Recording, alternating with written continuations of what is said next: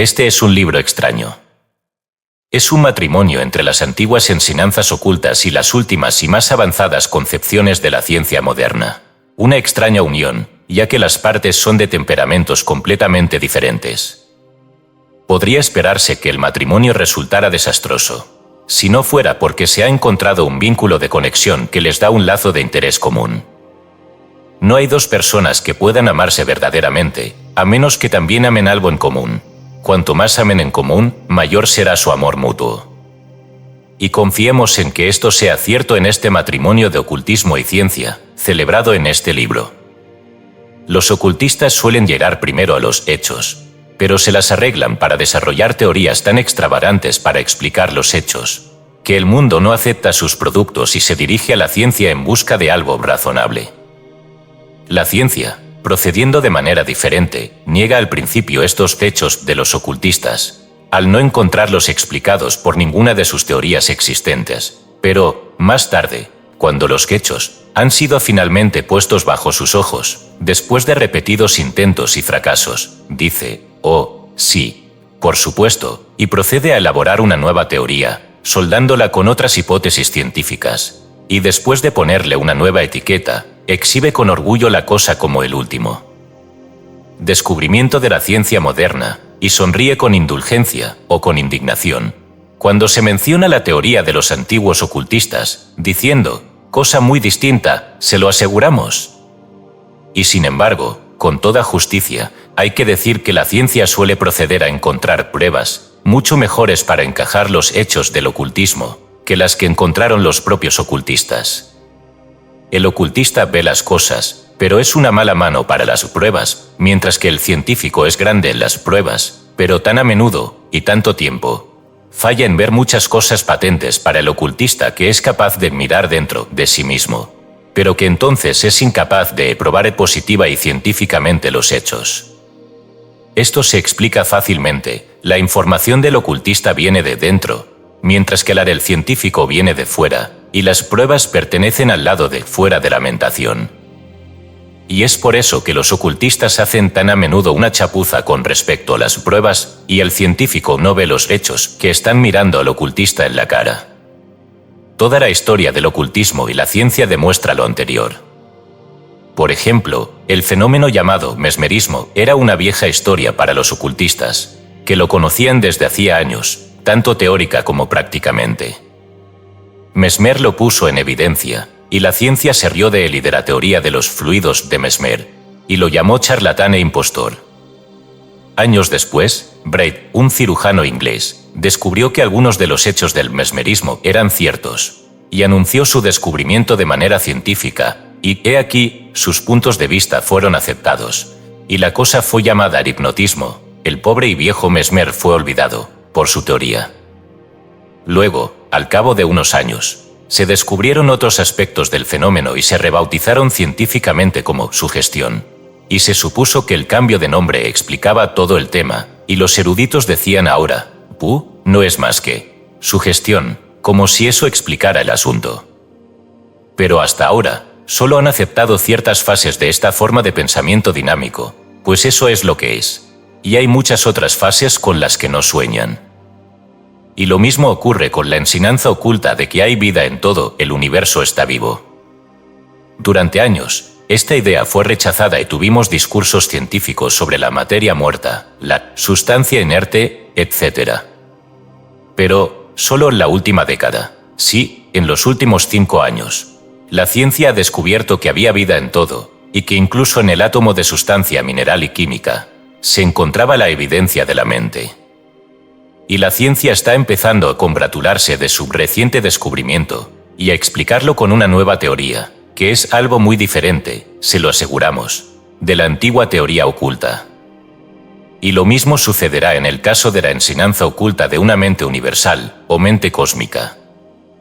La ciencia y la filosofía se han reído durante mucho tiempo de esto, pero incluso ahora sus investigadores más destacados han llegado a las fronteras de un nuevo país, y están jadeando de asombro ante lo que ven más allá de sus fronteras. Ahora hablan de vida y mente en el éter, y antes de que pase mucho tiempo descartarán su paradójico, absurdo hipotético éter, y dirán, Estamos bañados en un océano de mente, solo que insistirán en que este océano de mente es, de alguna manera, una secreción de la materia, algo que rezuma de los poros de la materia, tal vez. Pero la ciencia está haciendo un valioso trabajo en la dirección de la investigación y la experimentación, y de esta manera está probando las principales enseñanzas ocultas de una manera imposible para los propios ocultistas. Por lo tanto, se ve que tanto el ocultismo como la ciencia tienen su propio trabajo que hacer, y ninguno puede hacer el trabajo del otro.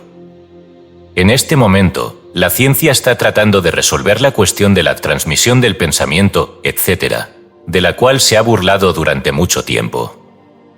En algún momento aceptará los hechos y procederá a probarlos mediante una serie de experimentos cuidadosos y concluyentes, y entonces anunciará el resultado, solemnemente, como un triunfo de la ciencia.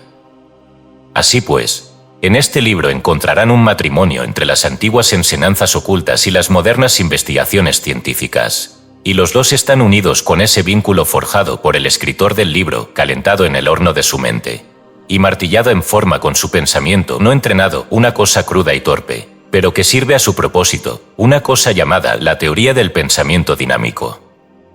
Y así, esta teoría es un lazo que une. El grado de satisfacción depende de uno mismo. En cuanto a sí mismo, el autor no duda en decir que está satisfecho con su trabajo, por tosco y torpe que sea. Cree que ha hecho una cosa que resistirá el desgaste y que, aunque no esté bellamente terminada, servirá y será útil. Y eso es lo principal, después de todo. Y, entonces, tal vez, algunos puedan ver la belleza en la misma crudeza de la cosa. Pueden ver que lleva la marca amorosa del martillo que le dio forma. Pueden reconocer que por ella ha pasado la caricia de la mano que la hizo. Y en ese ver puede venir el reconocimiento de una belleza que está más allá de la belleza. William Walker Atkinson. Los Ángeles, California, 16 de febrero de 1906. Capítulo 1. En el principio. Este libro tratará de la vida. Sostiene que la vida es universal, que es inherente y se manifiesta, en diferentes grados, en cada parte, partícula, fase, aspecto, condición, lugar o relación, en el mundo de las cosas que llamamos universo. Sostiene que la vida se manifiesta en dos aspectos o formas, que generalmente se encuentran en conexión y cooperación entre sí, pero que son ambos, probablemente, una expresión de alguna cosa superior a cualquiera de ellos. Estos dos aspectos o formas, que juntos constituyen o producen lo que conocemos como vida, se conocen como 1. Sustancia o materia, y 2. Mente. En este libro se utiliza el término sustancia en lugar de materia, debido a que el término materia se ha identificado estrechamente con ciertas ideas de la escuela materialista de pensamiento, y ha sido generalmente considerado por el público a la luz de la materia muerta, mientras que este libro sostiene que toda sustancia es viva. El término mente se utiliza en el sentido de mente, tal como la conocemos, más que como mente, tal como es, o como la mente cósmica.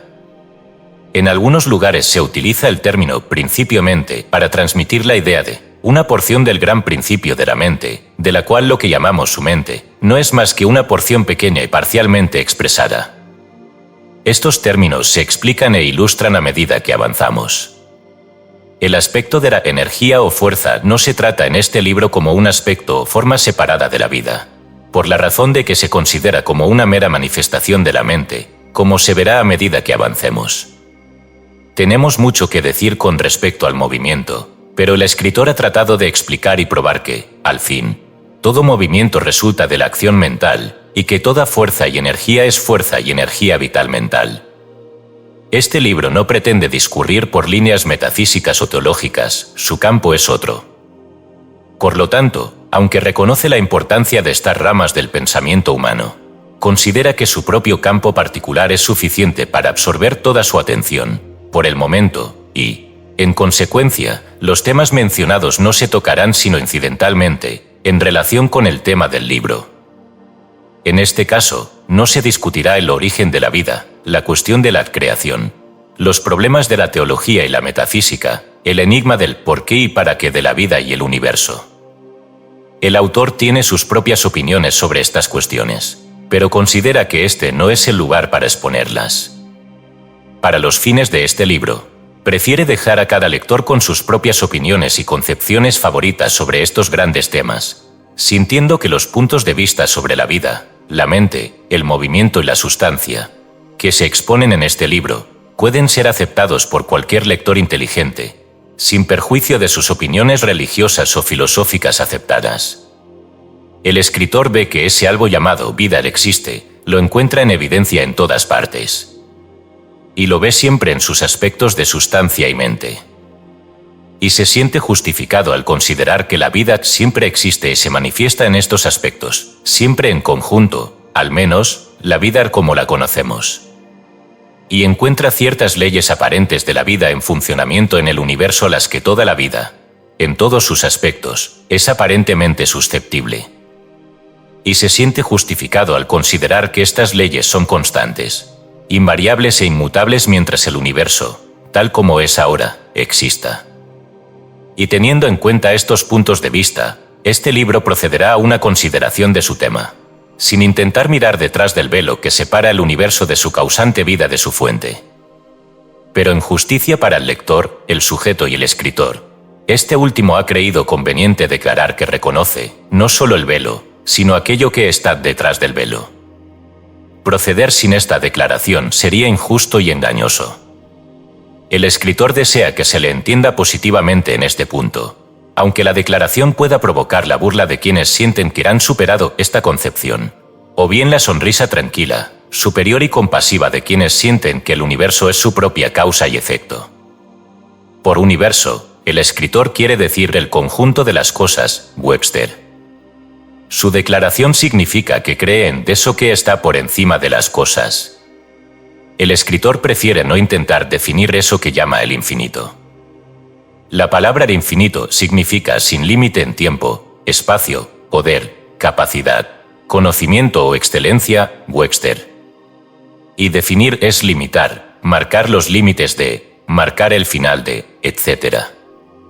El término definir, aplicado a el infinito, es ridículo, una paradoja absurda. El escritor se hace eco de la afirmación de Spinoza, definir a Dios es negarlo. Por lo tanto, no habrá ningún intento de definición o limitación.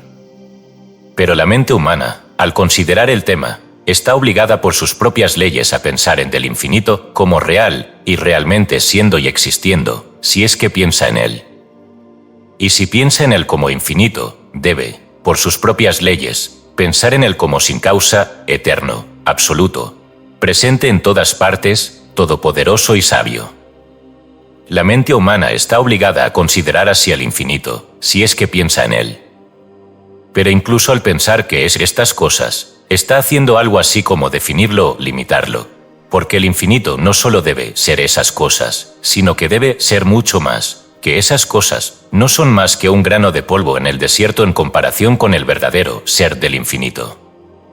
Porque las cosas mencionadas no son más que cosas finitas o definidas, cosas poseídas por las cosas finitas y, en el mejor de los casos, no pueden ser más que símbolos de los atributos o cualidades del infinito. Incluso las palabras atributos o cualidades son un absurdo aplicado al infinito. Este punto de vista, también, debe ser reportado por la razón humana, si piensa en el asunto en absoluto.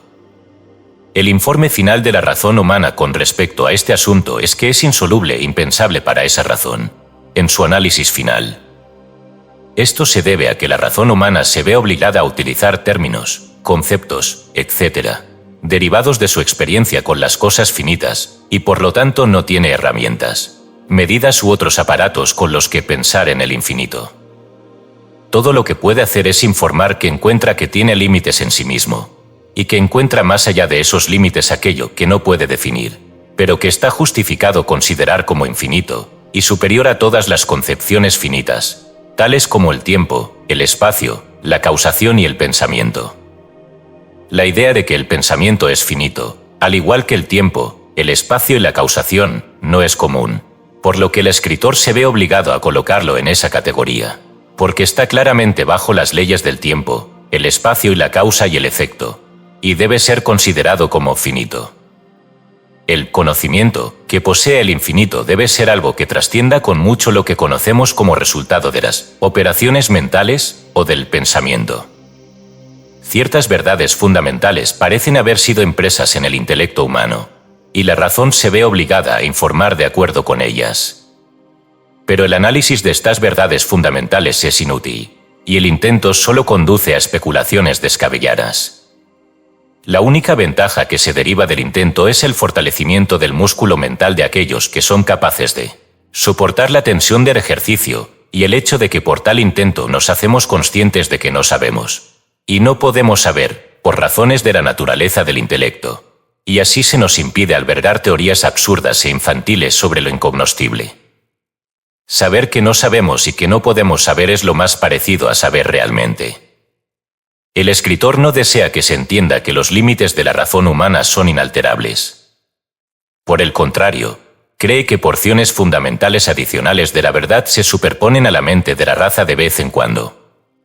Y cree, sí, sabe, que hay regiones de la mente que dan informes más elevados que los transmitidos a través del intelecto.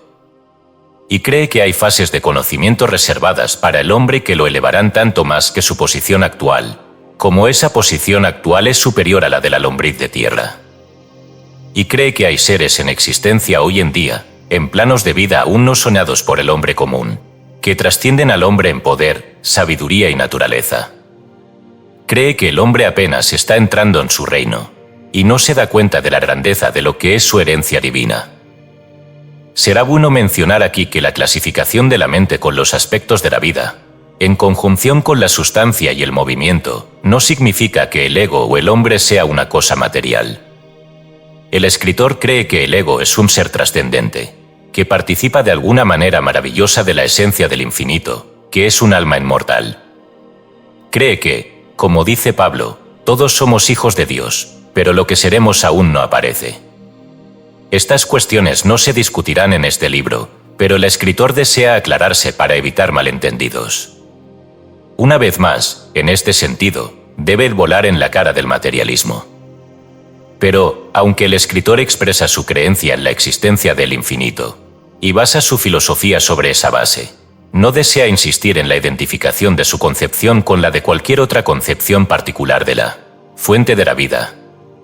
Tampoco insiste en nombres o términos en relación con la concepción. Ha utilizado el término el infinito porque parece ser más amplio que cualquier otro en el que pueda pensar, pero lo utiliza simplemente como un nombre para lo innombrable.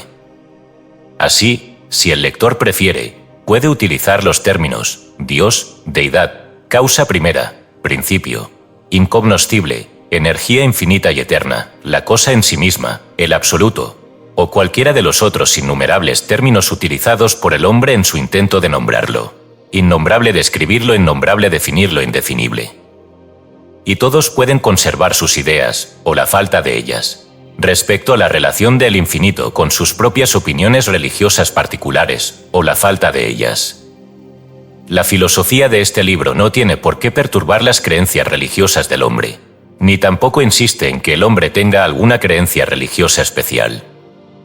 Esos son asuntos que dependen enteramente del ejercicio de la propia razón y conciencia del hombre. Y pueden conservar su propia filosofía sobre el origen, los propósitos o el plan de la producción y la existencia del universo. Este libro no se entromete en su metafísica o filosofía. Lo que aquí se ofrece puede asimilarse a las ideas fundamentales de casi todas las formas de creencia religiosa o filosófica, ya que tiene la naturaleza de una adición más que de una sustracción o división. Su filosofía es constructiva y no destructiva. Capítulo 2. Las cosas como son. En nuestro último capítulo consideramos la fuente de todas las cosas, que llamamos el infinito. En este capítulo consideraremos el todo en sí, que los hombres llaman el universo. Nótese que la palabra universo se deriva de la palabra latina unus, que significa uno, y verse, que significa girar. La palabra combinada significa, literalmente, uno que gira o se mueve.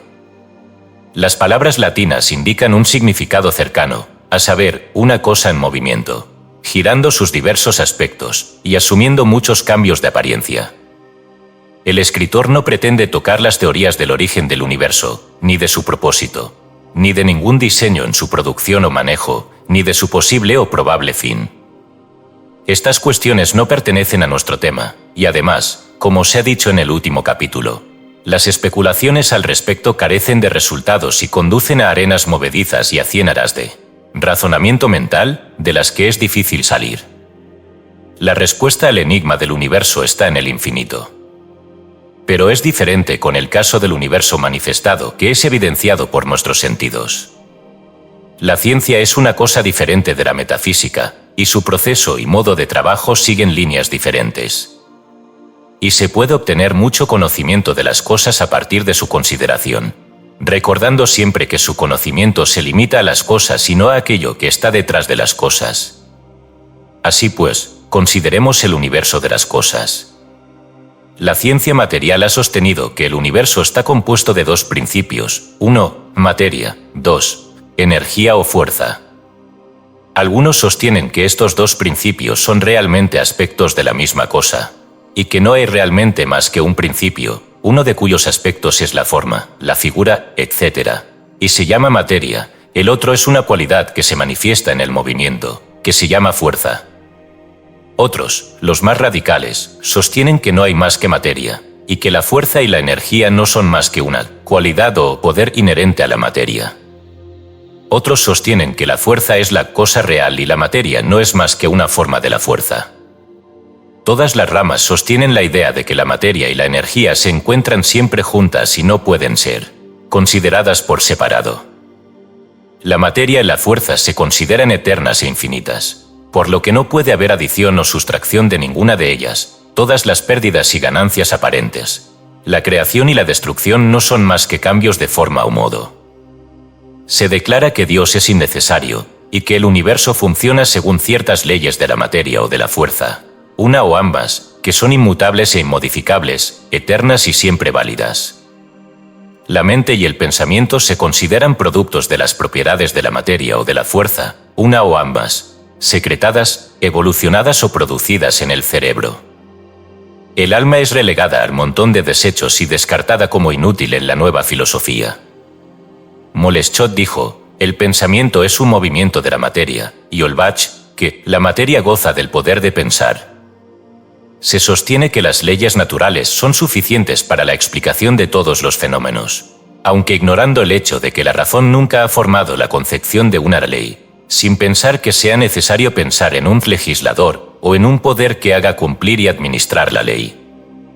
Sin embargo, los filósofos sostienen que no es más difícil pensar en tal ley que intentar formarse una idea del espacio o la eternidad, ambos impensables para la razón humana, pero ambos admitidos como hechos evidentes.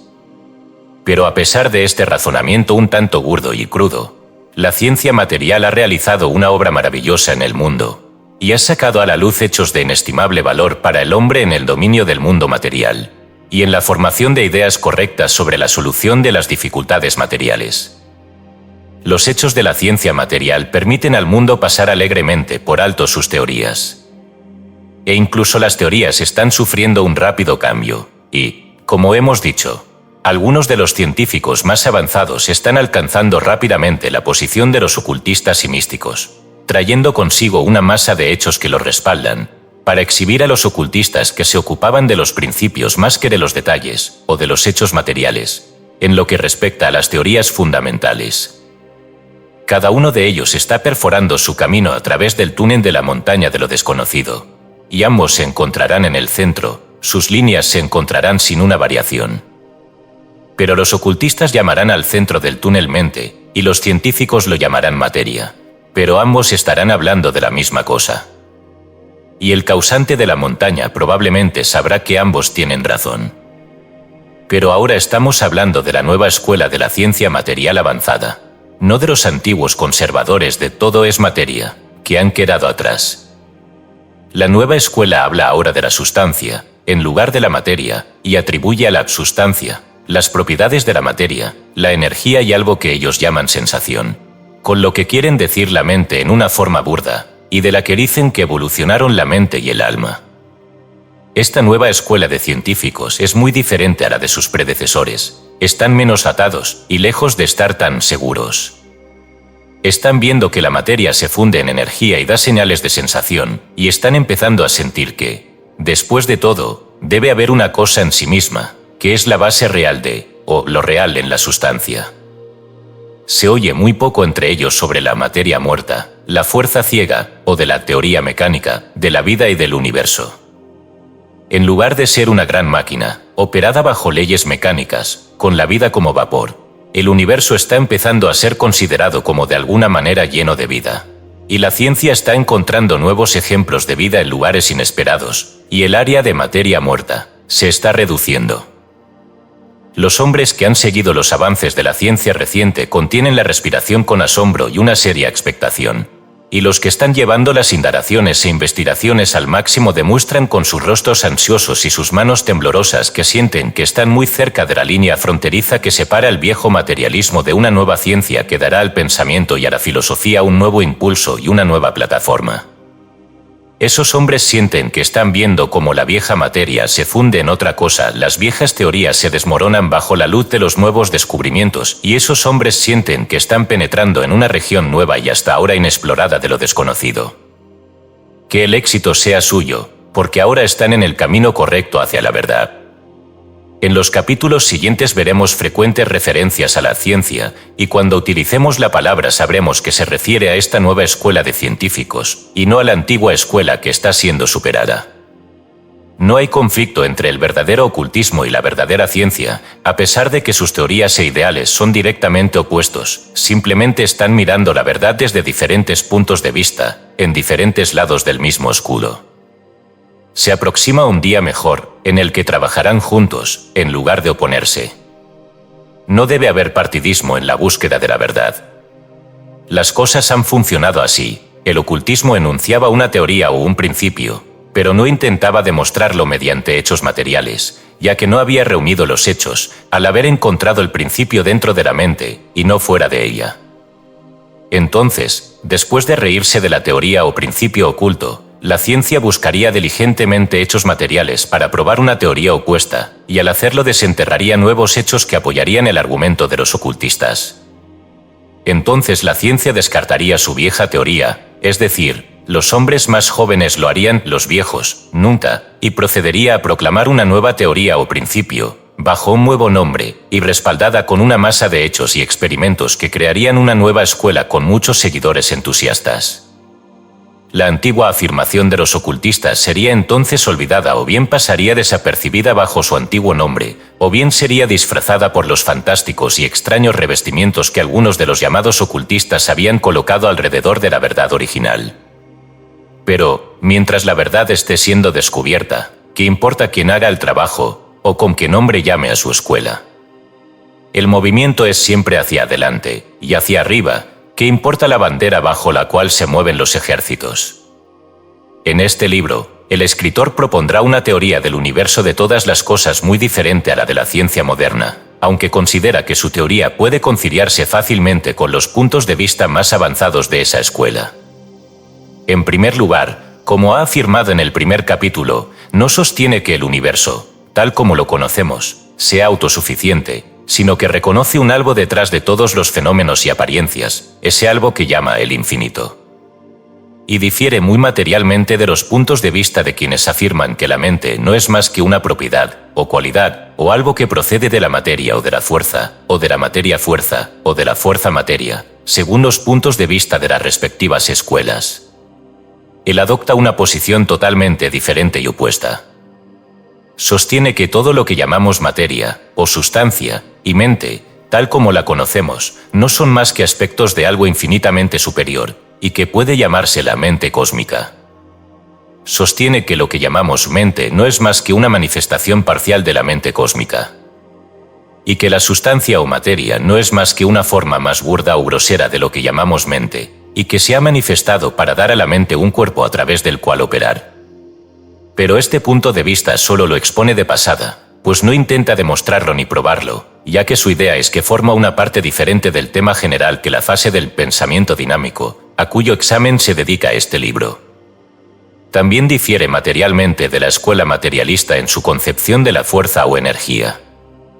En lugar de considerar la fuerza como un principio distinto, y como algo de lo que la mente no es más que una forma, sale audazmente al ruedo del pensamiento científico y, arrojando su guante, proclama su teoría de que no existe la fuerza aparte de la vida y la mente. Toda la fuerza y la energía es el producto de la vida y la mente. Toda la fuerza, la energía y el movimiento son el resultado de la acción vital mental. Toda la fuerza, la energía y el movimiento son fuerza, energía y movimiento vital mental.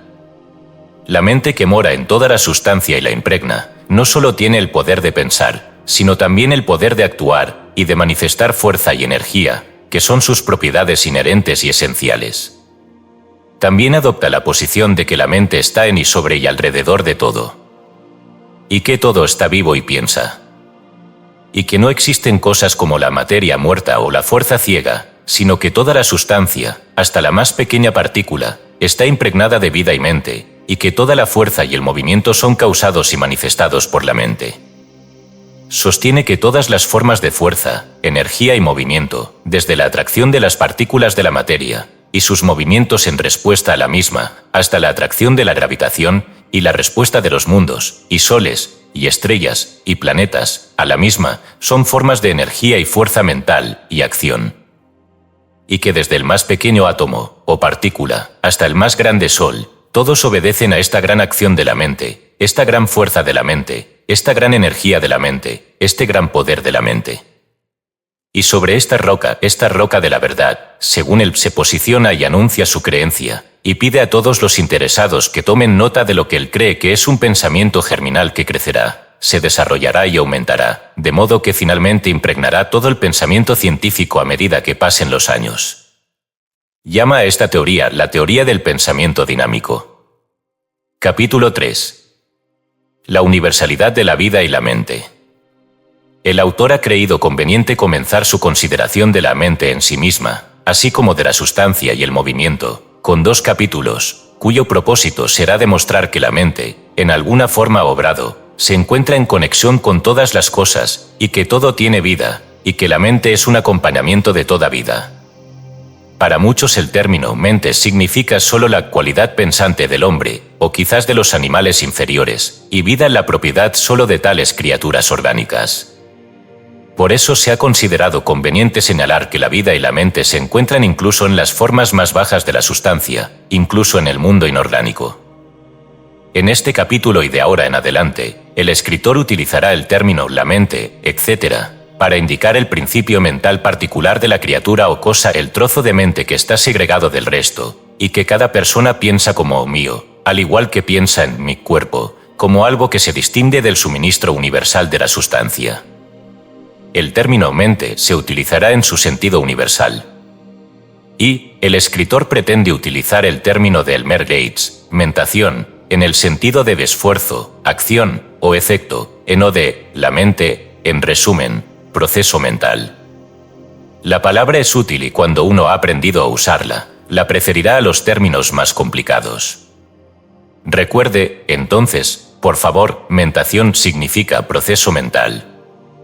La mentación incluye lo que llamamos pensamiento, así como algunas formas más elementales de proceso mental que no tenemos la costumbre de dignificar con el término pensamiento, que solemos reservar para procesos mentales de orden superior. Así, pues, mente es el algo de que se compone la mente particular de uno. La mente es ese algo que uno posee, por y a través del cual piensa. Mentación es el proceso mental, y pensamiento es un tipo avanzado de mentación. Al menos, dichas palabras serán empleadas así en este libro, de ahora en adelante.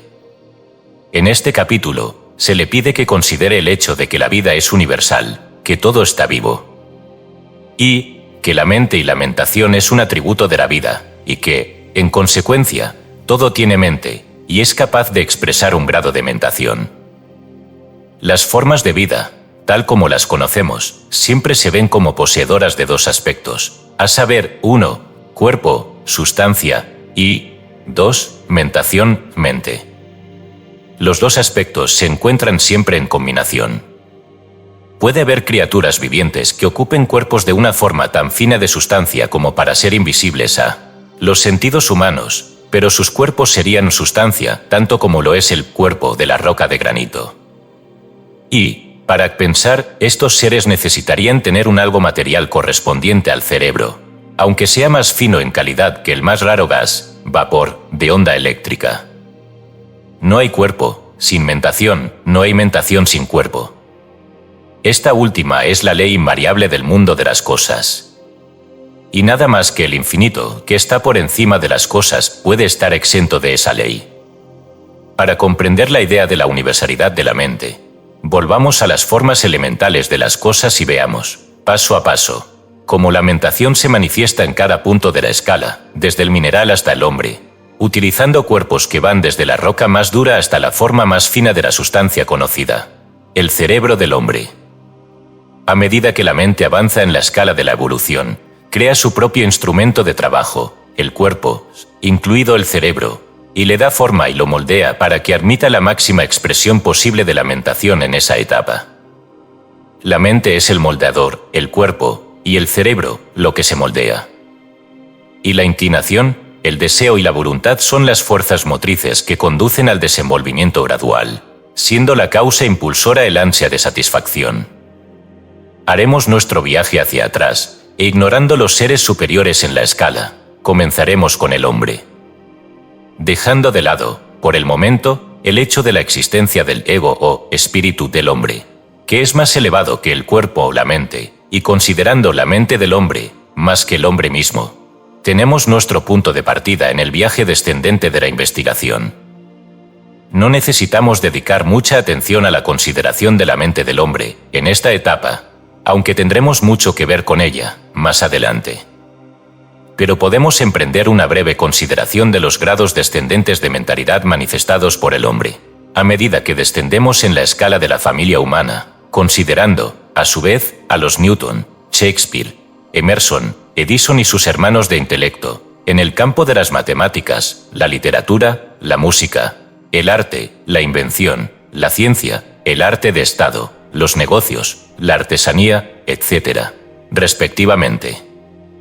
Desde estos altos niveles pasamos gradualmente a los estratos de los hombres de un grado ligeramente inferior, de intelecto, a los estratos del hombre medio, a los estratos del hombre ignorante, a los estratos del tipo más bajo de nuestra propia raza y tiempo, a los estratos del bárbaro, luego al salvaje, luego al indio cavador, al bosquimano. ¿Qué diferencia de lo más alto a lo más bajo? Un ser de otro mundo dudaría de que todos fueran de la misma familia.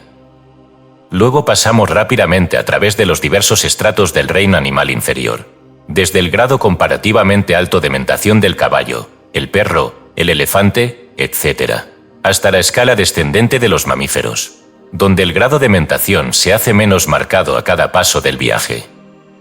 Luego, a través del reino de las aves. Luego por el mundo de los reptiles. Luego por la familia de los peces. Luego, a través de los millones de formas de vida de los insectos, incluyendo esas maravillosas criaturas, la hormiga y la abeja. A continuación, la familia de los peces concha. A continuación, la comunidad de esponjas, pólipos y otras formas de vida inferiores. Luego, el vasto imperio de las criaturas microscópicas, cuyo nombre es legión. A continuación, la vida vegetal, la más elevada de las cuales tiene células sensibles que se asemejan a cerebros y nervios, descendiendo por etapas hasta la vida vegetal inferior. Luego, aún más abajo, al mundo de las bacterias, los microbios y los infusorios, grupos de células con una vida común, la monera, la célula única. La mente que nos ha seguido en este descenso de la vida, desde la forma más elevada hasta la cosa, parecida a una célula que simplemente existe en el limo del fondo del océano, ha adquirido un sentido de asombro y sublimidad que no ha soñado el hombre de la calle. Los grados de mentación en el reino animal inferior son bien conocidos por todos nosotros, por lo tanto, no necesitamos dedicar mucho tiempo a su consideración en este momento. Aunque el grado de mentación en algunas de las formas más bajas de la vida animal están apenas por encima de la vida vegetal, de hecho, son inferiores a la de las plantas más altas. Todavía nos hemos acostumbrado al uso de la palabra mente en relación con incluso los animales más bajos, mientras que dudamos en aplicar la palabra a las plantas. Es cierto que a algunos de nosotros no nos gusta pensar que los animales inferiores razonen, por lo que utilizamos la palabra instinto para denotar el grado de mentación del animal inferior. El autor no se opone a la palabra, de hecho, la utilizará para distinguir entre los diversos estados mentales. Pero, recuerde, instinto no es más que un término utilizado para denotar una forma menor de razón, y el instinto del caballo o del perro es una cosa fina cuando consideramos la razón del bosquimano o del indio cavador. Sin embargo, no vamos a discutir sobre las palabras. Tanto la razón como el instinto significan grados o formas de mentación, la palabra que estamos utilizando. Las formas inferiores de la vida animal exhiben la mentación a lo largo de las líneas de sexo-acción, sentimiento y gusto. Luego, por grados, vienen el olfato, el oído y la vista. Y luego algo muy parecido al razonamiento en el caso del perro, el elefante, el caballo, etc. Mentación en todo el reino animal, en algún grado. No hay dudas sobre la vida y la mentación, allí. Pero ¿qué pasa con la mentación y la vida en la vida vegetal? Todos ustedes admiten que hay vida allí, pero en cuanto a la mentación, vamos a ver. Algunos de ustedes ponen límites a la palabra mente en relación con las plantas, aunque admiten libremente la existencia de vida en ellas. Pues bien, recordad nuestro axioma, no hay vida sin mentación. Intentemos aplicarlo. Un momento de reflexión nos dará ejemplos de mentación entre las plantas. La ciencia la ha llamado apetencia, en lugar de admitir la mente, definiéndose la palabra apetencia como una tendencia instintiva por parte de las formas bajas de vida orgánica a realizar ciertos actos necesarios para su bienestar, tales como seleccionar y absorber las partículas de materia que sirven para mantenerlas y alimentarlas. Bueno, eso parece un grado de mentación, ¿no? Muchos animales jóvenes evidencian poco o nada más que la apetencia al mamar. Adoptaremos la palabra apetencia para designar la mentación en la vida vegetal. Recuerde esto, por favor. Cualquiera que haya criado árboles o plantas ha notado los esfuerzos instintivos de la planta para alcanzar el agua y la luz del sol. Se sabe que las patatas que se encuentran en sótanos oscuros envían brotes de 6 metros de longitud para alcanzar una abertura en la pared. Se sabe que las plantas se inclinan durante la noche y sumergen sus hojas en una maceta con agua a varios centímetros de distancia. Los zarcillos de las plantas trepadoras buscan la estaca o el soporte, y lo encuentran también, aunque lo hayan cambiado a diario. El zarcillo volverá a enroscarse después de haber sido desenroscado y doblado en otra dirección. Se dice que las puntas de las raíces del árbol muestran una sensibilidad casi parecida a la de las extremidades de un animal, y evidentemente poseen algo parecido a la materia nerviosa. Duhamel colocó algunas judías en un cilindro de tierra húmeda. Cuando empezaron a brotar, hizo girar el cilindro un cuarto de su circunferencia, luego un poco más al día siguiente, y así, un poco cada día, hasta que el cilindro había descrito una revolución completa, había dado una vuelta completa. Entonces se sacaron las judías de la tierra, y aquí que las raíces y los brotes formaban una espiral completa. Con cada vuelta del cilindro, las raíces y los brotes habían cambiado de posición y de dirección. Las raíces se esforzaban por crecer hacia abajo y los brotes por crecer hacia arriba, hasta que se había formado la espiral. Algo parecido a esto es el truco del liño de arrancar una semilla que brota y volver a plantarla al revés, en cuyo caso los brotes empiezan a girar en semicírculo hasta que puede crecer en línea recta hasta la superficie de la tierra, mientras que las raíces describen un semicírculo hasta que pueden volver a crecer hacia abajo. Y así sucesivamente, se podría contar una historia tras otra de apetencia o mentación en las plantas, hasta llegar a las especies cazadoras de insectos, cuando incluso el observador más conservador se ve obligado a admitir que, bueno, casi parece que se piensa, ¿no? Cualquier amante de las plantas, las flores o los árboles, y que haya podido estudiarlas de primera mano, no necesita muchos argumentos para demostrar que la vida vegetal exhibe rasgos de mentación, algunos de ellos bastante avanzados, además. Algunos amantes de las plantas llegan a afirmar que hay que amar a las plantas antes de conseguir cultivarlas, y que las plantas sienten y responden al sentimiento. Pero el escritor no insiste en esto, sino que se limita a mencionarlo de pasada. Antes de dejar el tema de la mentación en las plantas, el escritor está tentado de robar un poco más de espacio y decirles que las plantas hacen más que recibir sensaciones de luz y humedad. También muestran un gusto rudimentario. Haeckel relata una interesante historia de una planta que atrapa insectos. Afirma que, aunque dobla sus hojas cuando cualquier cuerpo sólido, excepto una gota de lluvia, toca su superficie, solo segrega su líquido digestivo acre cuando ese objeto resulta ser nitrogenado, carne o queso. La planta es capaz de distinguir su dieta de la carne, siendo su alimento insectívoro, y aunque suministrará su jugo gástrico para la carne y el queso, así como para el insecto, no lo hará para otros sólidos a los que es indiferente. También menciona el hecho de que las raíces de los árboles y las plantas son capaces de saborear las diferentes calidades del suelo, y evitarán el suelo pobre y se sumergirán en las partes más ricas de la tierra. El organismo sexual y la vida de las plantas también ofrecen un gran campo de estudio al estudiante que busca evidencias de vida y mentación en ese reino. El movimiento o la circulación de la savia en los árboles y las plantas se consideraba antiguamente que se debía a la atracción tapilar y a las leyes mecánicas puramente, pero recientes experimentos científicos han demostrado que es una acción vital, una prueba de vida y de mentación. Los experimentos han demostrado que si la sustancia celular de la planta se envenena o se paraliza, la circulación de la savia cesa inmediatamente, aunque los principios mecánicos no hayan sido interferidos en lo más mínimo. Y ahora pasemos al reino mineral. ¿Qué? Podéis exclamar, ¿mente y mentación en el mundo mineral y químico? Seguro que no. Sí, incluso en estos planos inferiores pueden encontrarse rastros de acción mental. Hay vida en todas partes, incluso allí. Y donde hay vida hay mente. Podemos retroceder entre los principios químicos y los minerales en nuestra búsqueda de la vida en la mente. No pueden escapar, ni siquiera allí. Capítulo 4. La vida y la mente entre los átomos.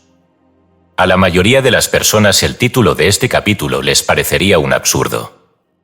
Por no hablar de la mente inorgánica, la idea de vida en el mundo inorgánico parecería una paradoja ridícula para el hombre de la calle, que piensa en la sustancia como muerta, sin vida e inerte.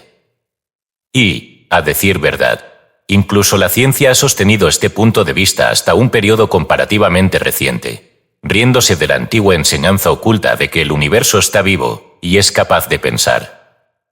Pero los recientes descubrimientos de la ciencia moderna han cambiado todo esto, y ya no oímos a la ciencia hablar de materia muerta o de fuerza ciega. Reconoce que estos términos carecen de sentido, y que los sueños de los antiguos ocultistas se están haciendo realidad. La ciencia se enfrenta a un universo vivo y pensante. Se siente deslumbrada por la vista y se sombrea los ojos, temiendo ver lo que siente que debe presentarse a su visión cuando sus ojos se acostumbren a la vista. Pero unas pocas mentes atrevidas entre los investigadores científicos están soñando hoy en día sueños maravillosos, y nos cuenten en tonos rotos las maravillosas visiones que están pasando ante su vista. No se atreven a contarlo todo, porque temen el ridículo de sus compañeros. Sus visiones son de la vida universal. En sus investigaciones sobre la materia, la ciencia ha penetrado tanto en los recovecos de las cosas que sus pensadores e investigadores más avanzados se encuentran ahora en presencia de lo inmaterial. La ciencia proclama hoy la nueva doctrina, que es la misma que la vieja doctrina de los ocultistas, la doctrina de la vida en todas partes, la vida incluso en la roca más dura. Antes de entrar en nuestra consideración de la evidencia de la mentación en el mundo inorgánico, acostumbrémonos a la idea de que algo como la vida se encuentra allí. Será mejor que abordemos el tema por etapas sencillas. Donde hay vida debe haber mente, así que busquemos primero evidencias de vida. El hombre de la calle necesitaría algo más tangible que las explicaciones científicas de sensación, atracción, etc. que podemos ofrecerle como ilustración. Veamos. Supongamos que llamamos la atención del hombre sobre el hecho de que los metales se cansan después de un trabajo considerable sin periodos de descanso. La ciencia llama a esto la fatiga de la elasticidad. Cuando se les da descanso, los metales se recuperan y vuelven a tener la elasticidad y la salud de antes. el hombre puede recordar que su maquinilla de afeitar actúa así de vez en cuando. Y si habla del asunto con su barbero, sus sospechas se verificarán. Entonces, si consulta a un amigo músico, le informará de que los diapasones también se cansan y pierden su calidad de vibración hasta que se les da un descanso.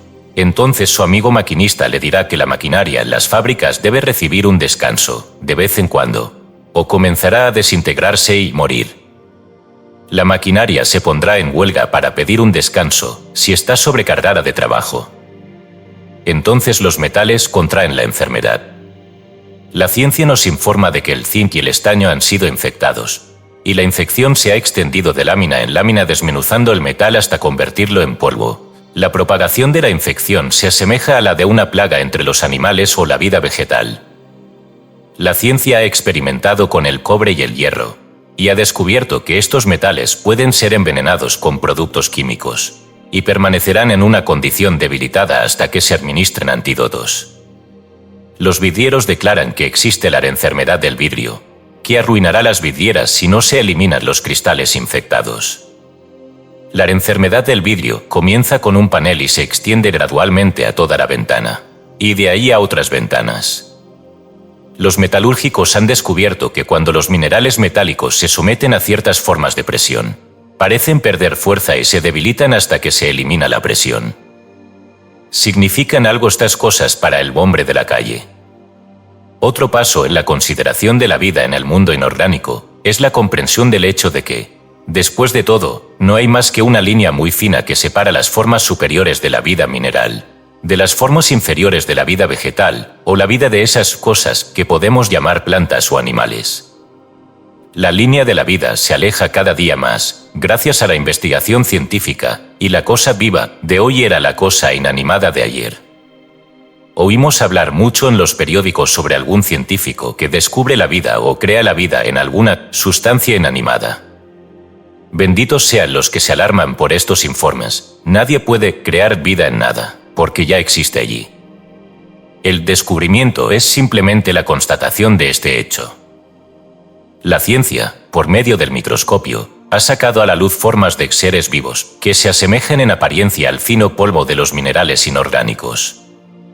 Estas formas de vida inferiores no muestran más que los procesos vitales más simples, los mismos que se asemejan mucho a los procesos químicos, aunque solo un tono más alto en la escala.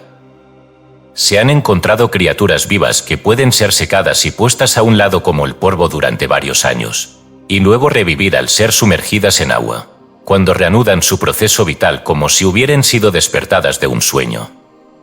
Se han descubierto formas de vida, llamadas bacilli, que pueden pasar por grados de calor y frío que solo pueden expresarse mediante vagos símbolos o figuras, siendo el calor y el frío tan intensos que la mente no científica no puede imaginarlo.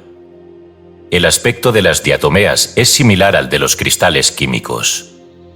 Estas diatomeas son diminutas cosas vivas unicelulares, que tienen una cubierta o caparazón silíceo duro pero delgado, de extrema delicadeza. Son lo que se conoce como criaturas microscópicas, es decir, visibles solo a través del microscopio. Algunas de ellas son tan pequeñas que se necesitarían 1000 o más para cubrir la cabeza de un alfiler. Pero, recuerde esto, el microscopio las revela como criaturas vivas que realizan funciones vitales. Se encuentran en las aguas profundas del océano. A simple vista parecen arena fina o suciedad, pero bajo el microscopio más potente, se ve que comprenden muchas especies y variedades, exhibiendo muchas formas peculiares. De hecho, han sido llamadas formas geométricas vivas. Sus formas y apariencias se asemejan casi exactamente a las de los cristales químicos y minerales. La ciencia nos informa de que estas y otras criaturas microscópicas similares cuentan con miles de familias o especies, y se cree que las variedades de criaturas microscópicas superan a las variedades de criaturas visibles a simple vista. Y recordemos que probablemente existe un mundo aún mayor de criaturas submicroscópicas, es decir, un mundo invisible incluso cuando se utiliza el microscopio más potente. ¿Quién sabe qué maravillas se encuentran allí, qué formas de criaturas viven, se mueven y tienen su ser allí?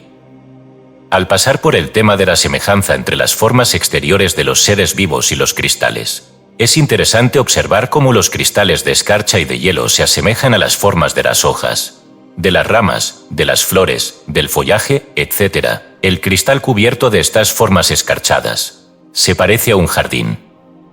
El disco de salitre, bajo el efecto de la luz polarizada, se parece mucho a la forma de la orquídea. Recientes experimentos científicos han demostrado que ciertas sales metálicas, cuando son sometidas a una corriente galvánica, se agrupan alrededor de uno de los polos de la pila y adquieren una forma y apariencia de hongo. Al principio, parecen ser transparentes, pero gradualmente adquieren color. La parte superior se convierte en un rojo brillante, con la parte inferior mostrando un color rosa pálido, siendo el tallo de un color pajizo pálido. Los descubridores de estas peculiares formas las llamaron por el equivalente alemán de hongos inorgánicos, pero incluso este término parece poco digno de ellos, ya que incluso muestran un rastro de algo parecido a los órganos. Bajo el microscopio se ve que tienen finos canales o vetas que corren a través de sus tallos, de arriba a abajo. Y a través de estas venas la cosa absorbía material fresco y realmente crecía, como formas bajas de vida de hongo. ¿Eran estas cosas simplemente minerales o sustancias químicas, o eran formas bajas de vida orgánica? Las líneas entre lo inorgánico y lo orgánico se están borrando rápidamente. El poder supremo que causó la vida, la causó a todos, y no dividió sus manifestaciones en cosas muertas y cosas vivas, sino que insufló en todas el aliento de vida. Y cuanto más claramente vemos la evidencia real de esto, más grande nos parece ese poder supremo. La ciencia considera que una forma muy baja de criaturas vivas, llamada monera, es uno de los hilos del vínculo entre los mundos orgánico e inorgánico. Los moneras son la forma más baja y simple, al menos hasta ahora, de la vida orgánica. Se puede decir que son criaturas orgánicas sin órganos, ya que son poco más que simples células, globos diminutos de plasma, rodeados por una fina membrana, y su única función vital es la absorción de alimento a través de los poros de su cubierta, como un trozo de tiza absorbería el agua, y la consiguiente conversión del alimento en material para el crecimiento, siendo todo el proceso similar a la acción química. Los monera reproducen su especie simplemente por escisión o separación de la sustancia de la célula madre en dos, y así sucesivamente, siendo poco más que el crecimiento de los cristales. Los moneras son reconocidos en todas partes, sin duda, como criaturas vivas, pero solo muestran un rastro más de vida que ciertas formas de cristales. La dificultad de considerar a los cristales como seres vivos se debe, en parte, a la forma y sustancia externas, tan diferentes de la forma y sustancia de los seres vivos superiores.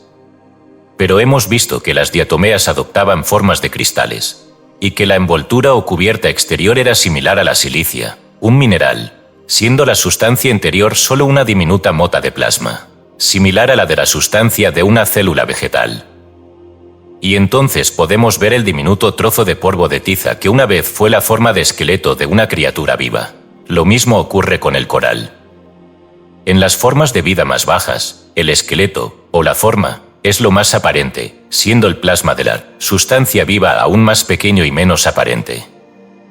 Sin embargo, el esqueleto o caparazón fue formado por los procesos vitales de la criatura y fue una parte de su cuerpo, al igual que el esqueleto o estructura ósea de los animales superiores. Y, en el mismo sentido, es sustancia viva. Y, recordemos, que hay muy poca diferencia entre estos cuerpos de las formas bajas de vida y los cuerpos de los cristales.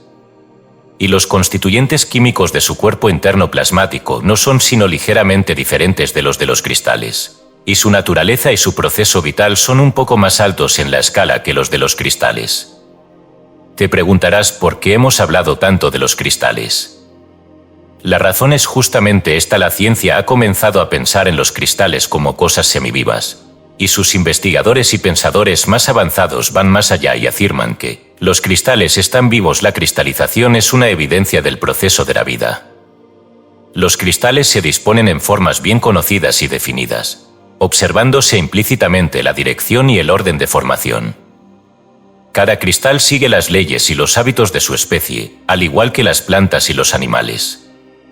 Sus líneas de cristalización son matemáticamente perfectas, y según las leyes de su ser. No solo esto, sino que algunas sustancias tienen una gama de 6 o 7 formas diferentes de cristalización posibles para ellas. En algunos casos, un elemento químico asume una forma de cristalización cuando se manifiesta como un mineral, y una segunda forma cuando se manifiesta en otra forma. Sin embargo, en cada caso, se manifiesta a lo largo de cursos de acción, movimiento y formas bien conocidos y reconocidos. Los cristales pueden ser matados por una fuerte descarga eléctrica, es decir, se ven tan afectados que se desintegran, sus átomos se separan para formar nuevas combinaciones, al igual que ocurre con los cuerpos de las formas de vida superiores. Algunos científicos han llegado a afirmar que han descubierto algo parecido a una acción sexual rudimentaria en ciertos cristales, que se asemeja al proceso sexual de la vida vegetal más baja. Pero esto aún no se ha establecido positivamente, aunque parece probable y razonable. Un escritor reciente en una de las revistas ha dicho: la cristalización, como vamos a aprender ahora, no es una mera agrupación mecánica de átomos muertos. Es un nacimiento. Esto puede parecer mera poesía científica hasta que se estudie cuidadosamente el proceso de cristalización, cuando se verá que da evidencia, no solo de algo parecido a la acción vital y mental, sino también de algo muy parecido al funcionamiento reproductivo de las formas inferiores de vida. Hay una asimilación de la materia para construir el cristal en primer lugar, al igual que un animal asimila la materia para construir su caparazón o un árbol para formar su corteza. La forma del cristal es realmente su cuerpo, y detrás y en ese cuerpo hay algo que trabaja, que no es el cuerpo, pero que lo está formando.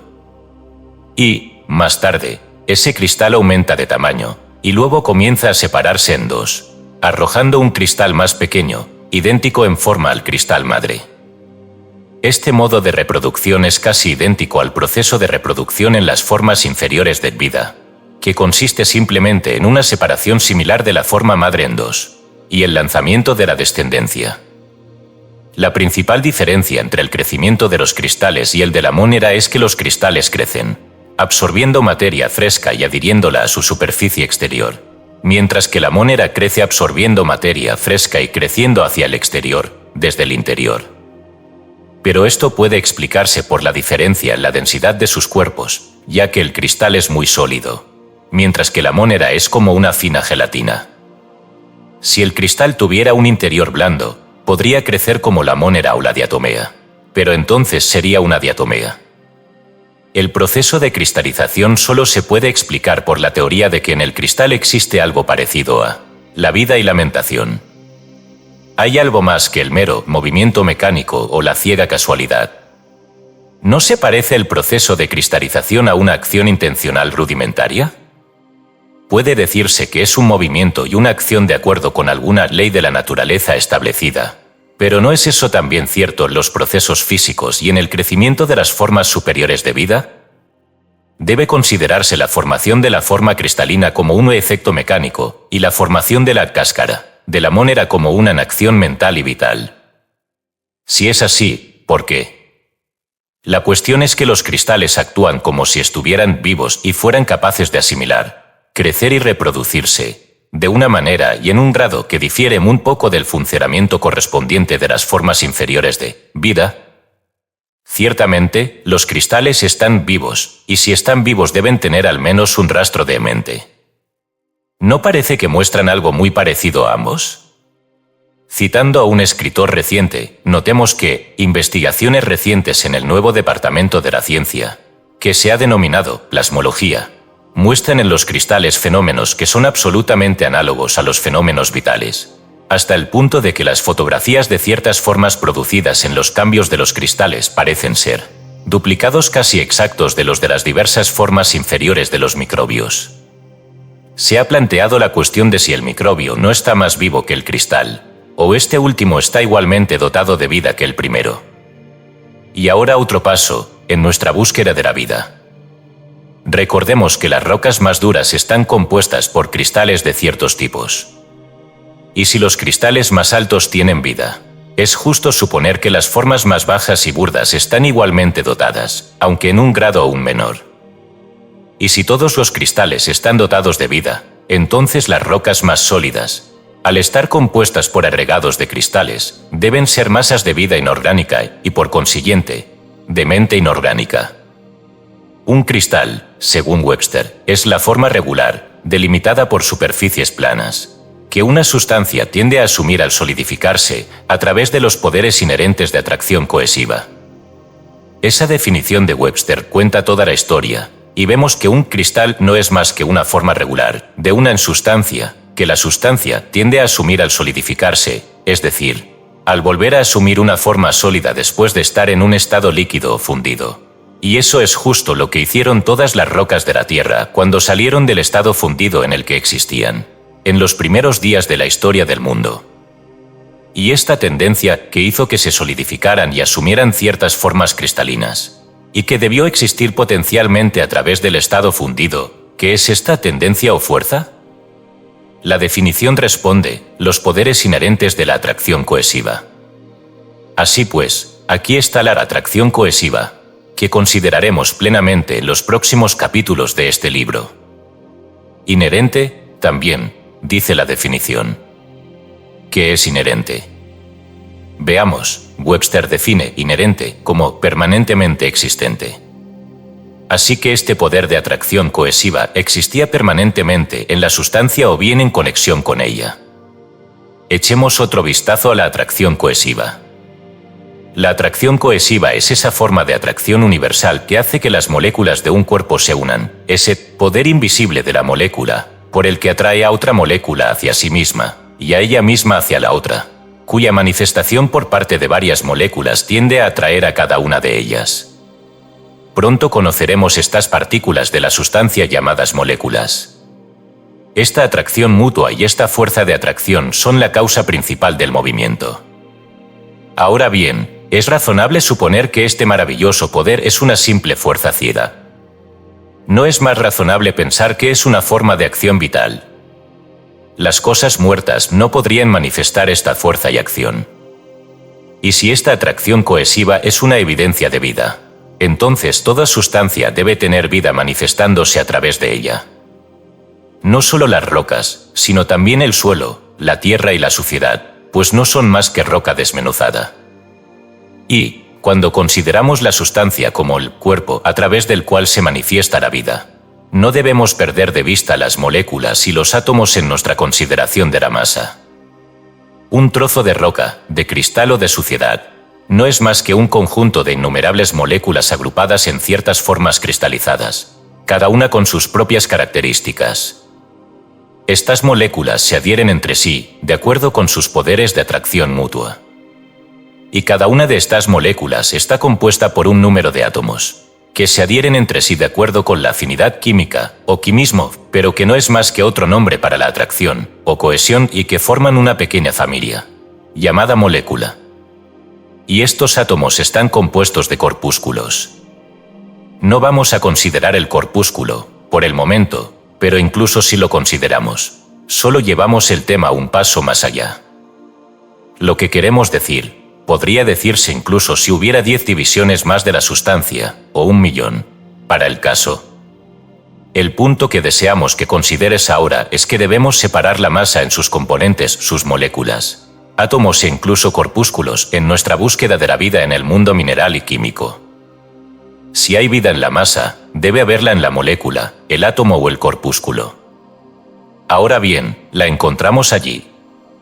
Ciertamente, porque el átomo más pequeño manifiesta su poder de atracción, y no solo atrae a otros átomos hacia sí en virtud de ello, sino que incluso va un paso más allá, y muestra una preferencia, un grado del gusto en sus relaciones mutuas con otros átomos.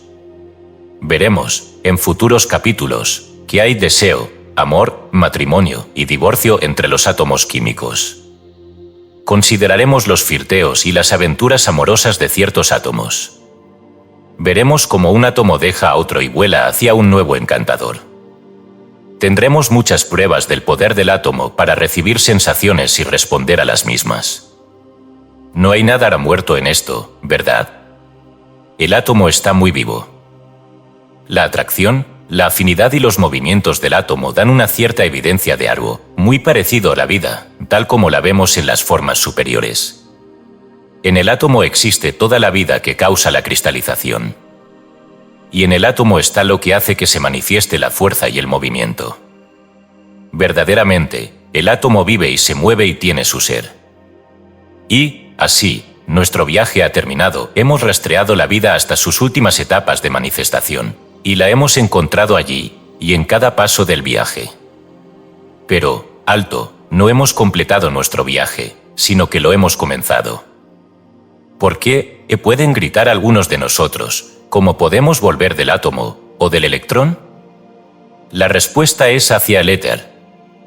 Sí, detrás del átomo y del corpúsculo, la ciencia dice que se encuentra ese maravilloso y paradójico algo que llaman el éter universal, ese algo que la ciencia ha considerado como la matriz de la materia y de la fuerza, ese algo que es diferente de todo lo que el hombre ha conocido o soñado, ese algo que la ciencia ha trabajado tan diligentemente para construir, y que ha utilizado como una explicación para tantos fenómenos, pero con respecto al cual, desde hace muy poco tiempo, ha comenzado a crecer una desconfianza y una sospecha, debido al descubrimiento de la materia radiante y las cosas que siguieron en su tren. Pero, a pesar de estas sombrías sospechas, la ciencia sigue creyendo en la constancia e integridad del éter, y nos corresponde investigar esa maravillosa región en la que habita, para ver si la vida y la mente se encuentran también allí. Creemos que, en palabras de la calle, encontraremos que están muy presentes. Así, en capítulos posteriores de este libro, consideraremos la región etérea de manera muy completa. Pero antes de hacerlo, es mejor que demos a la sustancia y al movimiento, en todas sus formas, una cuidadosa consideración, ya que una correcta comprensión de ellos es vitalmente necesaria para una concepción inteligente de las ideas que subyacen a la filosofía que aquí se expone. Ahora bien, no dejéis este capítulo con la creencia de que el autor ha dicho que las partículas de la sustancia inorgánica están dotadas de poderes de razonamiento conscientes. Nada de eso se ha dicho, nada de eso se quiere decir. La vida y la mente evidenciadas en las partículas no son más que los más débiles destellos. No hay señales de conciencia o razonamiento, la mente exhibida es menor que la de la planta, sí, menor incluso que la de la célula de la planta. La vida se manifiesta por el poder de movimiento, y la mente se manifiesta por la capacidad de recibir impresiones y responder a las mismas manifestando fuerza y movimiento. No hay evidencia de conciencia o comprensión en estos procesos mentales. La conciencia no es un atributo esencial de la vida o de la acción mental. De hecho, solo una pequeña parte incluso de la mentación del hombre se realiza en el campo de la conciencia. Casi todas sus funciones corporales están por debajo del campo de la conciencia. Uno no regula conscientemente los latidos de su corazón, la circulación de su sangre, la digestión y asimilación de sus alimentos, el trabajo de desgarro y construcción de las células, el trabajo de los órganos, etcétera, etcétera. Sí, estos procesos son todos procesos mentales, y están lejos de ser meros movimientos mecánicos o procesos químicos, como algunos imaginan. Si la chispa de la vida abandona el cuerpo, los procesos se detienen, aunque todas las sustancias químicas sigan ahí, y los movimientos mecánicos podrían continuar sin obstáculos. Las partículas de sustancia tienen suficiente vida y mente para permitirles moverse, recibir y responder a las impresiones, y ejercer fuerza de acuerdo con la ley de atracción, pero ahí se detiene. Los cristales muestran signos de algo parecido a la toma de alimento, pero la verdadera toma de alimento puede decirse que comienza con la monera. Hasta que no se alcanzan grados muy elevados de vida y mente, las criaturas comienzan a exhibir conciencia, y lo que se llama el entendimiento está aún más alto en la escala, y hasta que no se alcanza el hombre no se manifiesta la facultad de girar el reflector mental hacia el interior. Estas cuestiones se mencionan aquí simplemente para evitar malentendidos y equivocaciones. Pero aún así, no olvides que las partículas de la sustancia reciben impresiones y responden a ellas, actúan y ejercen fuerza y energía, manifiestan vida y mentalidad. Capítulo 5. La historia de la sustancia. Como hemos dicho en un capítulo anterior, hay dos aspectos de todas las cosas, a saber, 1, la sustancia, 2, la mente.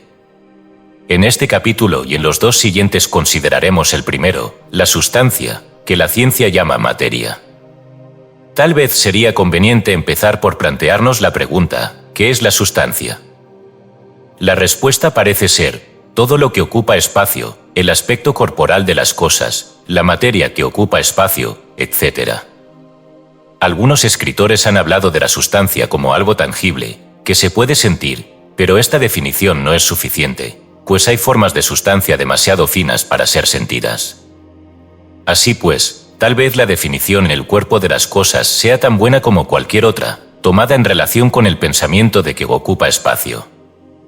La ciencia divide la sustancia, que llaman materia, en 4 clases generales, a saber, 1. Materia sólida, que es aquella cuyas partes se adhieren estrechamente y resisten la impresión, como la piedra, la madera, la carne, etc., variando mucho los grados de solidez y pasando a veces a la clase siguiente, que se llama 2. Materia líquida, que puede describirse como una sustancia cuyas partes tienen un movimiento libre entre sí y ceden fácilmente a la impresión, como el agua, la melaza, etc., variando el grado de fluidez desde algunos líquidos que fluyen muy lentamente, como la brea caliente, hasta otros que fluyen muy libremente, como el agua, el vino, etc., siendo la propiedad de fluidez también compartida por la clase inmediatamente superior, que se denomina 3. Materia aeriforme, que es la sustancia en forma de fluido elástico, como el aire, el gas, el vapor, etc., y 4. La materia radiante, que es de reciente reconocimiento, y que es una forma ultra gaseosa de la sustancia, totalmente diferente a todo lo conocido hasta ahora, que consiste en las partículas más diminutas de corpúsculos de la sustancia más finos y sutiles que la forma más rara de sustancia atómica conocida por la ciencia. Las 3 clases están bien representadas por 1. La tierra, sólida, 2. El agua, líquida, 3. El aire, aeriforme, 4. Los corpúsculos o electrones, o partículas de sustancia electrificada, notados por primera vez en relación con los rayos X, el radio, etc.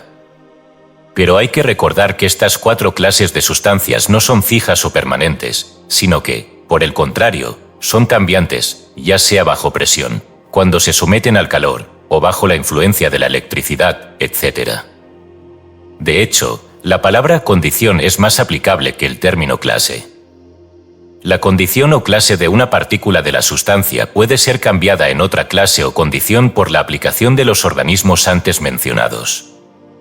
La misma sustancia puede existir en 2 o 3 clases, bajo diferentes circunstancias. Los sólidos pueden transformarse en líquidos, y los líquidos en gases, y viceversa.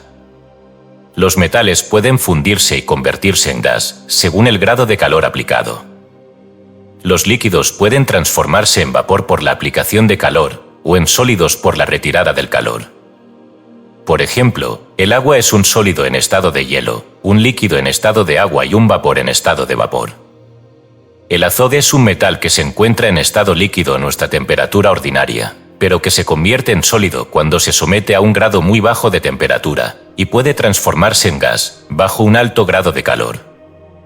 El aire es un vapor en nuestra temperatura ordinaria, pero se ha transformado en aire líquido bajo una tremenda presión, que produjo un grado muy bajo de temperatura y, teóricamente, puede transformarse en un sólido bajo un grado de temperatura suficientemente bajo, aunque hasta ahora, la ciencia no ha sido capaz de producir un grado de frío suficiente para congelar el aire líquido.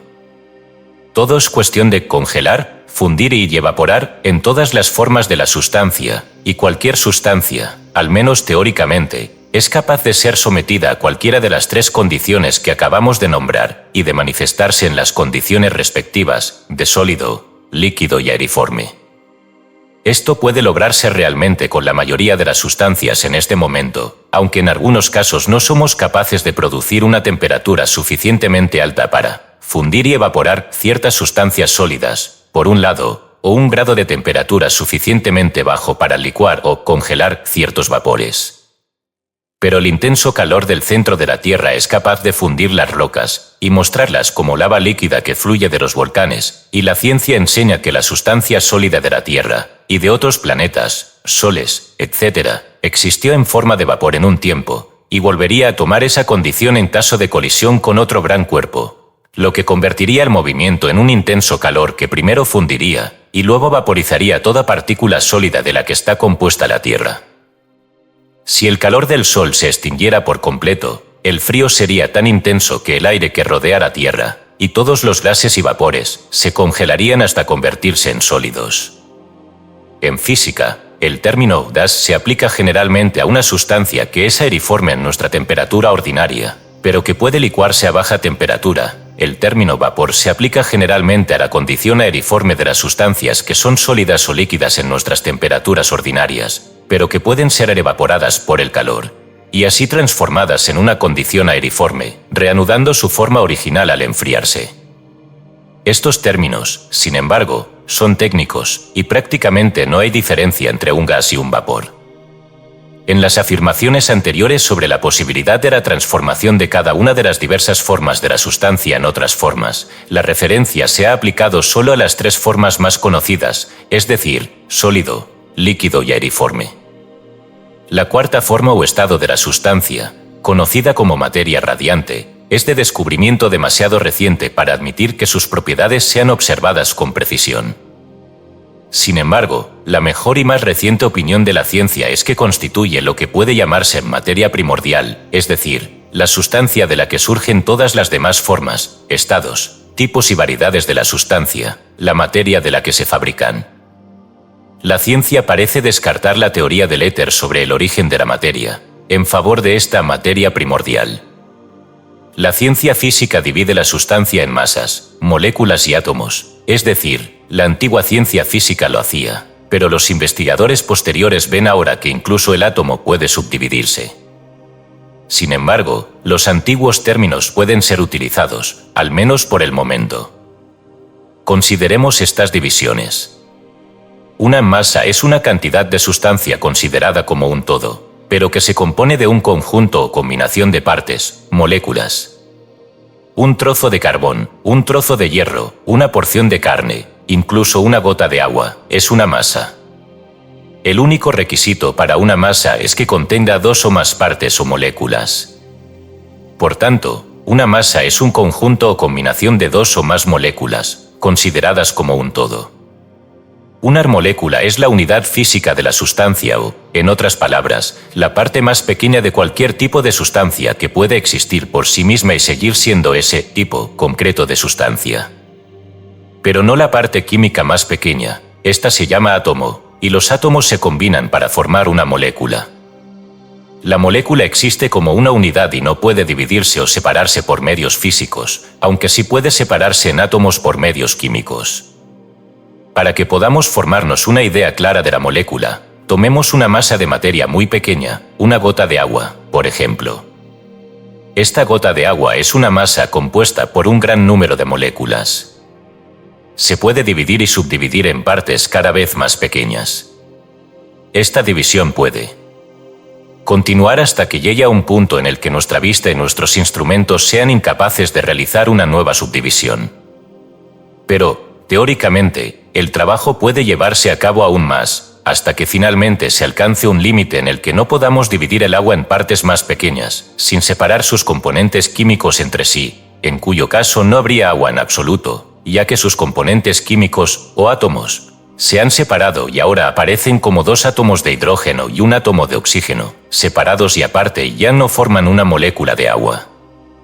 Pues bien, esta parte más pequeña posible del agua, o de cualquier otra forma de sustancia, es una molécula.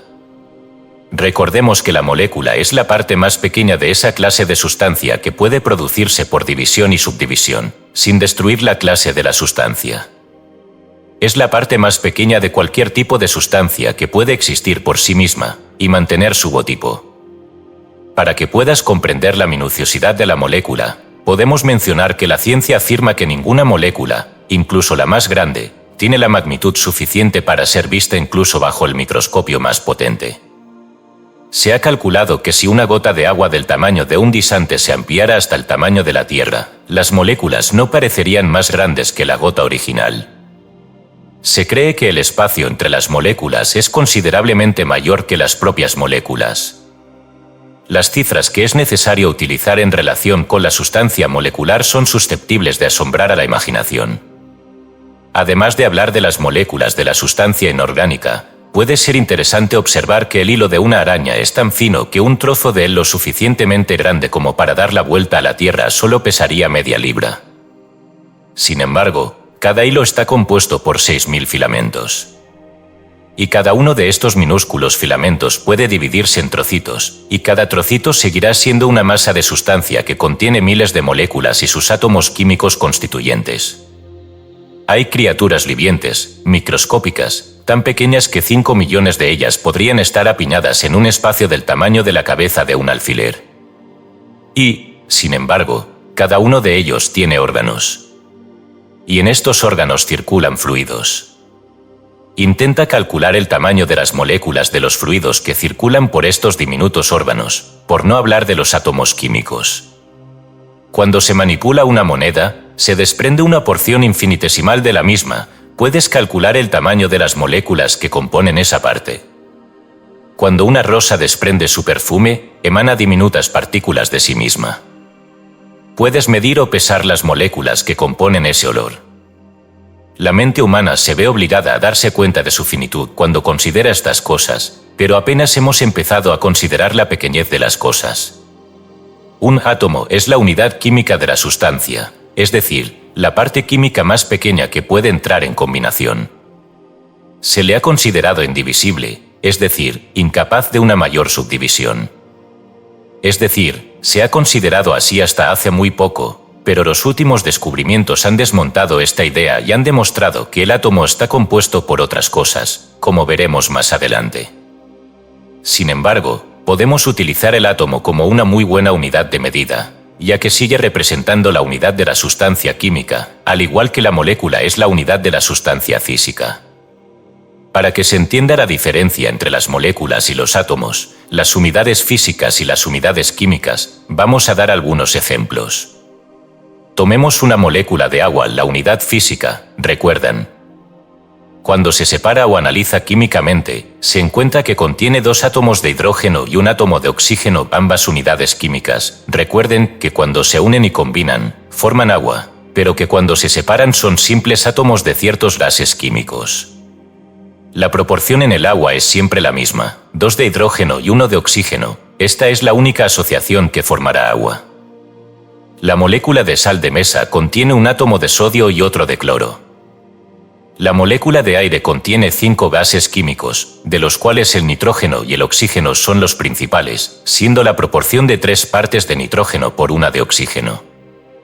Algunas moléculas son mucho más complejas, por ejemplo la molécula de azúcar está compuesta por 45 átomos químicos, y el ácido sulfúrico por 7. Se calcula que un átomo tiene un diámetro de 250 millones de pulgada. Pero esto no es todo.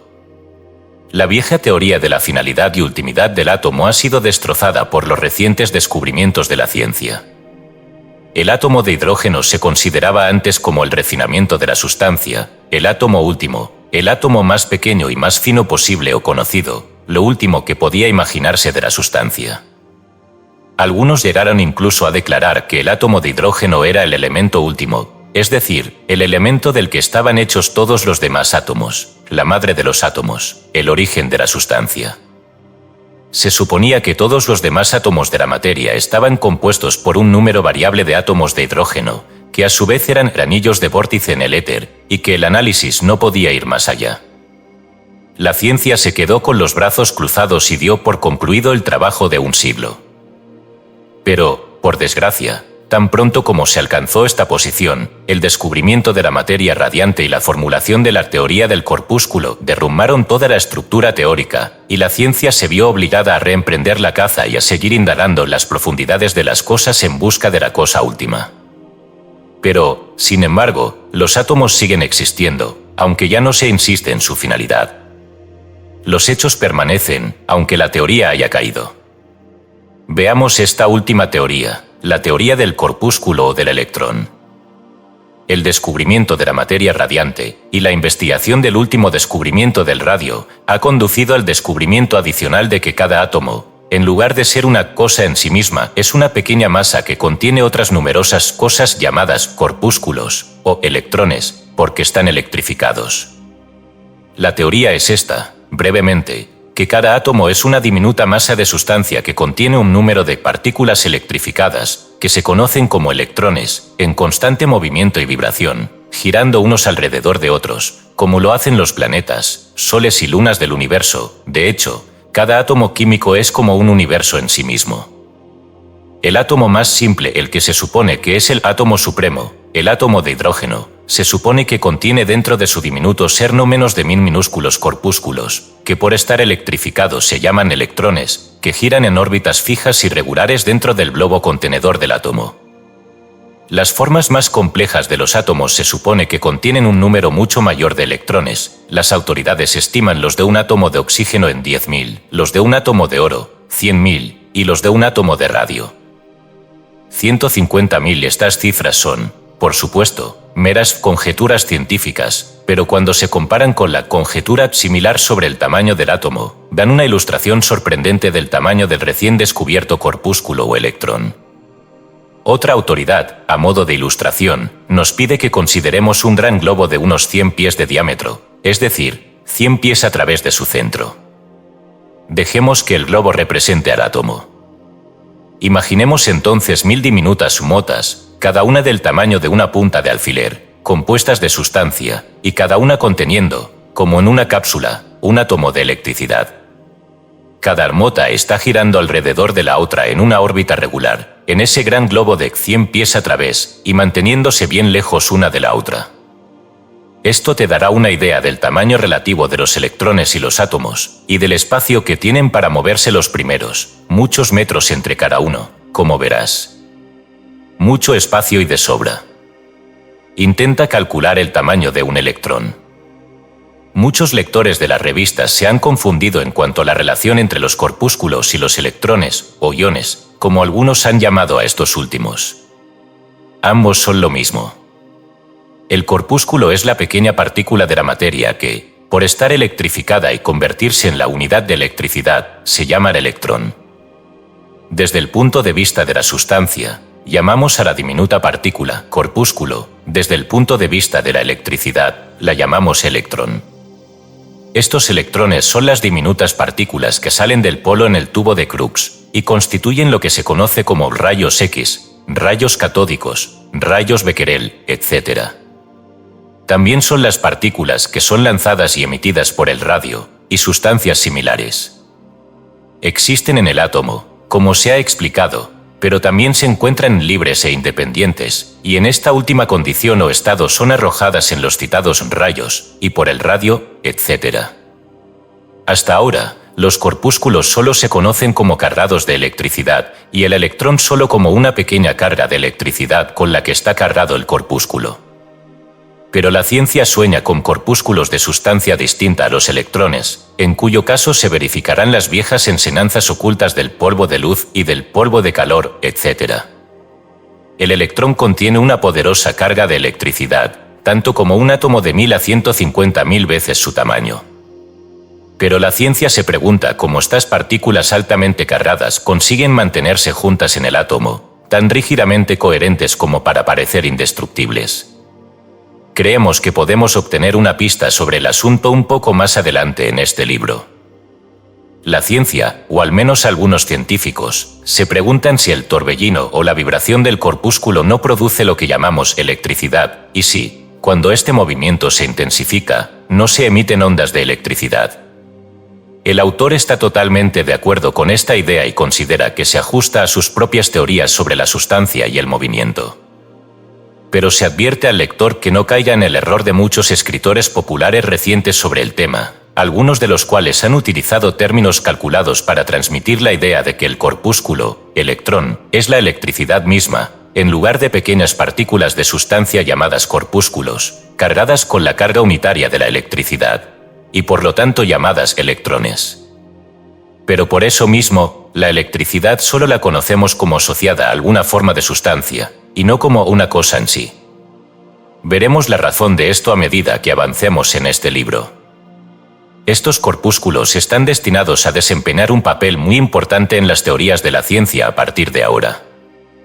Ya han derribado varias estructuras teóricas muy cuidadosa y laboriosamente erigidas, y muchas más seguirán, entre las muchas importantes evidentemente condenadas al montón de polvo, la teoría atómica del anillo vórtex, y otras teorías construidas sobre el origen etérico de la materia, y otras teorías relativas al éter, incluso hasta el punto de derribar la teoría del éter mismo, que la teoría había llegado casi a ser considerada como una ley. En el próximo capítulo se examinarán los corpúsculos, sus cualidades, características, etc., ya que tienen una importante relación con las teorías expuestas en el curso del estudio de este libro. Capítulo 6. La sustancia y más allá.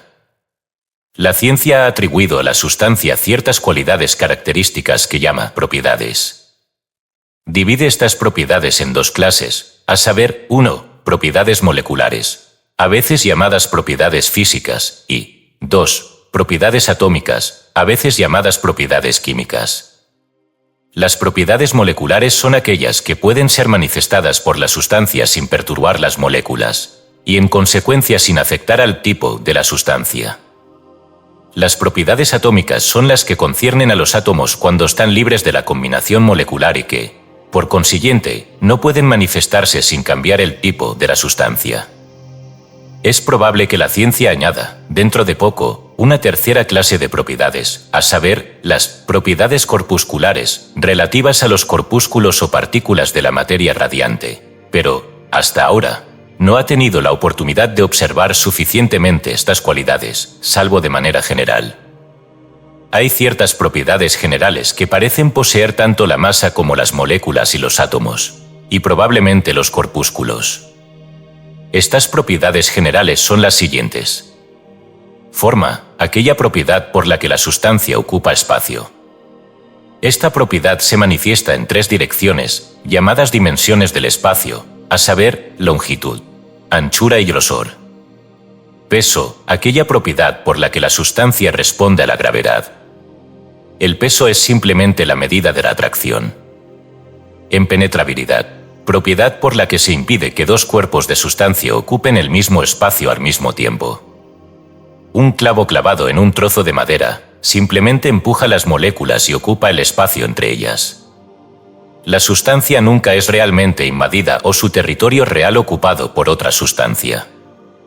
Indestructibilidad, aquella propiedad por la que se impide que la sustancia sea destruida o aniquilada. Aunque las formas de la sustancia pueden ser cambiadas o transformadas en otras formas, aún así, la sustancia en sí misma no es destruida y no puede serlo bajo las leyes existentes del universo. Movilidad, propiedad por la que la sustancia responde al movimiento impartido. Nos fijaremos en esta propiedad al considerar el movimiento. Además del movimiento de la masa y de los movimientos de las moléculas y de los átomos en respuesta a su atracción, hay otra forma de movimiento que se produce constantemente, sin referencia a la atracción o al movimiento impreso de la masa. Las moléculas de todos los cuerpos están siempre en un estado de movimiento rápido, llamado vibración. En los sólidos esta vibración es corta, ya que está restringida por la estrecha posición de cohesión de las moléculas. Pero en los líquidos, al estar las moléculas más separadas, la vibración es mucho más rápida, y se mueven y deslizan unas sobre otras con relativamente poca resistencia. En los gases y vapores las moléculas tienen un campo espléndido para el movimiento, y por consiguiente vibran en amplios campos y órbitas, y se desplazan con la mayor velocidad. Se cree que los átomos también vibran rápidamente, de acuerdo con sus propias leyes de vibración.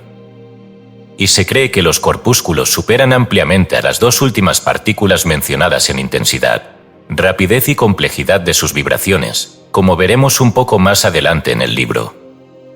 Toda la sustancia está en constante movimiento y vibración. No hay reposo en la sustancia. Inercia, propiedad por la cual la sustancia no puede moverse a menos que responda a un movimiento impartido, ni terminar su movimiento, una vez impartido, excepto en respuesta a alguna otra manifestación de fuerza impresa. La ciencia sostiene que esta fuerza impresa o movimiento impartido debe provenir del exterior, pero el escritor sostiene que la fuerza también puede ser expresada desde el interior, como puede verse por referencia a los capítulos posteriores de este libro. Atracción, aquella propiedad por la cual las partículas o cuerpos de la sustancia, 1. Atraen hacia sí otras partículas o cuerpos, o 2. Se mueven hacia otras partículas o cuerpos, o 3. Se atraen mutuamente.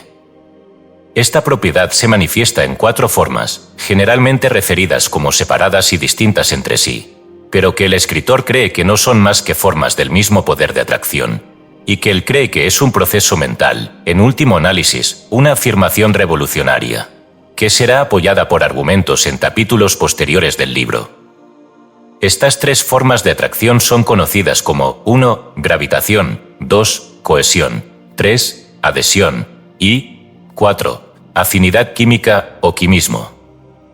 Se nos invita a considerarlas brevemente, en este punto, reservándose una investigación más profunda para nuestros capítulos sobre el movimiento y el pensamiento dinámico. Gravitación. Este término se aplica generalmente a la atracción entre masas de sustancia, como el Sol, la Tierra y las masas de sustancia en la superficie de la Tierra o alrededor de ella. Sin embargo, Newton, quien descubrió los hechos de la gravitación, establece la ley, como toda partícula de materia en el universo atrae a toda otra partícula, etc. Cohesión. Este término se utiliza para indicar la atracción entre las moléculas, por la cual se combinan en masas o cuerpos. La cohesión hace que las moléculas se unan y se adhieran, formando así la masa. Adhesión. Este término se utiliza para indicar la atracción entre masas que hace que se peguen, sin una cohesión de sus moléculas. La adhesión opera a través de las superficies adyacentes de las dos masas. Puede considerarse como una forma menor de cohesión. Afinidad química, a veces llamada quimismo o atracción atómica.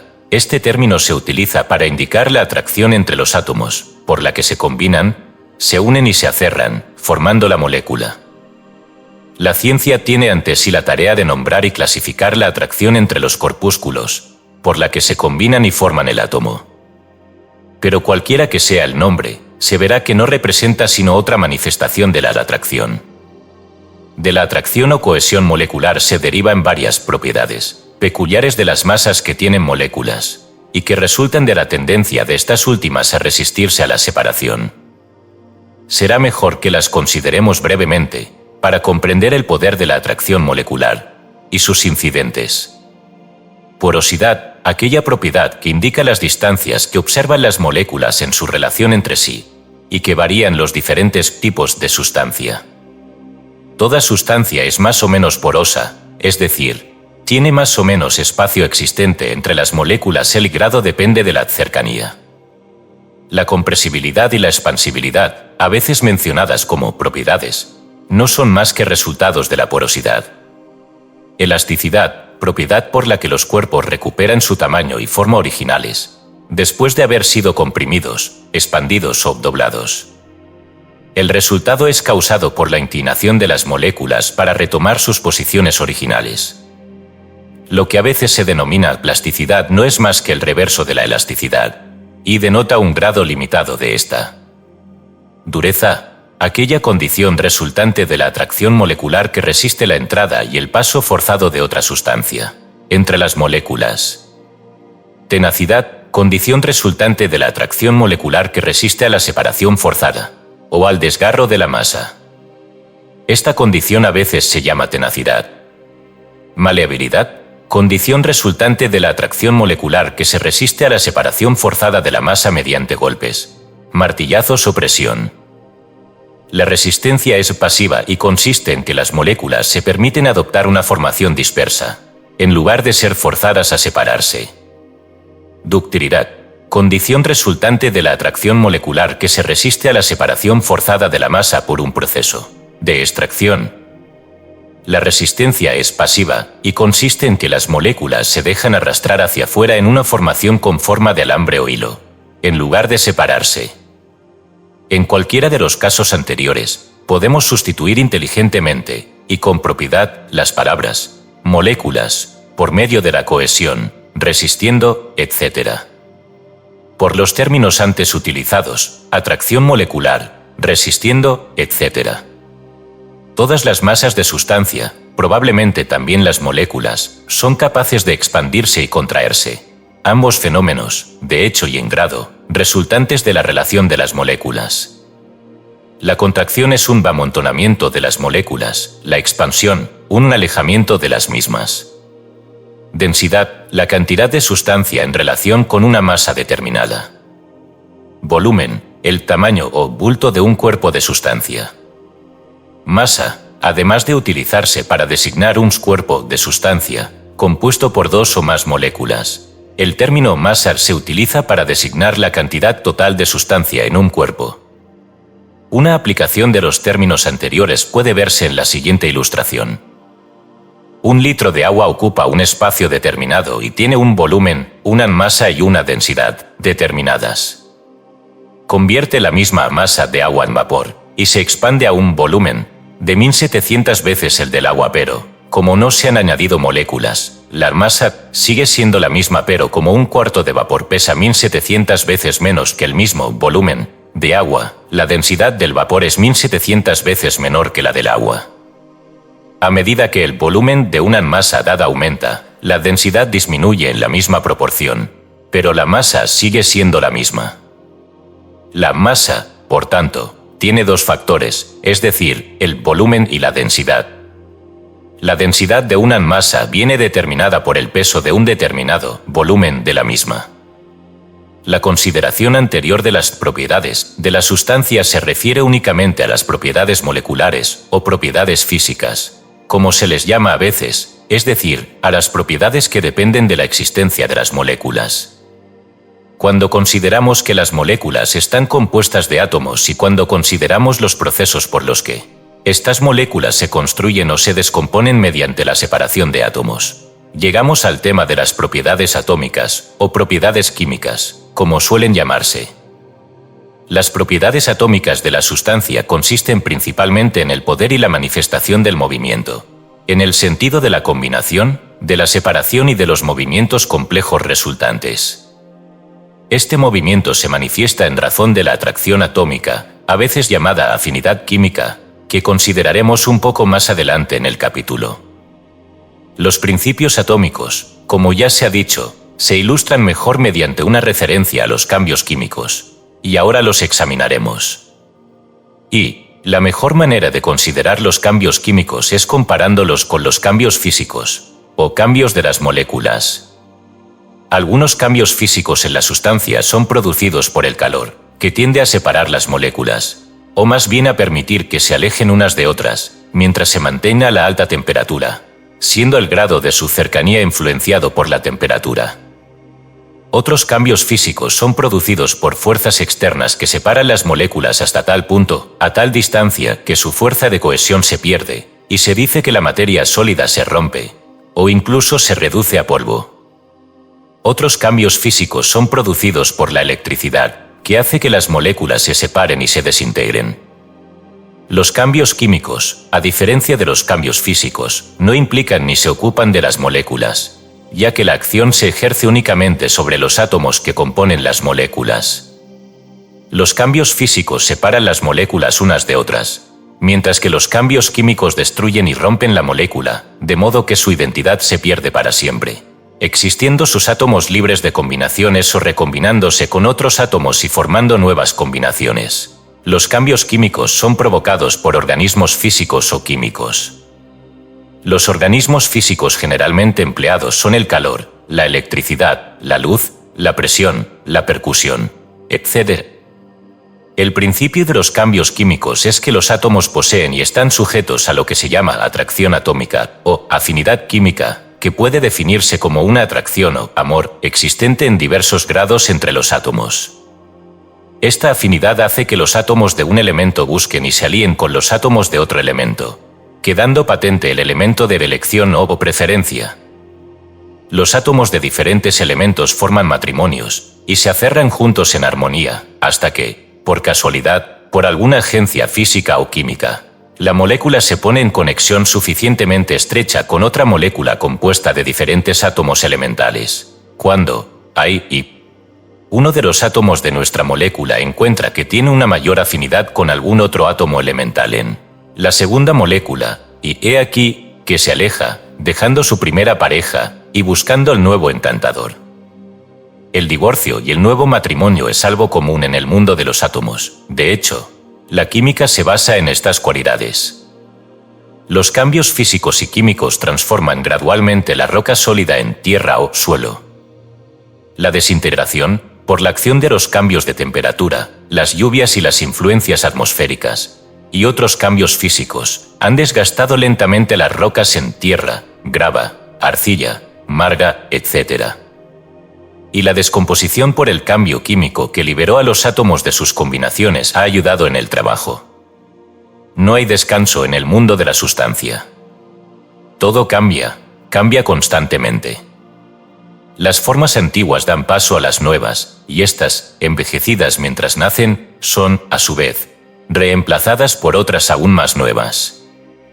Y así, sin cesar. Nada persiste sino el cambio. Y, sin embargo, nada se destruye, aunque se hayan sucedido innumerables formas y figuras. La sustancia está siempre ahí, imperturbable e intacta por la variedad de formas que se ve obligada a sufrir. Las masas pueden cambiar y cambian. Las moléculas pueden cambiar y cambian. La desintegración y la descomposición afectan a ambas y les traen la muerte de la forma. Pero su sustancia perdura en el átomo. Los átomos pueden cambiar y descomponerse, o sufrir cualquier cambio que sea su destino. Y aún así los corpúsculos, o lo que está más allá de los corpúsculos, permanecerán. El átomo se consideraba antes como eterno, pero ahora incluso parece ser capaz de disolverse en alguna división más fina de la sustancia, y quizás le esperan subdivisiones aún más finas.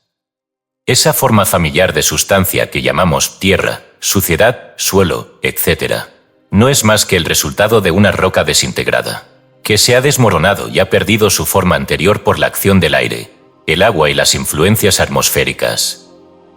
Y las propias rocas, de las que procede el suelo, fueron en su día un mar de sustancia líquida fundida y fluida, algo parecido a la lava volcánica. Y se cree que esta roca fundida se condensó a partir de los mismos principios en forma de vapor, que existían en los primeros tiempos de nuestro sistema planetario. Vapor, gas, líquido, semilíquido, roca sólida, suelo, la sustancia no cambia. Las formas son totalmente diferentes. El MOLF estima que la densidad de los vapores nebulosos de la sustancia es tan rara que se necesitarían varios millones de millas cúbicas de ella para pesar un solo grano. ¡Oh, naturaleza, qué mago eres! Hemos hablado del aire y del agua en un capítulo anterior, y se han nombrado sus átomos constitutivos. Y de estas tres grandes reservas de sustancia, la tierra, el aire y el agua, se obtiene todo el material que sirve para formar los cuerpos de los reinos animal y vegetal. La planta se nutre de la tierra, el aire y el agua, y en su maravilloso laboratorio químico es capaz de transformar los elementos extraídos de estas fuentes en una sustancia llamada plasma, que consiste principalmente en carbono, oxígeno, nitrógeno e hidrógeno, siendo casi idéntica en composición a la clara de un huevo, y que constituye la base de las estructuras corporales animales y vegetales. Toda la materia de los cuerpos físicos, de los hombres, de los animales y de las plantas, no son más que formas de plasma. Los animales y el hombre obtienen su alimento, directa o indirectamente, del cuerpo vegetal, y así al final se ve que sacamos de la tierra, el aire y el agua todo nuestro alimento corporal, que convertimos en estructura corporal, hueso, músculo, carne, sangre, venas, tejido, células, etc. Y los átomos químicos de nuestros cuerpos son idénticos a los de la roca, el aire y el agua. Y así ves la universalidad de la sustancia y sus innumerables formas y apariencias. La química resuelve la sustancia en unas 75 sustancias simples, de las cuales los átomos son las unidades, cuyas sustancias simples se llaman de elementos. A partir de estos elementos, por sus átomos, se forman todas las demás sustancias por combinaciones, siendo infinito el número de tales combinaciones posibles. Un elemento, para ser un elemento, debe ser una sustancia simple, es decir, debe ser incapaz de ser analizado en otros elementos. Los 75 elementos, ahora reconocidos por la ciencia, nunca han sido resueltos en otros elementos, por análisis químico, y por lo tanto son aceptados como simples. Pero es cierto que otras sustancias que antes se consideraban elementos simples fueron descompuestas posteriormente por la electricidad y se descubrió que estaban formadas por dos o más sustancias o elementos más simples. Así se descubrieron nuevos elementos y se descartaron los antiguos como no elementales. Y este destino puede ser el de varios de los elementos que ahora figuran en la lista, y es posible que se descubran muchos nuevos. Durante mucho tiempo la ciencia se esforzó por remontar todos los elementos hasta el hidrógeno, considerándolo como el elemento último, cuyos átomos componen todos los demás átomos, en condiciones variables, etc. Pero esta teoría está ahora casi abandonada, y la ciencia se apoya en su lista de 75 elementos, cuyos átomos están compuestos de electrones. Algunos han aventurado la teoría de que los elementos eran todos formas de éter, véase el capítulo siguiente, siendo sus diferencias aparentes el resultado de la variación de la velocidad de vibración, etc. Y, de hecho, tal teoría fue casi finalmente adoptada como hipótesis de trabajo hasta el descubrimiento del corpúsculo. En la actualidad, todo en la sustancia parece retroceder hacia el corpúsculo, como veremos un poco más adelante. La siguiente es una lista de los principales elementos conocidos por la ciencia en la actualidad. De aluminio, antimonio, arsénico, bario, bismuto, boro, bromo, el cadmio, calcio, carbono, el cloro, cromo, cobalto, cobre, flúor, de oro, el hidrógeno, el yodo, hierro, plomo, el magnesio, manganeso, mercurio, níquel, nitrógeno, oxígeno, fósforo, platino, potasio, el radio, silicio de plata, el sodio, estroncio, azufre, lar, zinc. De todos ellos, el hidrógeno es, con diferencia, el más ligero. De hecho, se utiliza como unidad de peso atómico, marcándose su peso con un 1 en la balanza, el oro, 197, el plomo, 207, la plata, 108, el oxígeno, 16, el nitrógeno, 14, el hierro, 56. El descubrimiento del corpúsculo, o electrón, ha echado por tierra la teoría del anillo vorticial sobre el origen del átomo, y ahora, en lugar de considerar al átomo como un anillo vorticial, en ese hipotético y paradójico absurdo que es el éter, se cree que está compuesto por un gran número de partículas diminutas llamadas corpúsculos, como vimos que se decía en el último capítulo. Estos corpúsculos parecen ser lo último de la sustancia, su último estado conocido de refinamiento, y ya se proclama como la tan buscada materia primordial, o sustancia última. La ciencia no puede decir si se descubrirá o no un estado aún más fino de la sustancia, pero lo considera poco probable. Pero no debemos pasar por alto la antigua enseñanza oculta que indica un estado de la sustancia tan fino que es imperceptible, y solo reconocible como fuerza libre aparentemente, no siendo evidente su cobertura, o vehículo de la sustancia. Esto parece indicar un refinamiento aún mayor de la sustancia, aunque tal vez el corpúsculo o el electrón respondan para llenar la cuenta en el caso. En cuanto a que el corpúsculo es la sustancia primordial, hay que admitir que sus defensores han presentado un argumento muy sólido.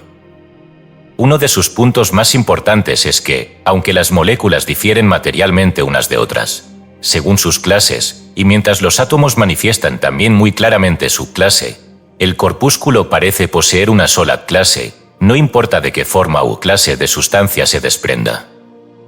Piensa en lo que esto significa. Significa que las partículas más finas de oro, plata, hierro, hidrógeno, oxígeno y todos los demás elementos están compuestos de idéntica materia y no presentan diferencias de la especie. Los elementos ya no son simples. Toda la sustancia es una, en última instancia. Los corpúsculos parecen poseer la misma masa, llevar la misma carga eléctrica y actuar exactamente igual, independientemente de su origen. No hay diferencia de tamaño, masa o carácter, como en el caso del átomo, todos son idénticos, excepto en la tasa de su vibración en el momento de la observación, que es simplemente una cuestión de más o menos movimiento. El espacio parece estar inundado de estas minúsculas partículas, de estas unidades de sustancia. Salen del Sol, de las estrellas y de todos los cuerpos muy calientes. Asimismo, fluyen desde los cuerpos de la sustancia altamente electrificada. Grupos de estos corpúsculos, absolutamente idénticos en naturaleza, tamaño, masa, etc., constituyen los átomos de los 75 elementos, siendo el tipo de elemento aparentemente dependiente del número y disposición de los corpúsculos, y posiblemente por su tasa de vibración. Cada átomo es como una gran colmena con un enjambre de corpúsculos vibrando, moviéndose unos alrededor de otros y sobre sus propios centros. Y, si por la acción de un calor intenso, transmitido o causado por un movimiento interrumpido, o por una fuerte carga eléctrica, algunos de estos corpúsculos se desprenden de los átomos, o posiblemente un átomo se rompe, vuelan a través del espacio a una maravillosa velocidad de muchos miles de millas por hora. Vemos, pues, que estos maravillosos corpúsculos se parecen mucho a la materia primordial o sustancia última, la materia de la que está hecha la sustancia. Y, retomando el capítulo sobre la universalidad de la vida y de la mente, el autor quiere recordar que en sus movimientos y en su evidente atracción, etc., estos corpúsculos evidencian la misma vida y mente que observamos en las moléculas y en los átomos. Debe ser así, pues lo que hay en el artículo fabricado debe estar en el material del que está hecho el artículo. Y así, incluso aquí, la vida y la mente no se nos han escapado. Tampoco lo harán en el éter. Y al hablar de los corpúsculos, como artículos manufacturados, recordamos el pensamiento de Herschel sobre los átomos, cuando se les consideraba como materia primordial y susceptible de ser uniforme, y, al final, de una sustancia primordial. Aunque la concepción de Herschel no se aplica ahora a los átomos, puede trasladarse a los corpúsculos. Herschel pensó que el hecho de que las partículas de la sustancia fuesen uniformes en tamaño e idénticas en naturaleza y características, indicaba que podrían ser similares a artículos manufacturados, salidos de la misma gran maquinaria de la creación. Esta idea indicaría que el creador aplicó las reglas de la manufactura cuidadosa a la fabricación de las partículas. La uniformidad operando en la dirección de 1. Economía de material, 2. Utilidad a través de la intercambiabilidad, reemplazando partes rotas o descartadas, etc., y también 3. Conformidad con un estándar de tamaño, calidad, etc. La idea es interesante, y se menciona aquí por esa razón. No se ve afectada por la suposición de que pueda haber una forma aún más fina y rara de sustancia, a partir de la cual se fabrican las partículas. De hecho, la idea de Herschel, si se analiza detenidamente, parecería indicar alguna materia prima de este tipo a partir de la cual se fabrican los artículos. Capítulo 7. La paradoja de la ciencia. En los días de los antiguos, cuando los filósofos se veían incapaces de explicar una clase particular de fenómenos, los agrupaban y los remitían a un supuesto algo que llamaban el éter. Encontrando en esto una manera fácil de deshacerse de las preguntas fastidiosas, cayeron en la costumbre, y el hábito creció en ellos. Pronto hubo una docena o más de diferentes tipos de éteres en boga, cada uno de los cuales explicaba algo más. El algo más, por cierto, son cosas que la ciencia ahora siente que entiende bastante bien. Estos éteres llegaron a ser como los diversos vapores de los antiguos, un término digno para decir, no sabemos un camino respetable para la retirada bajo la apariencia de un avance. Estos éteres se convirtieron en un escándalo científico, y provocaron un modo de pensar laxo entre los estudiantes de aquellos tiempos. Y así fueron finalmente abolidos y relegados al montón de chatarra de la ciencia, donde permanecieron durante muchos siglos hasta un periodo comparativamente reciente, cuando al menos uno de ellos fue sacado, desempolvado, refrescado un poco y colocado en su antiguo pedestal. Este éter renovado, al que nos referimos, era el éter de Aristóteles. Aristóteles, como sabemos, fue un famoso filósofo griego que vivió alrededor del año 350 a.C., hace unos 2250 años. Era un buen hombre y un célebre filósofo, pero era algo deficiente en conocimientos científicos. Aunque sabía muchas cosas y expresaba muchos pensamientos sabios, tenía la impresión de que el aliento del hombre entraba en el corazón en vez de en los pulmones, que la parte posterior del cráneo estaba vacía, etc. No tenía las ventajas de una formación moderna, lo cual, sin embargo, no era culpa suya. Pues bien, Aristóteles concibió la idea de un éter universal, que pensaba que impregnaba todo el espacio, y con el que explicaba el paso de la luz del Sol y las estrellas, los movimientos de los planetas, y otros diversos fenómenos físicos. No se sabe si Aristóteles creía realmente en este éter, o si simplemente lo utilizaba como hipótesis especulativa, siguiendo el hábito del éter de sus contemporáneos. En cualquier caso, su teoría cumplió su función, vivió, floreció, decayó y murió. Al menos pareció estar muerta.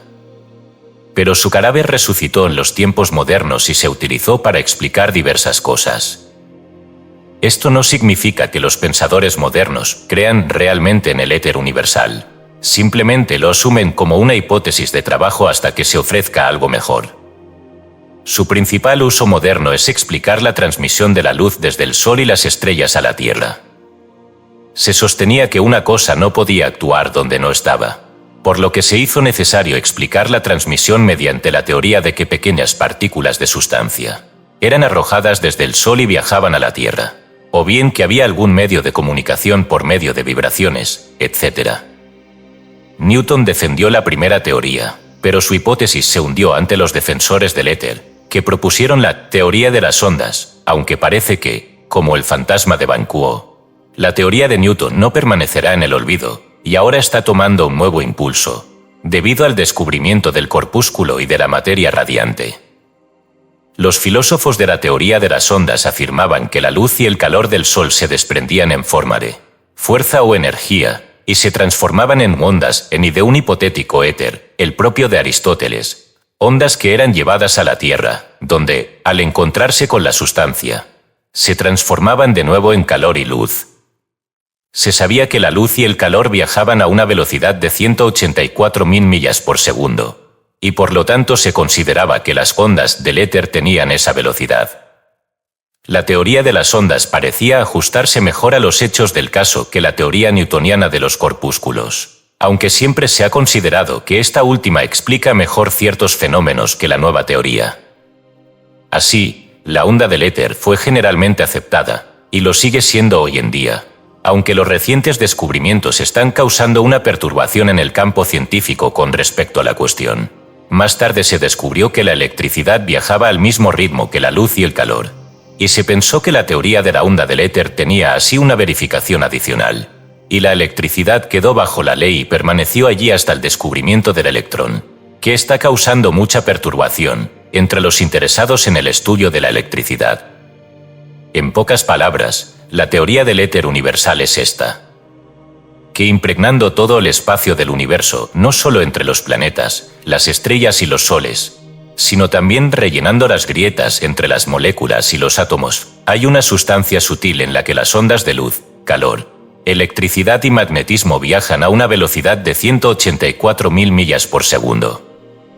Se dice que esta sustancia es la materia que no es materia. De hecho, la ciencia no se atreve a decir lo que es, aunque afirma libremente lo que deben ser algunas de sus propiedades, y, por desgracia, estas propiedades son muy contradictorias y opuestas entre sí, como veremos a continuación.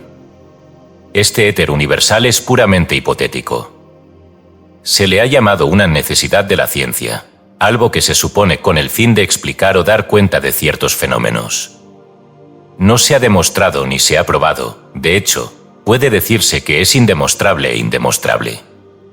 Algunos han llegado a decir que sus supuestas propiedades y cualidades lo hacen también de impensable. Sin embargo, la ciencia se ve obligada a suponer que el éter, o algo parecido, existe, o bien a dejar de especular sobre él. Pertenece al ámbito de la pura teoría, y sin embargo, muchos escritores lo tratan como si fuera un hecho positivamente demostrado y comprobado. Examinemos la naturaleza del problema de la ciencia y su intento de solución, y los problemas que surgen de ello. La luz viaja a una velocidad de 184.000 millas por segundo. Recordemos que la luz y el calor son lo que llamamos con esos nombres solo cuando se consideran en conexión con la sustancia, de acuerdo con la teoría. La luz en la atmósfera del Sol se transforma en una onda de luz del éter en sus viajes a la Tierra. Y solo cuando la onda entra en contacto con la sustancia en el cuerpo o la atmósfera de la Tierra se transforma de nuevo en luz como la conocemos. En sus viajes a través del espacio no encuentra ninguna sustancia, y no tiene nada que convertir en luz. En consecuencia, el espacio, entre los mundos, está en un estado de absoluta oscuridad. Lo mismo ocurre con el calor, y el espacio entre los mundos es absolutamente frío. Aunque a través de él pasen innumerables ondas de calor de gran intensidad, más tarde, se transformarán en calor cuando lleguen a la sustancia, la Tierra. Lo mismo ocurre con la electricidad y el magnetismo. Aunque el éter, como hemos visto, es una sustancia puramente teórica, la ciencia ha encontrado razonable concluir que debe poseer ciertos atributos para explicar ciertos hechos conocidos. Así, se dice que no tiene fricción, pues de lo contrario los mundos, soles y planetas no podrían pasar libremente a través de él, ni la luz y las ondas de calor podrían viajar a una velocidad tan tremenda. También se cree que tiene algo parecido a la inercia, porque el movimiento, una vez iniciado en él, persiste hasta que se detiene, porque está en un estado de reposo hasta que se le imparte movimiento, y porque se necesita una fracción de tiempo para impartirle movimiento. Se piensa que es diferente de la sustancia en cualquiera de sus formas conocidas, por muchas razones, entre ellas el hecho de que ninguna forma conocida de sustancia podría llevar vibraciones a través del espacio a la velocidad de 184.000 millas por segundo. Y las ondas de luz y calor viajan a esa velocidad y tienen formas y figuras y longitudes propias. La luz, por ejemplo, vibra en dos planos, y una onda de luz es algo así como una cruz griega, por lo tanto, que tiene una línea horizontal y otra vertical, o plano de vibración. Y el éter no puede ser un fluido de ningún grado, porque un fluido no puede transmitir vibraciones cruzadas en absoluto. Y no puede ser un sólido, porque un sólido no podría soportar vibraciones a una velocidad tan tremenda, y seguir siendo un sólido.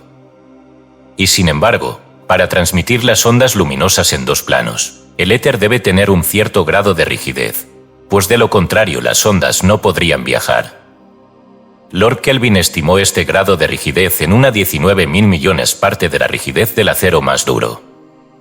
Así que, como veis, la ciencia se ve obligada a suponer que el éter es un medio continuo y sin fricción, que posee tanto inercia como rigidez. Algunos científicos han pensado que es una especie de gelatina elástica. Sobre el éter, el profesor Oliver Lodge ha dicho: tenemos que tratar de realizar la idea de una sustancia perfectamente continua, sutil e incompresible, que impregna todo el espacio y penetra entre las moléculas de la materia ordinaria, que están inmersas en ella y conectadas entre sí por su medio. Y debemos considerarla como el único medio universal por el que se realizan todas las acciones entre los cuerpos. Esta es, pues, su función, actuar como transmisor del movimiento y de la energía. Para daros una idea de la maravilla que la ciencia se ve obligada a pensar que el éter es, en razón de las cualidades que se ve obligada a atribuirle, aunque se confiesa incapaz de imaginar la naturaleza de la cosa que ha creado en trozos mediante la adición y el otorgamiento de cualidades que se hicieron necesarias por las exigencias lógicas del caso, tomemos una visión apresurada de la cosa tal como los diversos departamentos de la ciencia dicen que debe ser pensada. Para cumplir con los requisitos del caso, la ciencia dice que el éter universal debe ser una sustancia infinitamente más rara y evanescente que el más fino gas o vapor conocido por la ciencia, incluso en su condición más rara. Debe transportar el calor a la manera de un cuerpo infinitamente sólido y, sin embargo, no debe ser un sólido. Debe ser transparente e invisible. Debe ser sin fricción y, sin embargo, incompresible. No puede ser un fluido. No puede tener atracción por la sustancia, como la que tiene toda sustancia. Tampoco puede tener peso, es decir, no está sujeto a la gravitación. Está más allá del alcance de cualquier instrumento científico conocido, incluso de la mayor potencia, y se niega a registrarse de ninguna manera, ni a los sentidos ni a los instrumentos. No puede ser conocido por sí mismo, sino que solo puede ser reconocido como existente por las cosas para las que actúa como medio o agente transmisor. Debe transmitir energía y movimiento, pero no debe tomar ninguna parte de la materia en su seno. No debe absorber el calor, la luz o la electricidad. Debe llenar los espacios entre los mundos, así como el espacio más diminuto entre las moléculas, átomos y corpúsculos, o cualquier otra partícula diminuta de la sustancia, ya sea conocida por su nombre por la ciencia ahora o que pueda ser descubierta o imaginada más tarde como una necesidad de alguna concepción con respecto a la naturaleza de la sustancia. En resumen, el éter universal, para hacer las cosas que se le atribuyen, debe ser más sólido que los sólidos, más parecido al vapor y al gas que el vapor o el gas, más fluido que los fluidos, infinitamente menos rígido que el acero, y sin embargo infinitamente más fuerte que el acero más fuerte. Debe ser una sustancia que tenga las cualidades del vacío. Debe ser continua y no estar compuesta por partículas, átomos o moléculas. Debe ser un todo en algunos aspectos, y sin embargo una nada en otros. No debe ser sustancia y, sin embargo, debe llevar la sustancia dentro de su océano de dimensiones y, además, interpenetrar el espacio más diminuto entre las partículas de la sustancia. No debe ser energía o fuerza, y sin embargo la ciencia ha estado considerando la energía y la fuerza como interrupciones del reposo o agitaciones dentro y de sí misma. Así que ves que este misterioso y maravilloso éter universal, para ser del todo, debe ser un algo que posea ciertas cualidades o propiedades de la sustancia. Muchas de las propiedades de las cualidades son exactamente contradictorias y opuestas entre sí y, sin embargo, no puede ser la sustancia tal como la conocemos. Es una cosa paradójica. Solo podría pertenecer a otro orden de existencia completamente diferente al de la sustancia tal y como la conocemos. Debe poseer características y propiedades de un orden aún desconocido para nosotros por su nombre, del que el mundo material no contiene ninguna analogía, del que la sustancia no tiene análogos. Debe ser una cosa mucho más compleja que incluso la cosa más compleja que llamamos materia, o que llamamos fuerza o energía. Y, sin embargo, se ha afirmado que explicaría ambas cosas, sí, que contiene en sí misma la posibilidad de ambas. Y sin embargo, frente a lo que se acaba de decir, el escritor debe confesar, humildemente y con plena conciencia de la enormidad de la ofensa, que supone avanzar una teoría, un poco más adelante en este libro que intentará identificar este algo, este éter universal, con otro algo que conocemos, aunque no a través de los sentidos o por medio de instrumentos. Tened paciencia con él, os lo ruega, mientras avanza gradualmente por el camino que lleva a la teoría.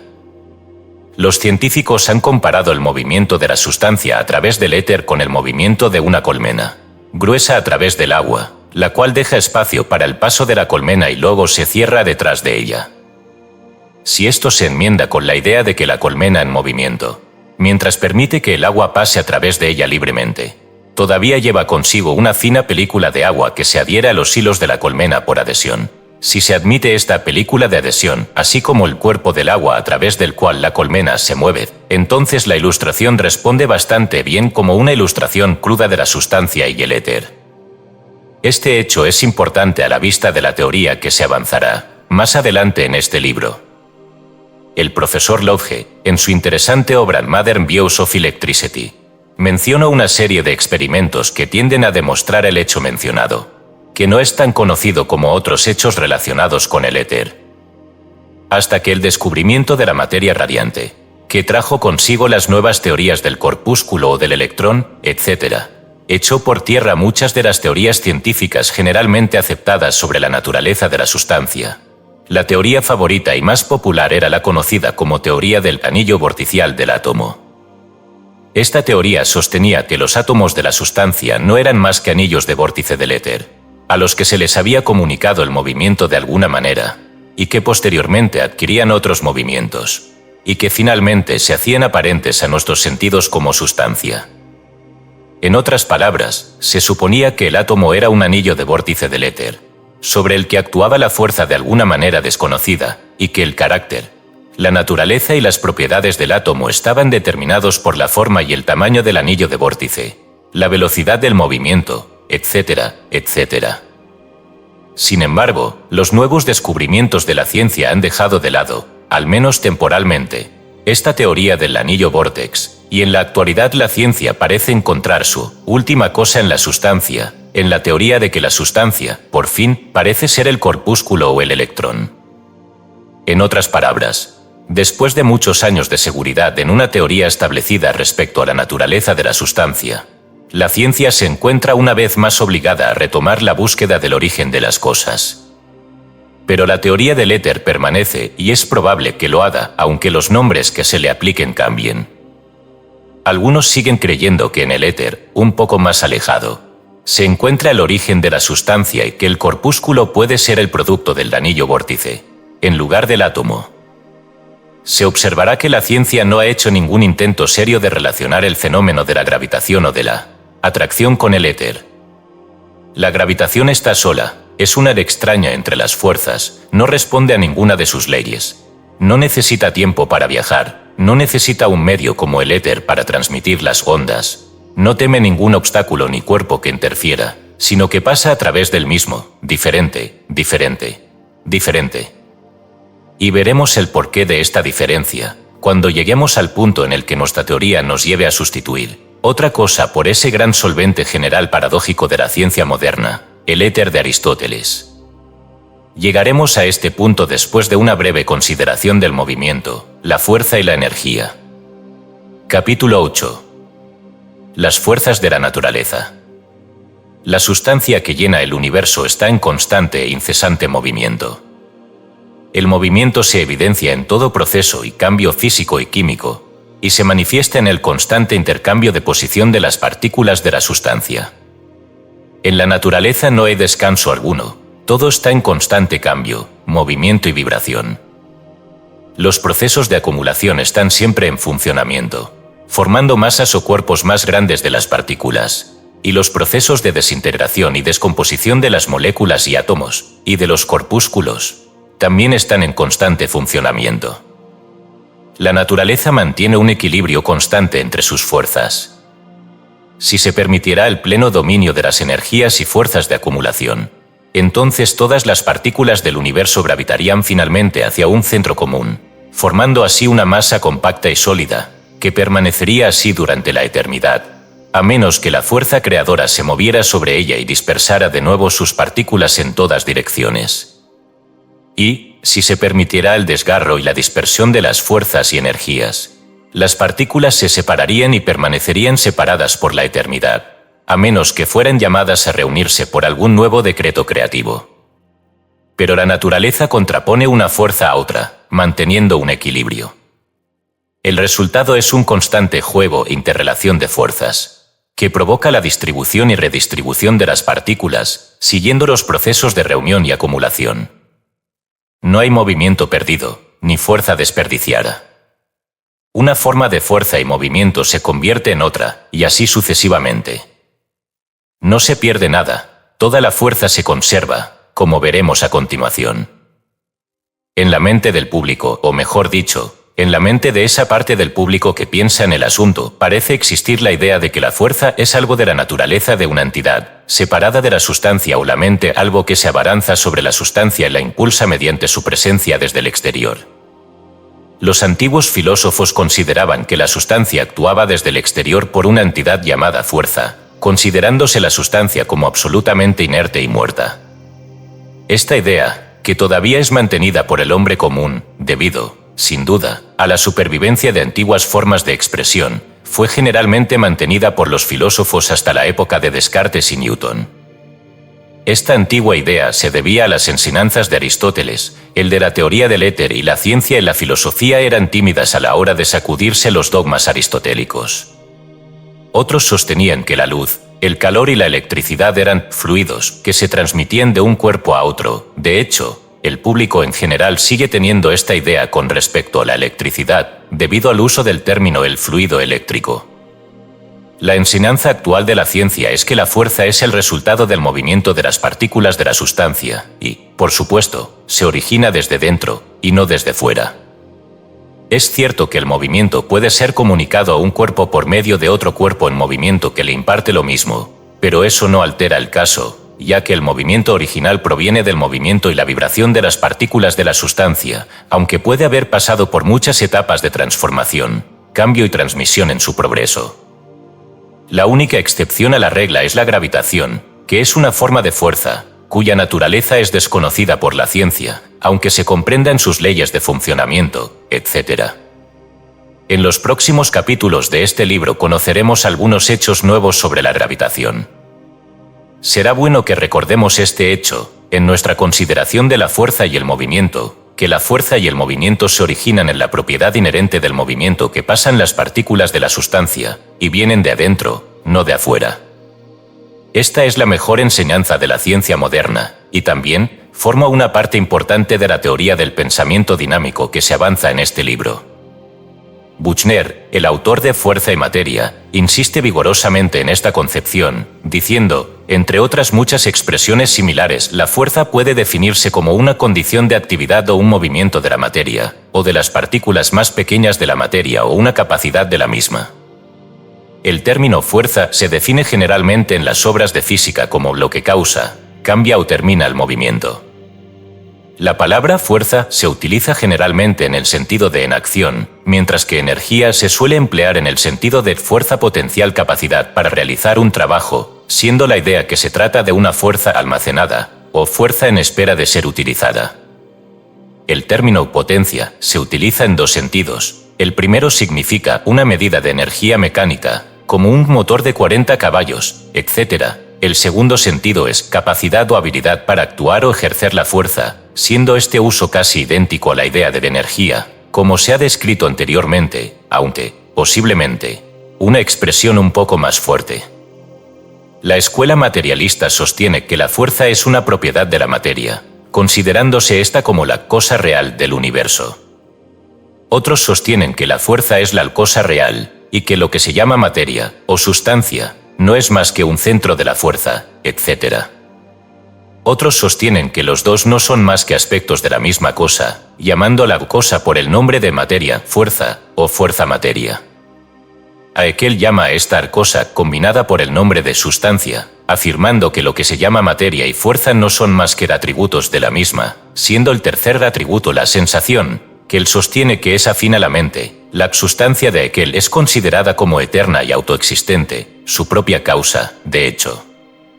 En este libro el término sustancia no se utiliza en este sentido, sino simplemente como sinónimo de lo que la ciencia suele llamar materia.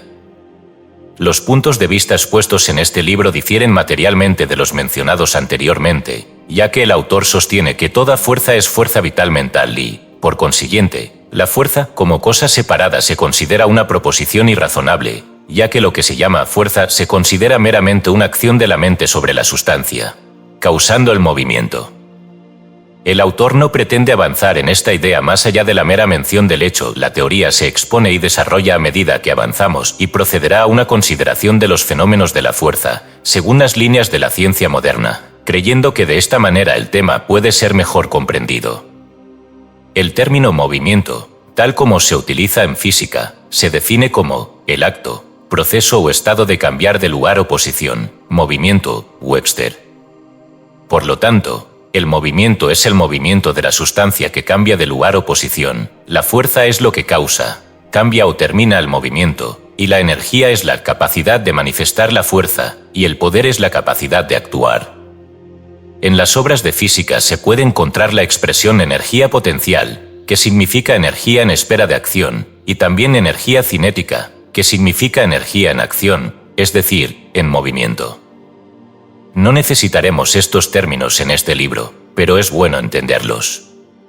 Otro término que se encuentra con frecuencia es el de conservación de la energía, que se utiliza para indicar la ley de la física que hace que la energía sea indestructible.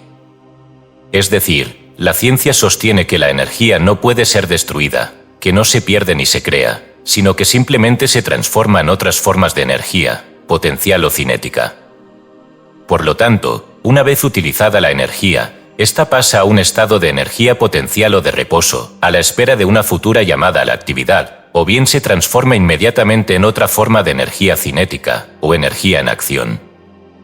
La teoría sostiene que la cantidad o cantidad de energía en el universo está fijada en su totalidad, ninguna puede ser creada o destruida, no puede haber adición o sustracción de la totalidad de la energía, que toda la energía utilizada ha sido previamente almacenada, o bien ha sido inmediatamente transmitida o transformada.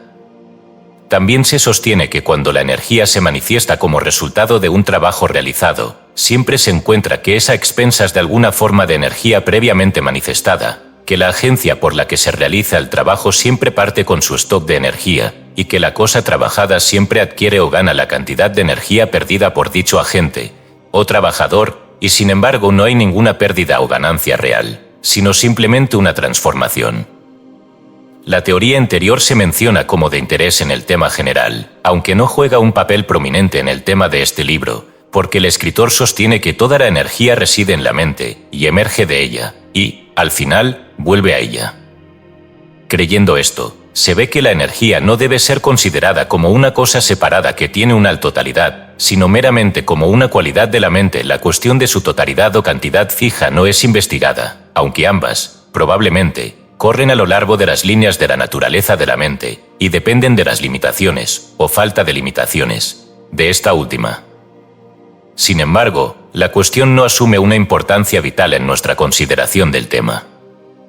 Sin embargo, en lo que respecta a la cuestión de la transmisión o transformación de la energía, los principios de la ley de conservación de la energía pueden aceptarse como correctos, aunque pertenecen más propiamente al principio de lo que se ha llamado la correlación de la fuerza, cuya idea es que una forma de energía puede ser, y siempre es, transformada en otra forma, y así sucesivamente, hasta el infinito.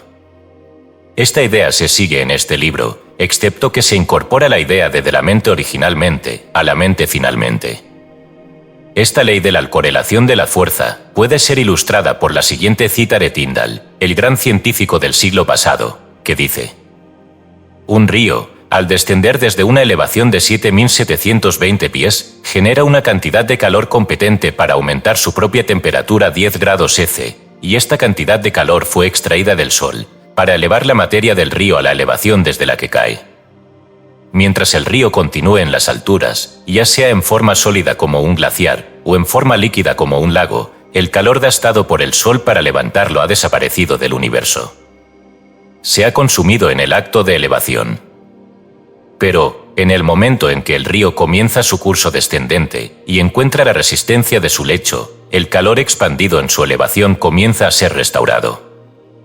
El ojo mental, en efecto, puede seguir la emisión desde su fuente a través del éter, como movimiento vibratorio, hasta el océano, donde deja de ser vibración, y toma la forma potencial entre las moléculas del vapor acuoso, hasta la cima de la montaña, donde el calor absorbido en la vaporización se da en la condensación, mientras que el gastado por el Sol en la elevación del agua hasta su actual elevación sigue sin restaurarse. Esto lo encontramos devuelto a la última unidad por la fricción a lo largo del lecho del río, en el fondo de la cascada, donde la caída del torrente se detiene repentinamente, en el calor de la maquinaria girada por el río, en la chispa de la piedra de molino, bajo la trituradora del minero, en el aserradero alpino, en la lechera del chalet, en los soportes de la cuna en la que el montañero, por la fuerza del agua, mece a su bebé para dormir. Todas las formas de movimiento mecánico aquí indicadas no son más que la repartición de una cantidad de movimiento calórico derivado originalmente del Sol, y, en cada punto en el que el movimiento mecánico se destruye o disminuye, es el calor del Sol el que se restablece. La siguiente cita también es interesante porque ilustra otra fase de esta ley. El trabajo realizado por los hombres y otros animales se debe a la energía transformada de los alimentos.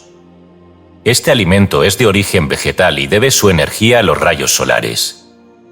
La energía de los hombres y de los animales es, pues, la energía transformada del Sol. Exceptuando la energía de las mareas, los rayos solares son la fuente de todas las formas de energía prácticamente disponibles. Se ha calculado que el calor que recibe la Tierra del Sol cada año derretiría una capa de hielo de 100 pies de espesor en todo el globo. Esto representa una energía equivalente a un caballo de fuerza por cada 50 pies cuadrados de superficie, Anthony Brackett.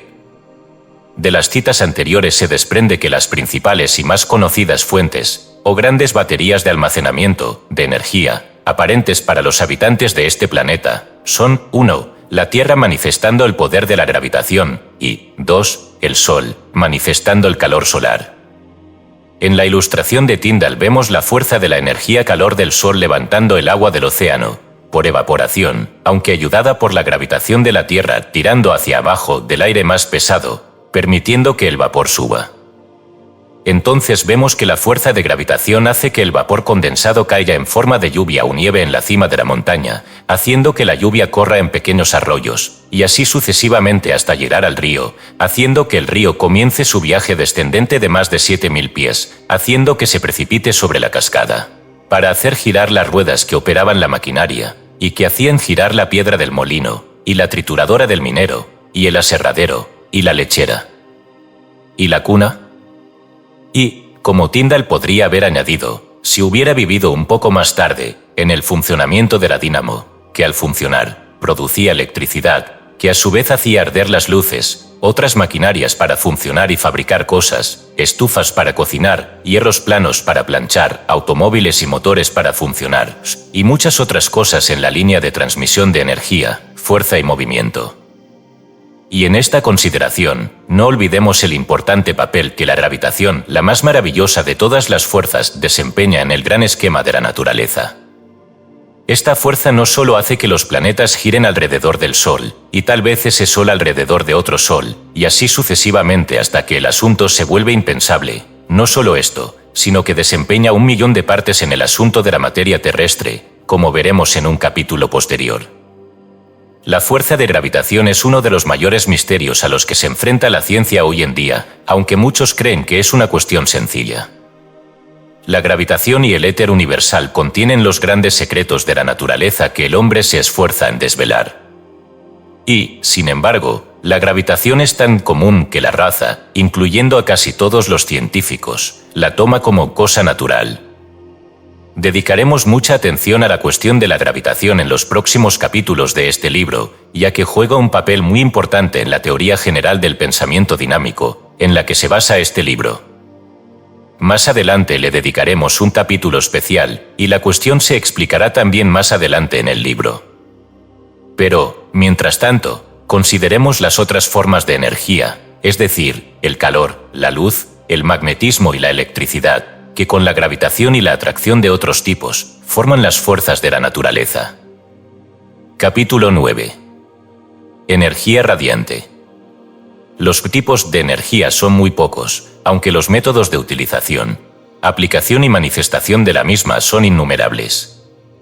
Empecemos por una de las formas de energía más conocidas, el calor.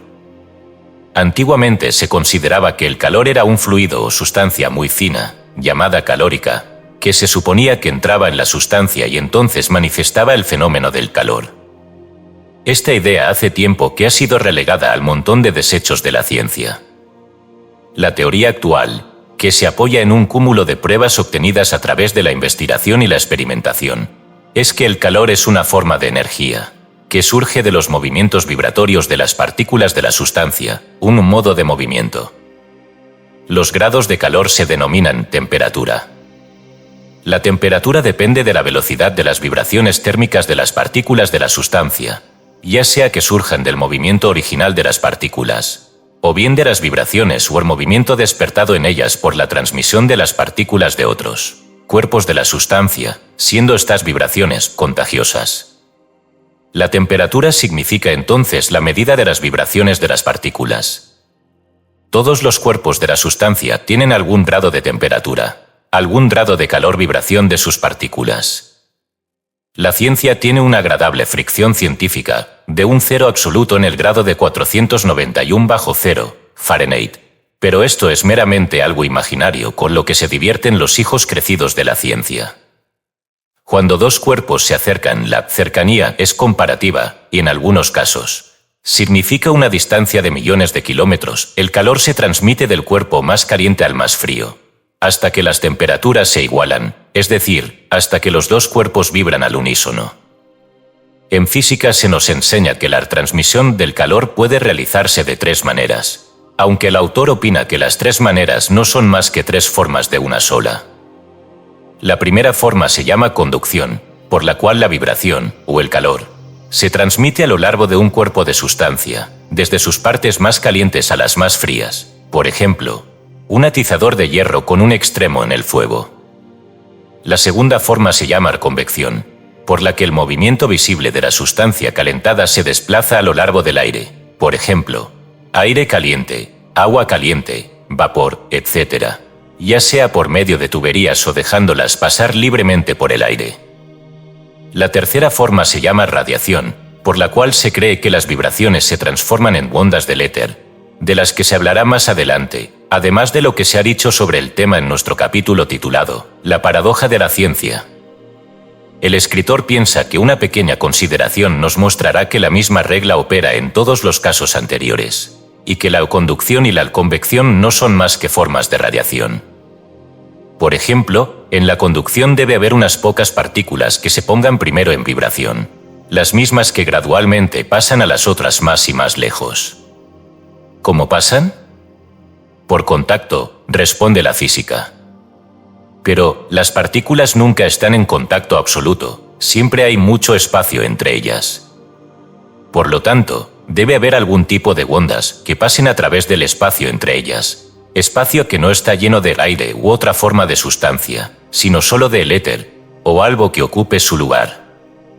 Así que, después de todo, la conducción no es más que una forma de radiación. Y la misma regla se aplicará en el caso de la convección.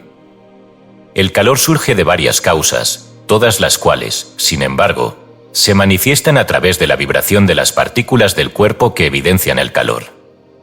Estas causas pueden ser enunciadas como 1. Movimiento original de las partículas de un cuerpo de sustancia, que surge de algunos trabajos de la ley de atracción, incluyendo el movimiento que surge de la acción química, la combustión, etc.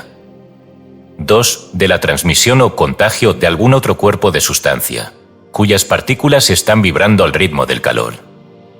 3. Por movimiento interrumpido, incluyendo la fricción del cuerpo en movimiento con el aire u otra sustancia, y la fricción de una corriente eléctrica que pasa a través del cuerpo.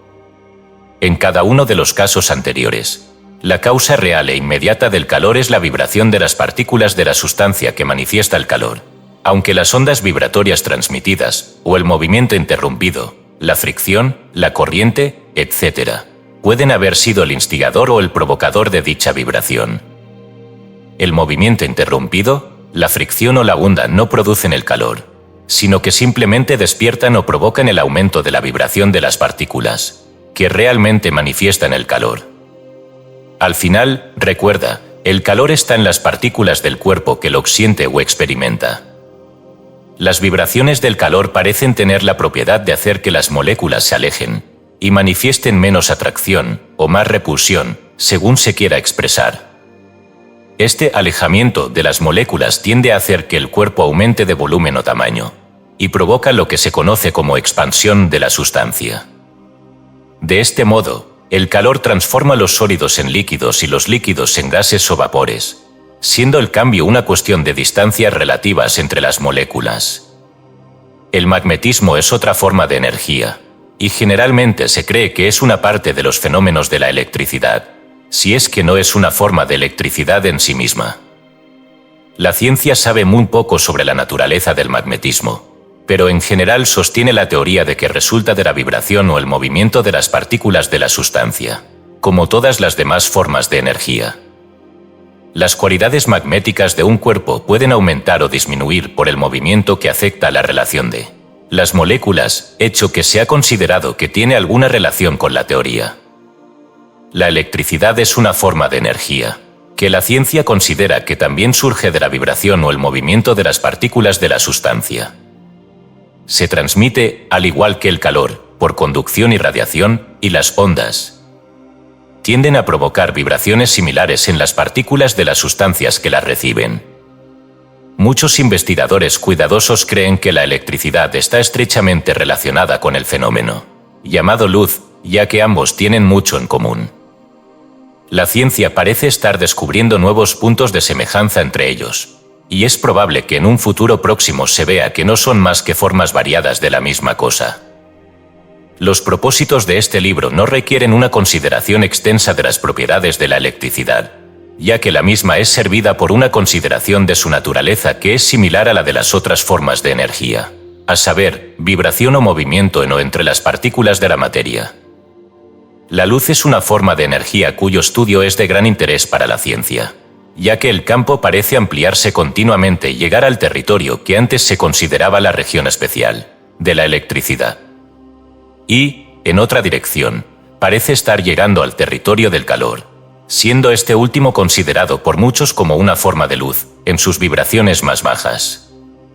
De hecho, el escritor de este libro considera así el tema, y para los propósitos de este libro, en capítulos posteriores, combinará la electricidad, el calor y la luz, incluyendo, también, los fenómenos conocidos como los rayos X, los rayos Becquerel, las ondas de radio, etc., como formas de luz, las formas combinadas de energía que serán llamadas energía radiante.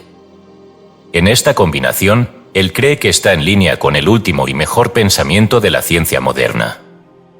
Sin embargo, no insiste en que sus lectores sigan esta idea, y así, si lo prefieren, pueden pensar en cada una de estas formas como separadas y distintas, y sin embargo no ir en contra de la línea de pensamiento del libro. La luz no es la simple cosa que se considera por el público en general. Está compuesta por muchas partes, cualidades y manifestaciones. Sus rayos, cuando son separados por el espectro, se ven como ondas, o vibraciones de diferentes grados de velocidad e intensidad. La gama más baja contiene los rayos de calor, y es interesante saber que hay rayos de calor demasiado bajos en la escala para ser evidenciados por los sentidos humanos que pueden ser distinguidos por instrumentos delicados. Pero hay rayos aún más abajo en la escala que se sabe que existen, teóricamente, que no pueden ser registrados ni siquiera por los instrumentos más finos. Para tener una idea de la delicadeza de estos instrumentos, recordemos que el profesor Langley tiene un instrumento llamado bolómetro, que es tan delicado que registra un cambio de temperatura de 1 millonésima de grado, y registrará el calor de una vela a 1,5 millas de distancia de él. Las vibraciones de la luz surgen de la combustión, la fricción, la electricidad, etc., haciendo que las partículas asuman un mayor movimiento. Consideremos el informe del espectro. Comenzando con ondas o vibraciones muy por debajo de la sensibilidad del hombre, la escala muestra un avance hasta llegar a la primera vibración, cálida del hierro. Esta primera indicación de calor se produce cuando las vibraciones alcanzan la velocidad de 35.000 millones por segundo. Luego aumentan gradualmente hasta que se nota un brillo rojo apagado, el rayo de luz visible más bajo, cuando las vibraciones son de 450.000 millones por segundo. Luego vienen los rayos anaranjados, luego el amarillo dorado, luego el amarillo puro, luego el amarillo verdoso, luego el verde puro, luego el azul verdoso, luego el azul oceánico, luego el azul ciánico, luego el índigo, luego el violeta. Este último se evidencia cuando las vibraciones alcanzan la tasa de 750 billones por segundo. Luego vienen los rayos ultravioleta, invisibles para la vista humana, pero evidenciados por los medios químicos. En esta región ultravioleta se encuentran los rayos X, etc., y también los rayos actínicos, que producen fotografías, que queman la cara y ampollan la nariz, que provocan violentas explosiones en los productos químicos, que transforman las formas de la sustancia, que se emplean para curar las enfermedades de la piel, etc. Estos rayos actínicos o químicos tienen un papel importante en la vida de las plantas, ya que actúan sobre las hojas verdes de las mismas, provocando un cambio químico por el cual el ácido carbónico y el agua se transforman en azúcar y almidones. Algunos de los rayos de la región ultravioleta de la luz penetran en sustancias que antes se consideraban sólidas e impenetrables, y algunos de ellos emitidos por el radio, etc., destruirían la vida orgánica si se aplicaran en cantidades suficientes. Algunos de ellos son prácticamente ondas de electricidad, por lo que la luz y la electricidad se ven estrechamente relacionadas. Para dar una idea de las diferencias producidas por las diferentes tasas de vibración, imaginemos una masa de hierro, en forma de una gran peonza, capaz de ser impulsada a girar, a una velocidad constantemente creciente, por alguna voluntad poderosa. Al principio se ve como una peonza que gira lentamente, manifestando a nuestros sentidos nada más que un movimiento lento. Ahora, imaginemos que nuestra peonza gira a una velocidad que se duplica cada segundo. El primer segundo la peonza gira a una velocidad de 2 revoluciones por segundo. No notamos ningún cambio, excepto que podemos ver el movimiento. Al segundo siguiente, las revoluciones se duplican a 4 por segundo. Luego, duplicando cada segundo, tenemos, respectivamente, revoluciones de 8 por segundo, luego 16, y luego en el quinto segundo 32 por segundo. Entonces empezamos a notar un cambio. Cuando las revoluciones alcanzan las 32 por segundo, la fricción de la parte superior en movimiento sobre el aire hace que emita una nota de sonido muy baja y profunda. Esta nota es como un zumbido bajo y profundo, y es lo más bajo que puede percibir el oído humano. Aunque es posible que algunas de las formas de vida inferiores sean conscientes de vibraciones aún más bajas. En el sexto segundo las revoluciones alcanzan las 64, y la nota baja ha subido mucho en la escala. El séptimo segundo registra una velocidad de 128, y la nota ha aumentado correspondientemente. Luego, a medida que pasan los segundos, tenemos, sucesivamente, 256, 512, 1024, 2048, 4096, 8192, 16384, 32768. Esta última en el 15º segundo, y representa la nota más alta reconocible por el oído humano. Aunque se cree que algunos de los animales inferiores pueden reconocer sonidos demasiado agudos para nuestro sentido del oído. Durante este aumento de las revoluciones desde el quinto segundo hasta el 15º, la nota sonora ha subido rápidamente en la escala desde el bajo y oscopo zumbido, pasando por las notas de la escala musical y más allá del rango de los instrumentos, hasta que la estridencia se vuelve tan intensa como para ser casi insoportable, y finalmente termina en un chillido agudo y penetrante como el chillido del murciélago, solo que prolongado. A partir de la terminación del sonido, debido a que la tasa de vibración se ha vuelto demasiado alta, el silencio reina durante 30 segundos, un silencio absoluto, a pesar del rápido aumento de la tasa de vibración, de hecho, a causa de ella. Cuando se alcanza el 45º segundo, y las revoluciones han llegado a la tasa de 35.184.300, 72.088.832 por segundo, nuestro top comienza a emitir rayos de calor, aumentando cada segundo. Luego, un poco más tarde, se puede notar un resplandor apagado y tenue. Luego, a medida que los segundos vuelan, el resplandor apagado manifiesta un color rojo oscuro intenso, como el que se observa en el hierro de la herrería, poco después de que comienza a brillar. Luego, a medida que pasan los segundos, el rojo profundo se hace más claro y brillante, cambiando gradualmente a naranja, luego a amarillo, luego a verde, luego a azul, luego a índigo, luego a violeta, y luego al color del calor blanco. Luego este blanco calor se transforma en un blanco aún más deslumbrante, y entonces aparece un blanco imposible de describir, tan brillante, claro y luminoso que el ojo no puede soportar la vista. Luego, repentinamente, el intenso brillo es sucedido por una oscuridad absoluta, y la parte superior en movimiento no puede ser vista por el ojo, y sin embargo se mueve. Se estima que los rayos químicos de luz más altos registrados equivalen a una tasa de vibración de 1.875.000 millones por segundo. La vibración del tono más bajo de la luz roja se estima en 450.000 millones, y la más alta del violeta en 750.000 millones por segundo, por lo que podemos imaginar cómo es la línea más alta del espectro. Todavía vibrando, nuestra parte superior, que se ha convertido ahora en una masa de hierro vaporizado, tiende rápidamente hacia formas aún más etéreas. Ha pasado de la región de las ondas luminosas a otra región desconocida de vibraciones, en la que, sin embargo, existen las vibraciones que conocemos como rayos X, etc. Se trata de lanzar grandes cantidades de electrones. Si utilizáramos una pantalla fluorescente podríamos observar los fenómenos de los rayos Röntgen y manifestaciones similares de la energía radiante. Sigue vibrando la cima de lo que antes llamábamos hierro, hierro frío, hierro caliente, hierro fundido, hierro gaseoso, hierro etéreo, si se quiere. Lo que es ahora, la imaginación del hombre no puede concebirlo. Pero las revoluciones continúan, duplicándose cada segundo. ¿Qué se produce? La imaginación no puede concebir cómo es este estado de la sustancia que se está alcanzando ahora. Por una forma científica de la poesía podríamos pensar que se funde en energía pura energía, si existiera tal cosa. Hace tiempo que se ha resuelto en sus partículas originales, sus corpúsculos y quizás en la materia, de la que están hechas las partículas.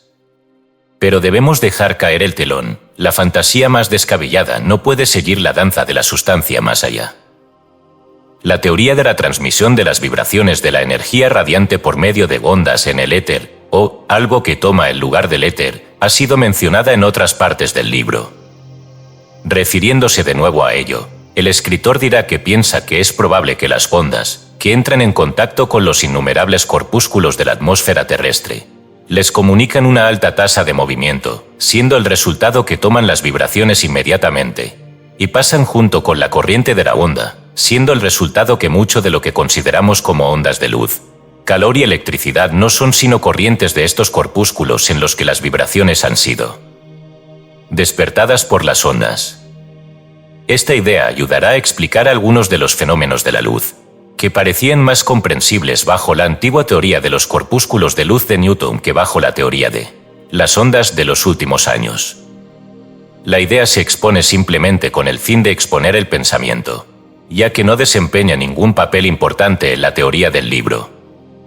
Otra cuestión que no debe pasarse por alto en relación con la luz y el calor y la electricidad es que las partículas absorben o co-captan las vibraciones en diferentes grados. Su receptividad depende de su modo vibratorio particular o de la costumbre de su clase. Si no pueden absorber las vibraciones, las reflejan. Las sustancias, de cualquier tipo particular, absorben el calor en el grado de su peso atómico. En el próximo capítulo aprenderemos algo de la ley de atracción, esa maravillosa ley que hace posible cualquier movimiento o energía radiante. Capítulo 10. La ley de la atracción. En los capítulos anteriores hemos visto que todas las formas de energía radiante, es decir, la luz, el calor, la electricidad y el magnetismo, surgieron del movimiento de las partículas de la sustancia. Ahora es importante saber cuál es la causa de este movimiento de las partículas. La ciencia es algo brumosa y nebulosa en este tema, pero de manera general decide que es causado por las relaciones y posiciones mutuas de las partículas, que surgen de sus respectivas cualidades atractivas, como lo ha expresado un escritor reciente. Pues bien, esto es mejor que la antigua forma de buscar refugio y repliegue en un mero volumen de palabras densas. Es, en efecto, la única conclusión lógica, esta de que las operaciones de la ley de atracción se manifiestan en el movimiento de las partículas. Esta gran ley de atracción es la mayor ley de la naturaleza. Opera en todos los planos de la vida. Siempre está en evidencia. Considerémosla. Comencemos por considerar la exhibición más magnífica y constante de esa ley, la gravitación. La gravitación es el enigma del universo, y la única forma de energía que desconcierta a la ciencia, un misterio tan grande que la ciencia ni siquiera se atreve a adivinar su naturaleza. No se encuentra en los libros ninguna teoría sobre el origen y la naturaleza de la gravitación. Veamos qué es la gravitación. Es más que la fuerza que tira de las cosas hacia la Tierra, como la definiría el hombre común. Hace algo más que hacer que el agua corra colina abajo, y que las ruedas de los molinos giren para impulsar la maquinaria. La fuerza del agua es el resultado de la gravitación, pero incluso la energía de las cataratas del Niágara es insignificante cuando se compara con las otras manifestaciones de la madre de la energía gravitación. Webster define la gravitación como aquella atracción o fuerza por la que todos los cuerpos o partículas del universo tienden unos hacia otros. Siguiendo esta definición, añadamos que cada partícula de la sustancia tiene una atracción por cualquier otra partícula. En vista de nuestra creencia de que esta atracción es una forma de esfuerzo mental, consideremos el término atracción como una forma de lo que llamamos deseo o incluso amor en el mundo mental. Si se piensa de esta manera, se podrá entender mejor nuestra línea de pensamiento. Y, además de que cada partícula de la sustancia tiene una atracción, amor o deseo, por cualquier otra partícula, tiene los medios y el poder de atraer a esa otra partícula hacia sí misma. y de moverse hacia esa otra partícula al mismo tiempo. Webster da una idea muy clara de esto cuando define la atracción como un poder invisible en un cuerpo por el cual atrae cualquier cosa hacia sí, el poder en la naturaleza que actúa mutuamente entre los cuerpos o partículas últimas, tendiendo a atraerlos juntos o a producir su cohesión o combinación, y a la inversa, resistiendo la separación. La mayoría de las personas, cuando piensen en la gravitación, se conforman con la idea de que es una fuerza que tira de las cosas hacia el suelo, y no piensen en ella como una fuerza que tira de las cosas de otras maneras además de hacia abajo, y que es poseída y ejercida tanto por la mota de polvo como por toda la Tierra, tanto por la molécula como por la masa. La razón de esto es que este poder es tan leve en pequeños cuerpos de sustancia que pasa desapercibido, y que solo cuando la masa es lo suficientemente grande como para que el tirón sea fuerte, se percibe y aprecia que la fuerza existe. La falta de información por parte de la persona promedio con respecto a este tema es sorprendente, particularmente cuando se comprende la importancia del conocimiento. La atracción que mantiene unidas las moléculas de la sustancia es la gravitación. La atracción que tira de un trozo de sustancia hacia la Tierra es la gravitación. La atracción que mantiene los soles y los planetas en sus órbitas es la gravitación. Veamos las operaciones de la ley. En astronomía puedes aprender que los movimientos de los planetas alrededor del Sol y de las lunas alrededor de sus planetas, sus posiciones relativas regulares y constantes, son causados por la fuerza de la gravitación. Si no fuera por esta atracción del Sol, los planetas saldrían volando al espacio, como una piedra de una onda. La atracción de la gravitación actúa sobre los planetas como lo hace la cuerda de la onda que hace girar y que impide que la piedra salga volando durante el giro hasta que se suelta la cuerda. Algunos astrónomos piensan que nuestro Sol gira alrededor de un Sol mayor, y este a su vez alrededor de otro mayor, y así hasta el infinito. Si esto es así, entonces la atracción de la gravitación es la que los mantiene a todos en sus órbitas y lugares a pesar de su movimiento. Y en física, puedes aprender que esta misma atracción de la gravitación impide que las personas y los objetos de la superficie de la Tierra salgan volando hacia el espacio, y que mantiene unidas las porciones de la Tierra, impidiendo que se separen. Y recuerda esto, porque es importante: la atracción de la Tierra, por grande y poderosa que sea, no es más que el poder de atracción combinado de sus moléculas, o átomos, o partes constituyentes. El centro de la Tierra es el centro de la atracción, porque es el centro de la agregación de sus partículas. No hay que suponer que la Tierra atrae simplemente hacia abajo, es decir, hacia su centro. Por el contrario, las grandes masas de tierra, grandes montañas, por ejemplo, ejercen un cierto grado de atracción de gravitación, y los experimentos han demostrado que una plomada se desvía ligeramente a causa de la proximidad de una gran montaña. Y la razón por la que los cuerpos pierden peso al descender de la superficie de la Tierra es porque dejan por encima de ellos una cierta gran parte de las moléculas que componen la Tierra, cuya masa de moléculas ejerce una atracción proporcional a su masa, atracción que equilibra la de la masa de Tierra por debajo de ellos. La ciencia enseña que si la Tierra estuviera hueca en el centro, el peso allí sería cero, o nada en absoluto, y que un cuerpo flotaría en el espacio del centro de la Tierra igual que lo hace un globo en el aire, siendo la razón de ello que la atracción se igualaría, atracción igual desde cada dirección, contrarrestándose mutuamente. Considerando que el radio de la Tierra es de 4.000 millas, un cuerpo que pesara 100 libras en la superficie pesaría 75 libras a la profundidad de 1.000 millas, pero 50 libras a la profundidad de 2.000 millas, pero 25 libras a la profundidad de 3.000 millas, y nada, o cero, a la profundidad de 4.000 millas, que sería el centro de la Tierra. Esto, por supuesto, supone que la sustancia de la que está compuesta la Tierra es de densidad uniforme desde la superficie hasta el centro. Desde una distancia igual por encima de la superficie de la Tierra, los cuerpos lanzados o dejados caer llegarán a la superficie con exactamente el mismo grado de velocidad y en exactamente el mismo tiempo, independientemente de su peso o tamaño. En otras palabras, un corcho o un trozo de plomo, independientemente de su tamaño, se desplazarán con igual rapidez.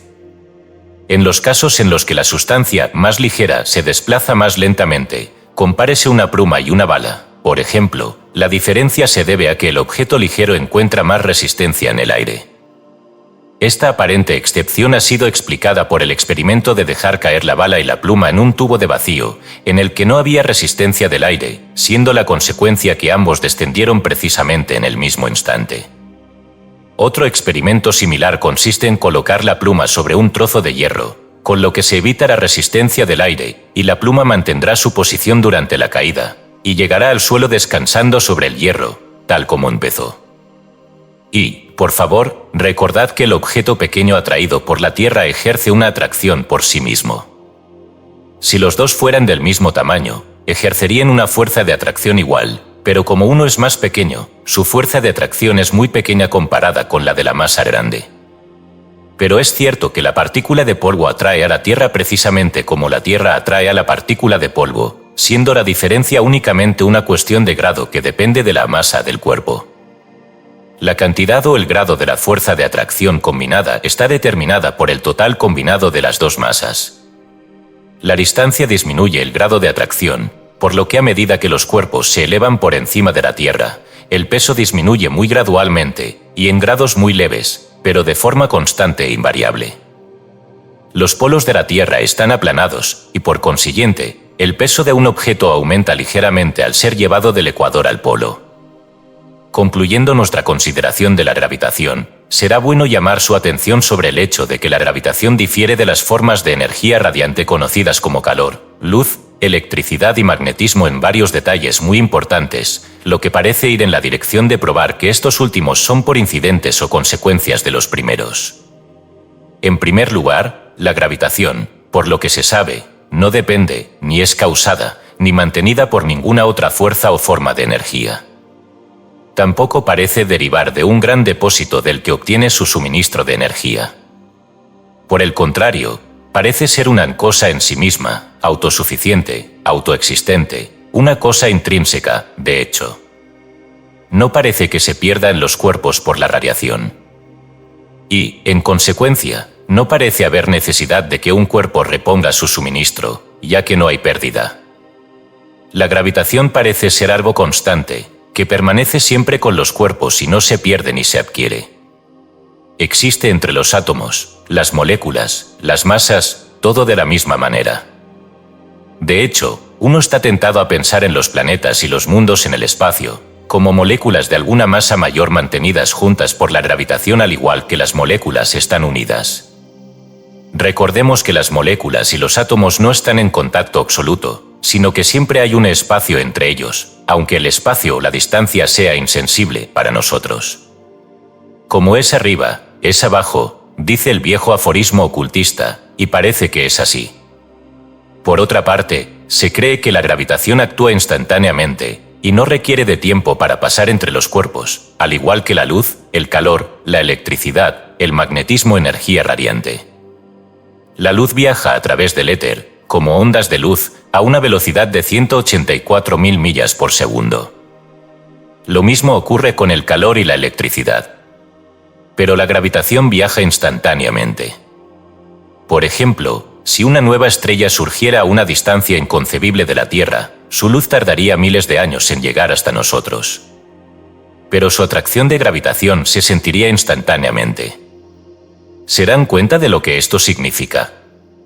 Significa que la gravitación está de alguna manera conectada con el éter, o medio transportador, que un impulso comunicado en algún punto del espacio a trillones de millas de distancia se siente de inmediato en nuestro punto del espacio, y viceversa. Hay aquí un terrible misterio, y las leyes de la sustancia y de la fuerza, tal como se entienden generalmente, no lo explican. Y las teorías relativas al éter no lo aclaran. Pero espera un poco. Pero más que esto. La ciencia sostiene que la gravitación no requiere un medio, que parece ser su propio medio, que no necesita éter u otro medio para transmitir su influencia. También en este aspecto, la gravitación difiere de la forma de energía radiante. Además, no es cortada o interferida por ningún cuerpo intermedio, pues su fuerza opera a través de tales cuerpos intermedios. Por ejemplo, en un eclipse de Sol, la Luna pasa entre la Tierra y el Sol, pero la gravitación no se ve afectada en lo más mínimo, pues los cuerpos evidenciarían tal cambio inmediatamente si se produjera. Así pues, la gravitación actúa instantáneamente, es su propio medio y no puede ser interferida por un cuerpo intermedio. En efecto, pertenece a una clase diferente de la luz, el calor y la electricidad. Y ahora consideremos las otras formas de atracción. En los capítulos anteriores hemos visto que la forma de atracción llamada cohesión hace que las moléculas tiendan unas a otras y que permanezcan en contacto más o menos estrecho, determinando los diferentes grados de cohesión, la densidad, etc., del cuerpo. Si la fuerza de atracción de la cohesión se eliminara repentinamente, los cuerpos más sólidos, así como los más ligeros, se convertirían instantáneamente en un polvo muy fino, resolviéndose así en sus moléculas constituyentes. La separación de las moléculas, es decir, el alejamiento ocasionado por el calor, es denominado por los físicos como repulsión. Pero el escritor sostiene que la repulsión es una cosa totalmente diferente, y que el calor simplemente hace que las moléculas pierdan una parte de su poder de atracción mutua. Hasta que se retira el calor, las moléculas responden a la atracción ininterrumpida. Las moléculas son como amantes que se atraen mutuamente, y permanecen unidas a menos que se separen violentamente, o por algún desvanecimiento de la atracción. Consideremos el calor como un elemento perturbador, un malentendido entre los amantes moleculares, que bajo su influencia se separan un poco y solo se reúnen cuando se elimina el obstáculo y se manifiesta de nuevo la armonía. Como hemos mostrado en un capítulo anterior, las llamadas propiedades de la materia, es decir, la dureza, la tenacidad, la maleabilidad, la ductilidad, etc., no son más que la prueba de una persistente cohesión de las moléculas, un fuerte amor o deseo mutuo que les hizo adoptar todos los medios posibles en su poder para resistir e impedir la separación de las moléculas que forman la masa. Era como un intento desesperado de evitar la ruptura de la familia. Cada una de las llamadas propiedades físicas especiales de la materia no es más que la acción de la molécula que se resiste a la separación, obedeciendo a esa ley de su ser llamada atracción, o gravitación, o cohesión, o adhesión, pero que también podría llamarse deseo o amor. Y, recordemos, que esta ley no parece ser meramente de autoconservación de la molécula, pues permanece intacta incluso después de la separación de sus compañeros o familia. Es más, pues es una ley que la hace inclinar todas sus energías en permanecer dentro de la distancia molecular o la estrecha compañía con su familia, y resistirse a la desintegración. Es como el instinto social en el hombre, si se nos permite usar la figura. Ahora, la atracción de los átomos, la afinidad química, o quimismo, como se le llama. Un átomo, como sabéis, es la unidad química de la materia, y la partícula más pequeña de la materia que puede entrar en combinación, dejando el corpúsculo fuera de la consideración, por el momento. Estos átomos exhiben y manifiestan una atracción mutua que les hace formar combinaciones o matrimonios, y así combinarse, formando una molécula.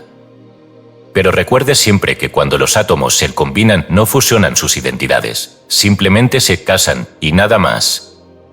Cada átomo mantiene su propia identidad, y se encuentra intacto si el matrimonio se destruye por un proceso químico, que podría llamarse la terminación del matrimonio molecular, por divorcio, es decir, por un átomo que abandona a su pareja y busca una nueva afinidad, en forma de algún átomo más atractivo o atrayente. Porque, desgraciadamente, los átomos son más o menos volubles y a menudo dejan a sus compañeros de vida por alguna otra partícula fascinante. A veces se manifiesta una condición de qué feliz podría ser con cualquiera de los dos. Si el otro encantador se fuera, hay un conflicto de atracciones.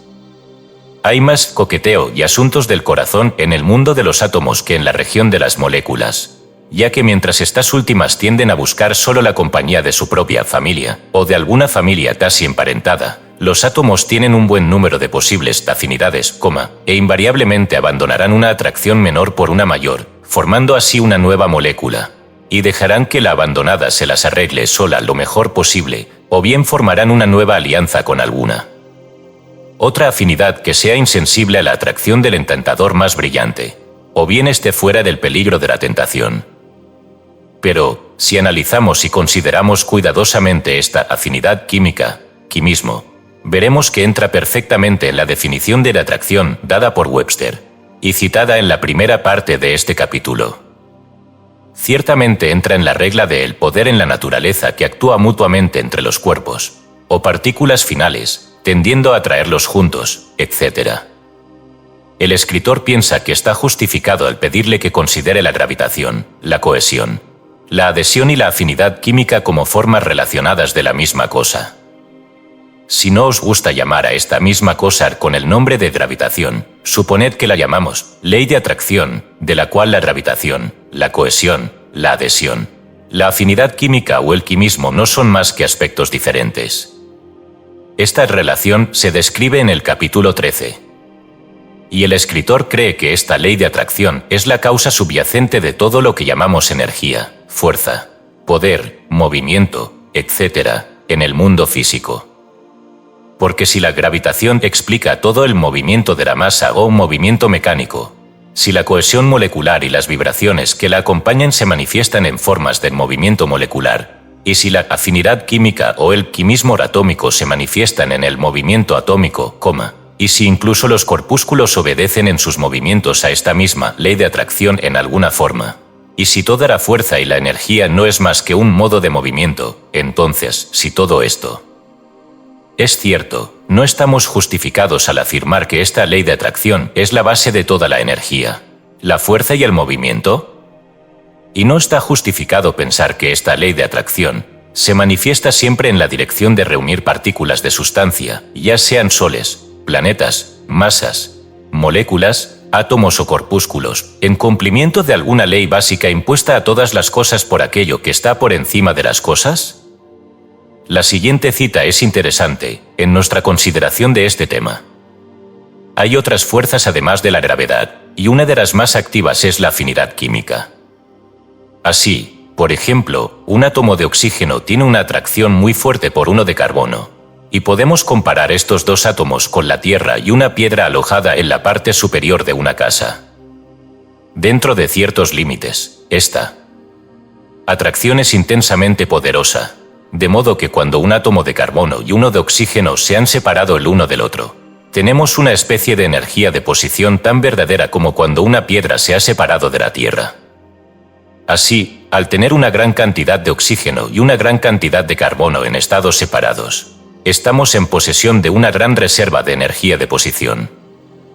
Cuando permitimos que la piedra y la Tierra se junten, la energía de posición se transformó en la de movimiento real, y por lo tanto debemos esperar que ocurra algo similar cuando se permite que el carbono y el oxígeno separados se junten. Esto ocurre cuando quemamos carbón en nuestros fuegos, y el resultado primario, en lo que respecta a la energía, es la producción de una gran cantidad de calor. Por lo tanto, nos lleva a conjeturar que el calor puede denotar un movimiento de partículas en la escala pequeña, así como el apresuramiento de la piedra y la Tierra denota un movimiento en la escala grande.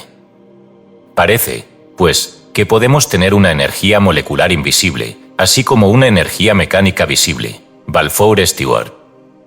Al escritor le parece que la partícula de la sustancia encuentra dentro de su principio mental, pues ya se ha visto que toda sustancia tiene algo parecido a la vida y a la mente, un deseo constante, imbuido en su propia naturaleza, que le hace buscar la satisfacción. Este deseo de satisfacción se traduce en malestar y busca una solución a lo largo de dos líneas. Estas dos líneas están indicadas por dos deseos totalmente diferentes que encuentra en su interior. El primero es un deseo o inclinación a buscar la compañía de alguna otra partícula. El segundo es un deseo o inclinación a estar libre de ataduras o enredos. El deseo de apego surge de la fuerza de la ley de atracción que existe entre cada partícula de sustancia. El deseo de no apego surge de una inclinación interior por la libertad. Estos dos deseos o inclinaciones pueden llamarse deseo de impresión y deseo de expresión. El deseo de impresión, o presionar hacia adentro, se manifiesta a lo largo de las líneas de acción que tienden hacia el apego, la moralidad, el compañerismo, la combinación. El deseo de expresión, o presionar hacia afuera, se manifiesta a lo largo de las líneas de acción que tienden hacia la individualidad, la libertad, la independencia, el desapego, etc. Y ambos son anhelos fuertes, y ambos tienden a producir desasosiego, que resulta en movimiento. La atracción del deseo de impresión existe siempre, y siempre es modificada y contrarrestada por el empuje, del deseo de expresión. Y del juego de estos dos deseos o fuerzas resulta la actividad, el movimiento y el cambio. Como los dos ángeles en conflicto de la mitología persa, Ahriman y Ormuzd, estos dos deseos luchan entre sí en el teatro del universo, siendo el resultado el movimiento y el cambio constantes. Y, si se le perdona al escritor por caer en el misticismo por el momento, ¿no será que estos deseos conflictivos de separación y unidad, respectivamente, no son más que formas diferentes del deseo de satisfacción a través de la unidad? La impresión busca la unidad mediante la combinación con otras partículas separadas, pero no la encuentra. La expresión busca la unidad separándose y tratando de realizarla de esa manera, pero no la encuentra. Pero ambos son aspectos diferentes del mismo deseo de satisfacción, y solo cuando la mente reconoce la unidad en la diversidad, llega la satisfacción. Y así la lección de la partícula se convierte en la lección del hombre. Estos deseos conflictivos de las inclinaciones de las partículas, una que las impulsa en la línea de la atracción y otra en la línea de la separación, producen la danza de los átomos, el movimiento de las partículas. Cuando la partícula se manifiesta en la línea de la expresión, se aleja de la otra partícula y, por consiguiente, también la aleja. Cuando se manifiesta en la línea de la impresión, tira de sí misma hacia la otra partícula, al mismo tiempo, tira de la otra partícula hacia sí misma. En ambos casos, el medio de la atracción se extiende sobre el espacio que las separa, como se describirá en los próximos capítulos. Este tirón y empuje es llamado por la química atracción y repulsión de las partículas. Tal vez no sea necesario decir que la fuerza de atracción de la cohesión o de la afinidad química es mucho más fuerte que la de la gravitación, en el caso de las mismas partículas. De lo contrario, si se levantara un trozo de hierro, la atracción de la gravitación haría que sus partículas se separaran y cayeran al suelo, mientras que la atracción de la cohesión y la de la afinidad química permiten a las partículas contrarrestar la atracción de la gravitación, permaneciendo así intactas. Comparada con la cohesión o la afinidad química, la atracción de la gravitación es incomparablemente débil.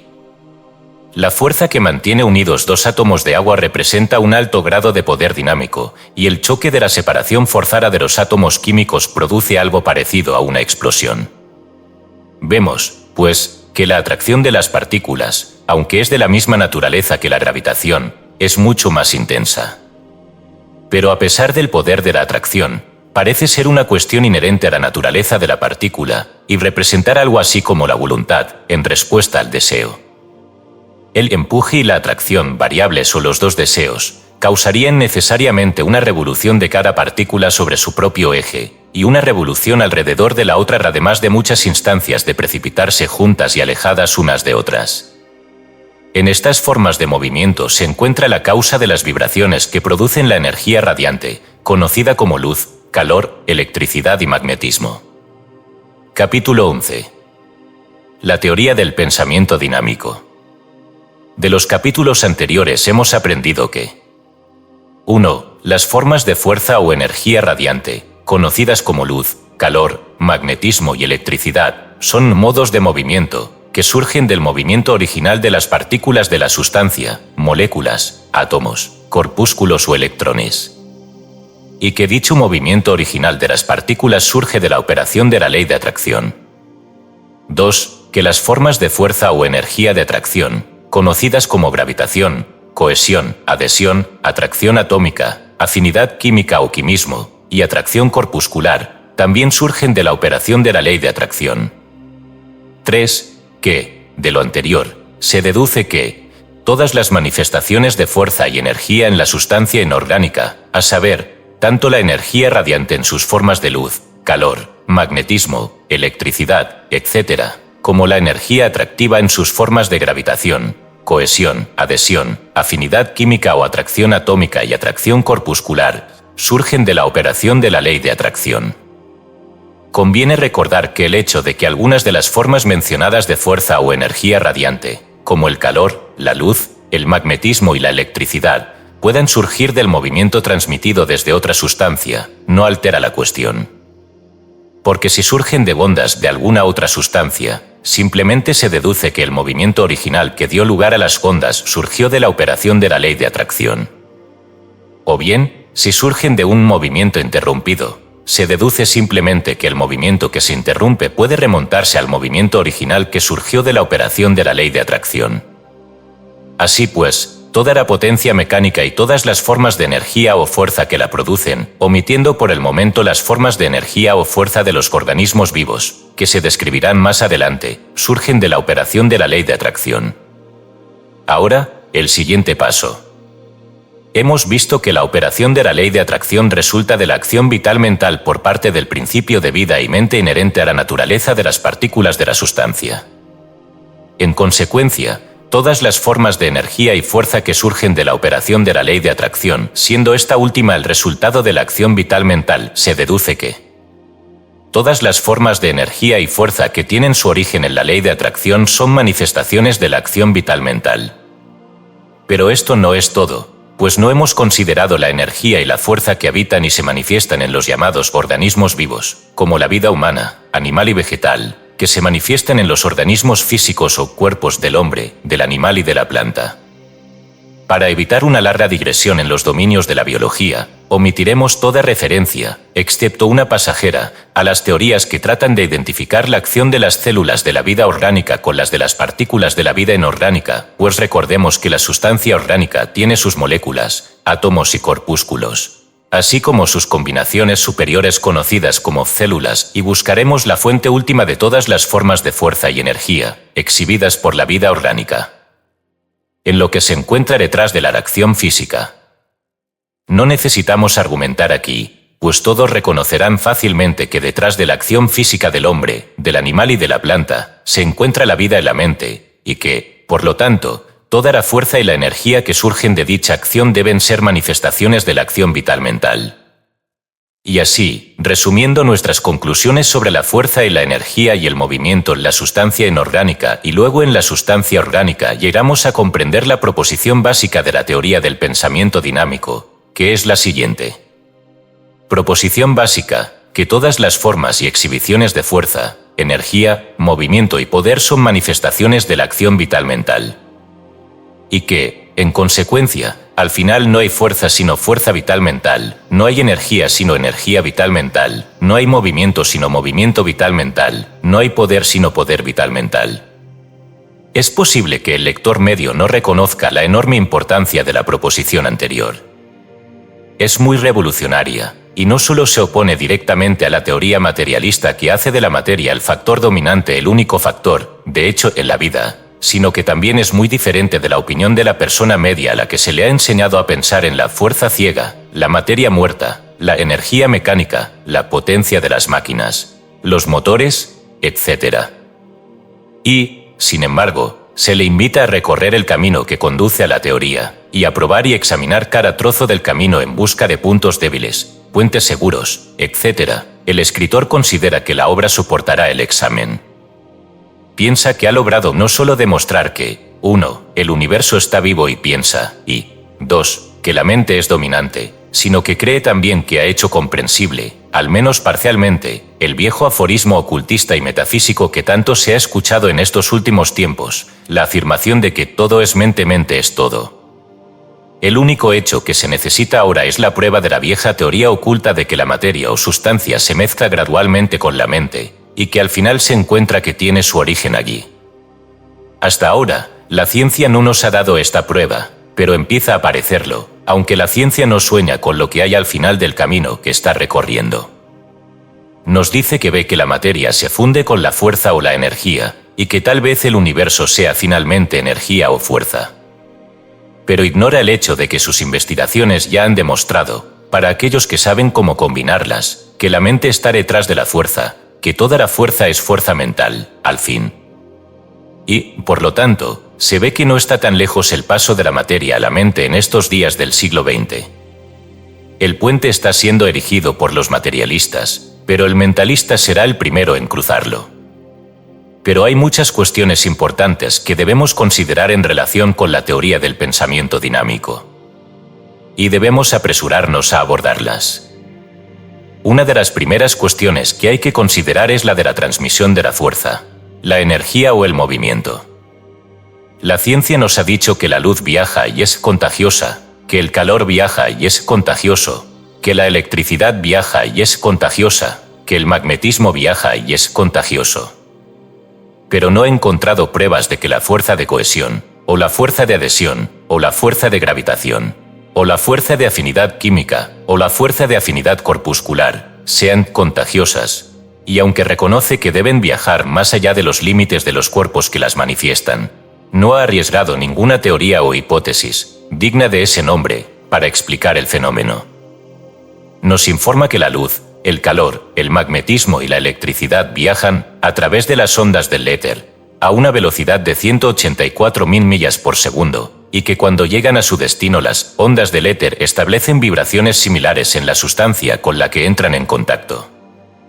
La única explicación del método o medio de viaje es la teoría del éter de Aristóteles, que, aunque generalmente se acepta como una hipótesis de trabajo, sin embargo, provoca una amplia sonrisa en el rostro de cualquier científico reflexivo que la considere en detalle. En cuanto al medio de transmisión de la gravitación, la cohesión, la afinidad química y la afinidad molecular, la ciencia es muda. Todo lo que dice es que se cree que la gravitación viaja instantáneamente sobre distancias que la luz, viajando a la velocidad de 184.000 millas por segundo, tarda más de 2000 años en recorrer. Verdaderamente, la gravitación desafía las teorías y estimaciones científicas, y se ríe del éter.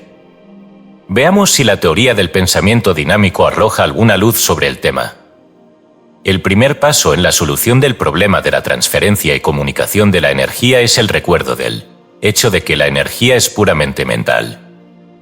Ya sea la gravitación, la afinidad o la atracción, por un lado, o la luz, el calor, el magnetismo o la electricidad, por otro, todo es fuerza mental. La atracción en todas sus formas ha sido reconocida como acción mental.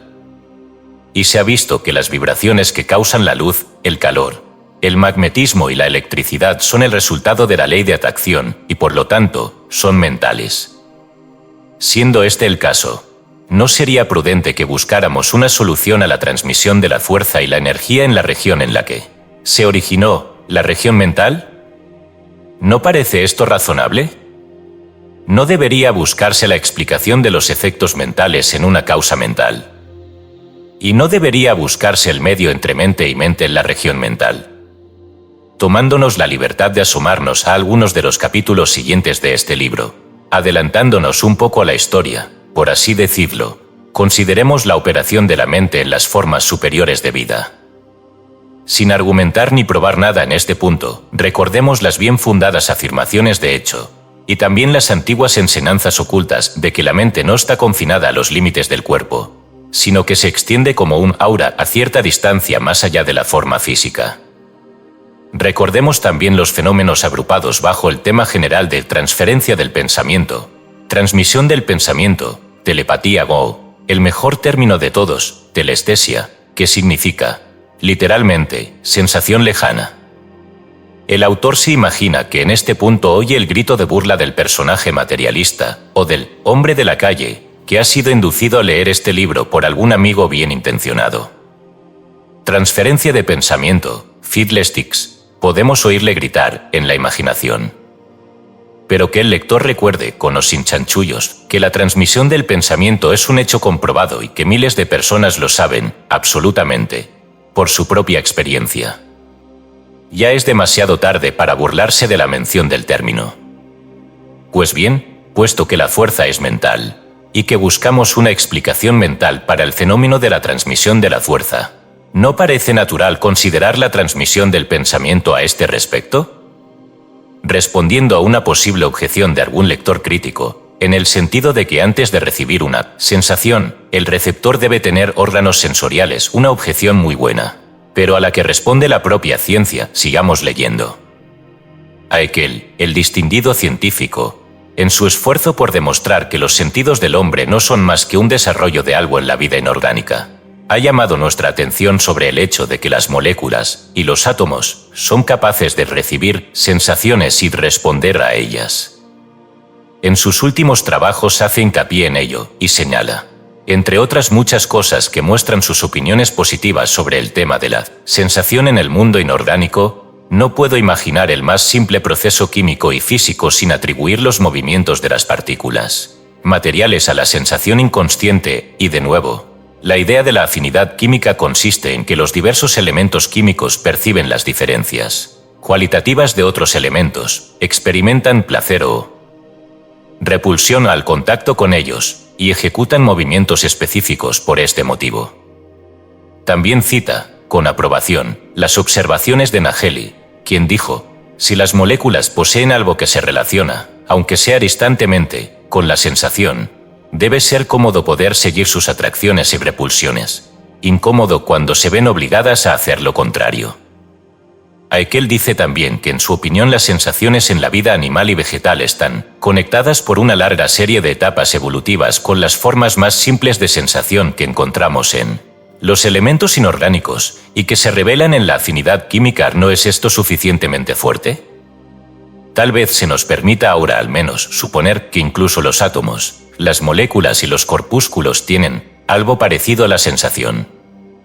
Alguien puede objetar ahora que Haeckel habla de contacto entre las partículas y que la sensación por contacto, incluso en un átomo, es muy diferente de la sensación sin contacto, a corta distancia.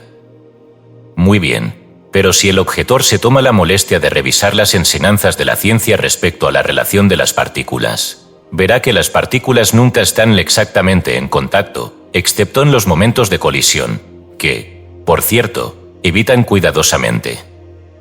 Los corpúsculos, como hemos demostrado, tienen mucho espacio para moverse, y se mueven en órbitas alrededor de los demás. Los átomos se combinan, pero siempre hay espacio entre ellos, como puede verse por referencia a las enseñanzas relativas al éter, que llena las grietas según la teoría. Y las moléculas también tienen mucho espacio, como puede verse por referencia a esa parte del tema, particularmente a la comparación de la gota de agua ampliada al tamaño de la Tierra, en la que las moléculas aparecerían del tamaño de la gota original con más espacio entre cada una que su propio tamaño. De hecho, como se ha demostrado en un capítulo anterior, las partículas se atraen solo hasta una cierta distancia, a partir de la cual resisten el impulso o la atracción y se apartan un poco. No se acercarán demasiado sin crear perturbaciones y manifestaciones de fuerza, y si se separan más allá de cierta distancia, el poder de atracción deja de actuar. Pero siempre hay algún espacio entre ellas, y hacen un puente sobre ese espacio y ejercen y reciben la fuerza atractiva de alguna manera. Esto es cierto no solo para las partículas, sino también para los grandes cuerpos, como la Tierra y los planetas, que se atraen, y se atraen a grandes distancias. Ahora la pregunta: ¿cómo ejercen el sentido y el poder de atracción sobre la gran distancia comparativa grande? Comparativamente, así en el átomo, como en el planeta y el Sol. Alguien puede responder a la pregunta que cierra el último párrafo con la palabra electricidad. Muy bien, la electricidad, como el éter, viene muy bien cuando uno se ve obligado a explicar algo no conocido. La electricidad, al igual que el periodo glacial, el éter de Aristóteles, las leyes naturales y la sugestión, es un arma de argumentación muy útil, y a menudo actúa como preventivo para una mayor indagación e investigación, hasta que surge algún precedente lo suficientemente irreverente como para preguntar: ¿pero por qué y cómo? Y empieza a rodar la pelota de nuevo.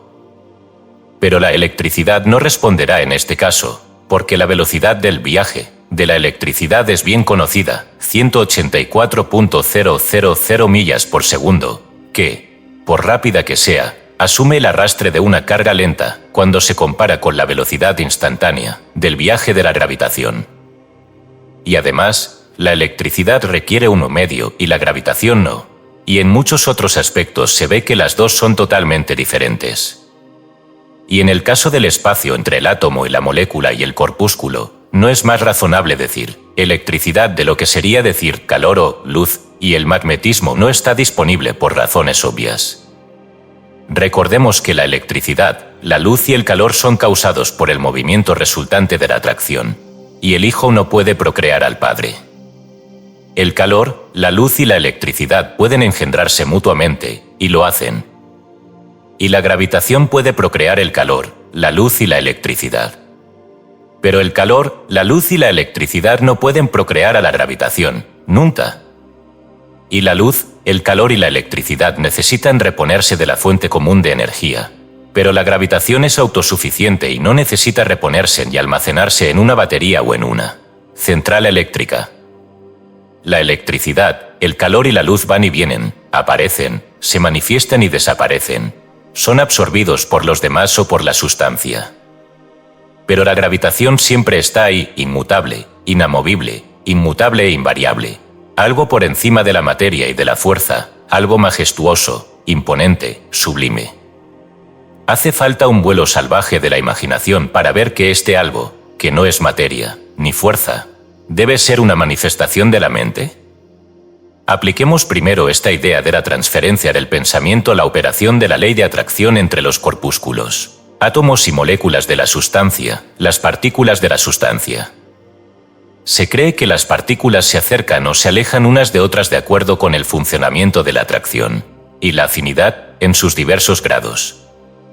En primer lugar, deben desear moverse, no el deseo en el sentido desarrollado en que lo sentimos, sino un sentimiento elemental, o una inclinación, o una tendencia, llámelo como quiera, pero sigue siendo una emoción mental rudimentaria, un movimiento y que conduce al movimiento. No se trata de un juego de palabras, busquen el significado de la palabra emoción y verán su aplicación. Luego, tras el deseo, viene la acción en la dirección de gratificarlo. Las partículas actúan para satisfacer el deseo de dos maneras, actuando a distancia. Recuérdese, ejercen la fuerza de atracción, que el escritor cree que es la fuerza mental, transmitida por la mente. La proyección, estableciéndose así un vínculo o conexión mental o psíquica. Por medio de este vínculo de la mente, la partícula se esfuerza por 1. Atraerse a sí misma hacia el objeto, y 2. Atraer el objeto hacia sí mismo. En el caso de la molécula, este deseo y este movimiento parecen ser mutuos y se manifiestan en todas las moléculas por igual, siempre que estén a una distancia molecular, como la llama la ciencia. Pero en el caso de los átomos, parece ser diferente, pues se encuentra un mayor grado de elección o afinidad electiva. Esta elección no es del todo libre, sino que depende de los gustos y disgustos relativos de ciertos tipos de elementos, como hemos visto en capítulos anteriores, aunque, ciertamente, estos elementos están todos hechos de la misma materia en diferentes combinaciones. No se conocen los detalles de la atracción corpuscular, por lo que no se puede decir si existen preferencias, o si, en palabras de la calle, todos los corpúsculos se parecen entre sí. Parece, sin embargo, que debe haber algunas razones para la preferencia entre los corpúsculos. De lo contrario, siempre se formarían en las mismas combinaciones, siempre actúan igual entre sí, ya que son iguales en otras acciones y por lo tanto solo habría un elemento o clase de átomo formado, en lugar de los 75 ya conocidos. Ciertamente, en este caso, podría ser que el único tipo de átomo formado fuera el átomo de hidrógeno, y que todos los demás elementos o átomos fueran modificaciones de ese átomo, lo que demuestra el sueño de los científicos del siglo XIX. Pero, como diría Kipling, esa es otra historia. Volver a la partícula que dejamos tratando de atraer a la otra partícula hacia sí, y a sí misma hacia la otra. No hay ninguna conexión material entre ellas, y la electricidad y el magnetismo no responden. Entonces, ¿qué hay que hacer? Evidentemente, la partícula lo sabe, ya que ejerce un poder o fuerza de atracción, por medio de la conexión mental, y los dos se unen. Es evidente que la partícula puede ejercer un poder de repulsión o de alejamiento invirtiendo el proceso, actuando el vínculo mental como medio. Esto puede provocar una sonrisa, porque nunca hemos visto un caso de cuerpos que se unan por lazos intangibles. ¿No es así? Entonces, ¿qué tal dos piezas de acero magnetizado o dos sustancias electrificadas? Oh, eso es diferente, dirá usted. ¿Por qué diferente? No es el vínculo intangible. ¿Y no hemos visto que tanto la electricidad como el magnetismo eran también acciones mentales? Oh, pero bueno, o sí, eso es, quizás la fuerza de atracción es el magnetismo o la electricidad. No, eso no servirá, porque hemos visto que la electricidad y el magnetismo eran productos de esta atracción, no productores de ella. La atracción debe venir antes de la electricidad y el magnetismo, no después de ellos. Estás mezclando causa y efecto. Y, aunque tuvieras razón y no puedes tenerla, la fuerza eléctrica o magnética no sería puesta en funcionamiento y dirigida por la acción mental, que surge del deseo. Cuando se estudia la ley de la atracción, no se puede prescindir de la acción mental. Pero, ¿qué pasa con el hecho de que el calor hace que las partículas cambien sus vibraciones y se separen? ¿Y todo ese tipo de cosas? Seguramente esto aleja el asunto de la acción mental, ¿no es así? Pues bien, el autor piensa que el fenómeno mencionado solo ayuda a probar su teoría. Y se esforzará por demostrárselo a usted. La consideración de los hechos relatados en este capítulo nos lleva a una proposición complementaria a nuestra proposición básica, que puede ser enunciada como sigue. Proposición complementaria y no solo la ley de atracción es la manifestación de un proceso mental o de una acción vital mental, sino que la fuerza o la energía que se utiliza para poner en relación las partículas de la sustancia, de acuerdo con esta ley, es, por naturaleza, una fuerza o una energía mental vital que actúa entre los cuerpos o las partículas de la sustancia, sin un medio material. Capítulo 12. La ley de la energía vibrante. En los capítulos anteriores hemos visto que los fenómenos de la energía radiante, conocidos como luz, calor, magnetismo y electricidad, tenían su origen en el movimiento de las partículas, dependiendo las diferentes clases de fenómenos del grado y naturaleza particular de dicho movimiento de las partículas. Hemos visto también que la energía radiante podía comunicarse o transmitirse de un cuerpo de sustancia a otro, y que la comunicación de la transmisión podría llevarse a cabo no solo por el estrecho contacto de los cuerpos, sino por ondas de algún tipo que fueron causadas en algún medio, el éter, por las vibraciones de las partículas del cuerpo, y que ondas, cuando llegaron al otro cuerpo, se transformaron en vibraciones de las partículas correspondientes a las manifestadas en el primer cuerpo. La idea ha sido ilustrada por el teléfono emisor, cuyas ondas sonoras en el diafragma se transformaban en ondas de la corriente eléctrica, y al pasar por los cables se transformaban de nuevo en ondas sonoras por el diafragma del instrumento receptor. Hemos visto también en el capítulo anterior que el medio por el cual estas vibraciones fueron transferidas, transmitidas o comunicadas, podría suponerse que es la mente, siendo la operación semejante a la transferencia del pensamiento. Examinemos ahora el funcionamiento de la materia. En primer lugar, suponemos un cierto estado de vibración que existe en un determinado cuerpo de la sustancia, el calor o la electricidad, por ejemplo, cualquiera de las dos ilustraciones es válida. Otro cuerpo de la sustancia se pone en estrecho contacto con el primero, y las vibraciones de la energía pasan al segundo, no por ondas, sino por un aparente paso real de las vibraciones sin necesidad de ondas intermedias. La ciencia llama a esto transmisión por conducción, siendo la teoría que las partículas pasan rápidamente las vibraciones de una a otra. La convección o conducción a lo largo de otras formas de sustancia, como el aire caliente, el vapor de agua caliente, etc., no es más que una variación de lo anterior, ya que la sustancia es el medio en ambos casos. La tercera forma de transmisión es por radiación, mediante la cual las vibraciones se transmiten por ondas en algún medio distinto de la sustancia, según la teoría, como hemos descrito en un párrafo anterior, así como en capítulos anteriores. De hecho, un análisis cuidadoso del asunto mostrará que incluso en la conducción de la sustancia más sólida, debe haber un medio que no sea la sustancia entre las partículas de la sustancia, ya que las partículas siempre tienen espacio entre ellas, siendo esto cierto para las partículas del aire, así como para las del hierro. Por lo tanto, siempre hay un espacio que debe ser atravesado por un medio no sustancia. Pero no es necesario que nos detengamos en esta cuestión, ya que la explicación general lo explicará también. Ahora, para volver a nuestro cuerpo de sustancia que vibra con la energía radiante, separado de un segundo cuerpo de sustancia por una gran distancia, miles de millas de hecho o millones sería mejor, tomemos dos mundos, por ejemplo, el Sol y la Tierra. Ignorando por el momento la explicación de las gravitaciones, que se dará más adelante, y comprendiendo que no hay ningún medio de sustancia existente entre los dos cuerpos, debemos conceder que hay un medio no sustancial existente entre ellos, ya sea permanentemente o arrojado para el propósito de esta transmisión especial. Nuestra teoría del pensamiento dinámico y de la transferencia del pensamiento entre los cuerpos de la sustancia nos obliga a suponer que este medio es una conexión mental o una relación mental entre los dos cuerpos de la sustancia. Entonces, debemos considerar la cuestión de este medio de la mente que transmite las vibraciones de la energía radiante del Sol a la Tierra. ¿Cómo puede la mente conducir la energía radiante? No conduce la energía radiante, pero sí transmite no la energía radiante, sino el estado mental que provoca las vibraciones de la energía radiante. Esta afirmación de un estado mental que causa vibraciones de energía radiante parece bastante sorprendente a primera vista, pero examinémosla. Hemos visto que la energía radiante era causada por el movimiento o las vibraciones de las partículas, cuyo movimiento o vibración era el resultado del funcionamiento de la ley de atracción, y que esta ley no era sino la manifestación de la acción vital mental.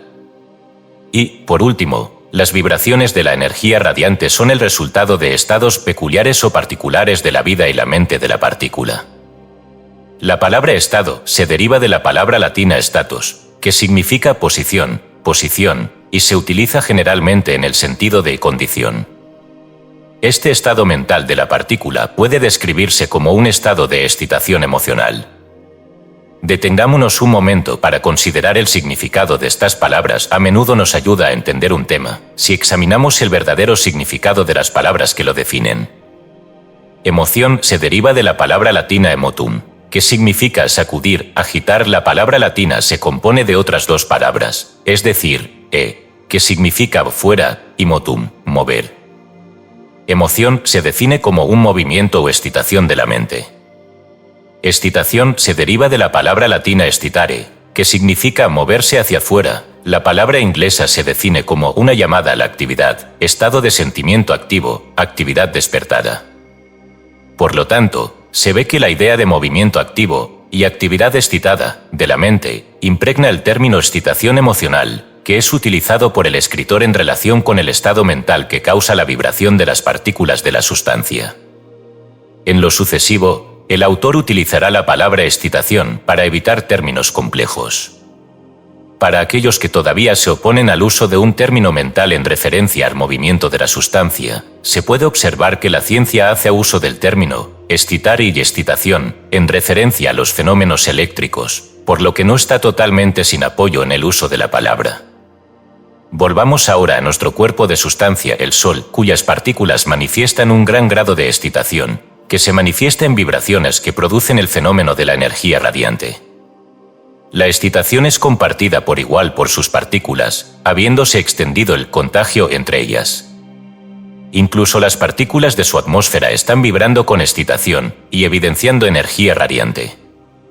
El Sol está en conexión mental directa con la Tierra, como veremos más adelante, y la excitación se transmite por transferencia de pensamiento a lo largo de esta conexión mental, en forma de ondas dinámicas de excitación.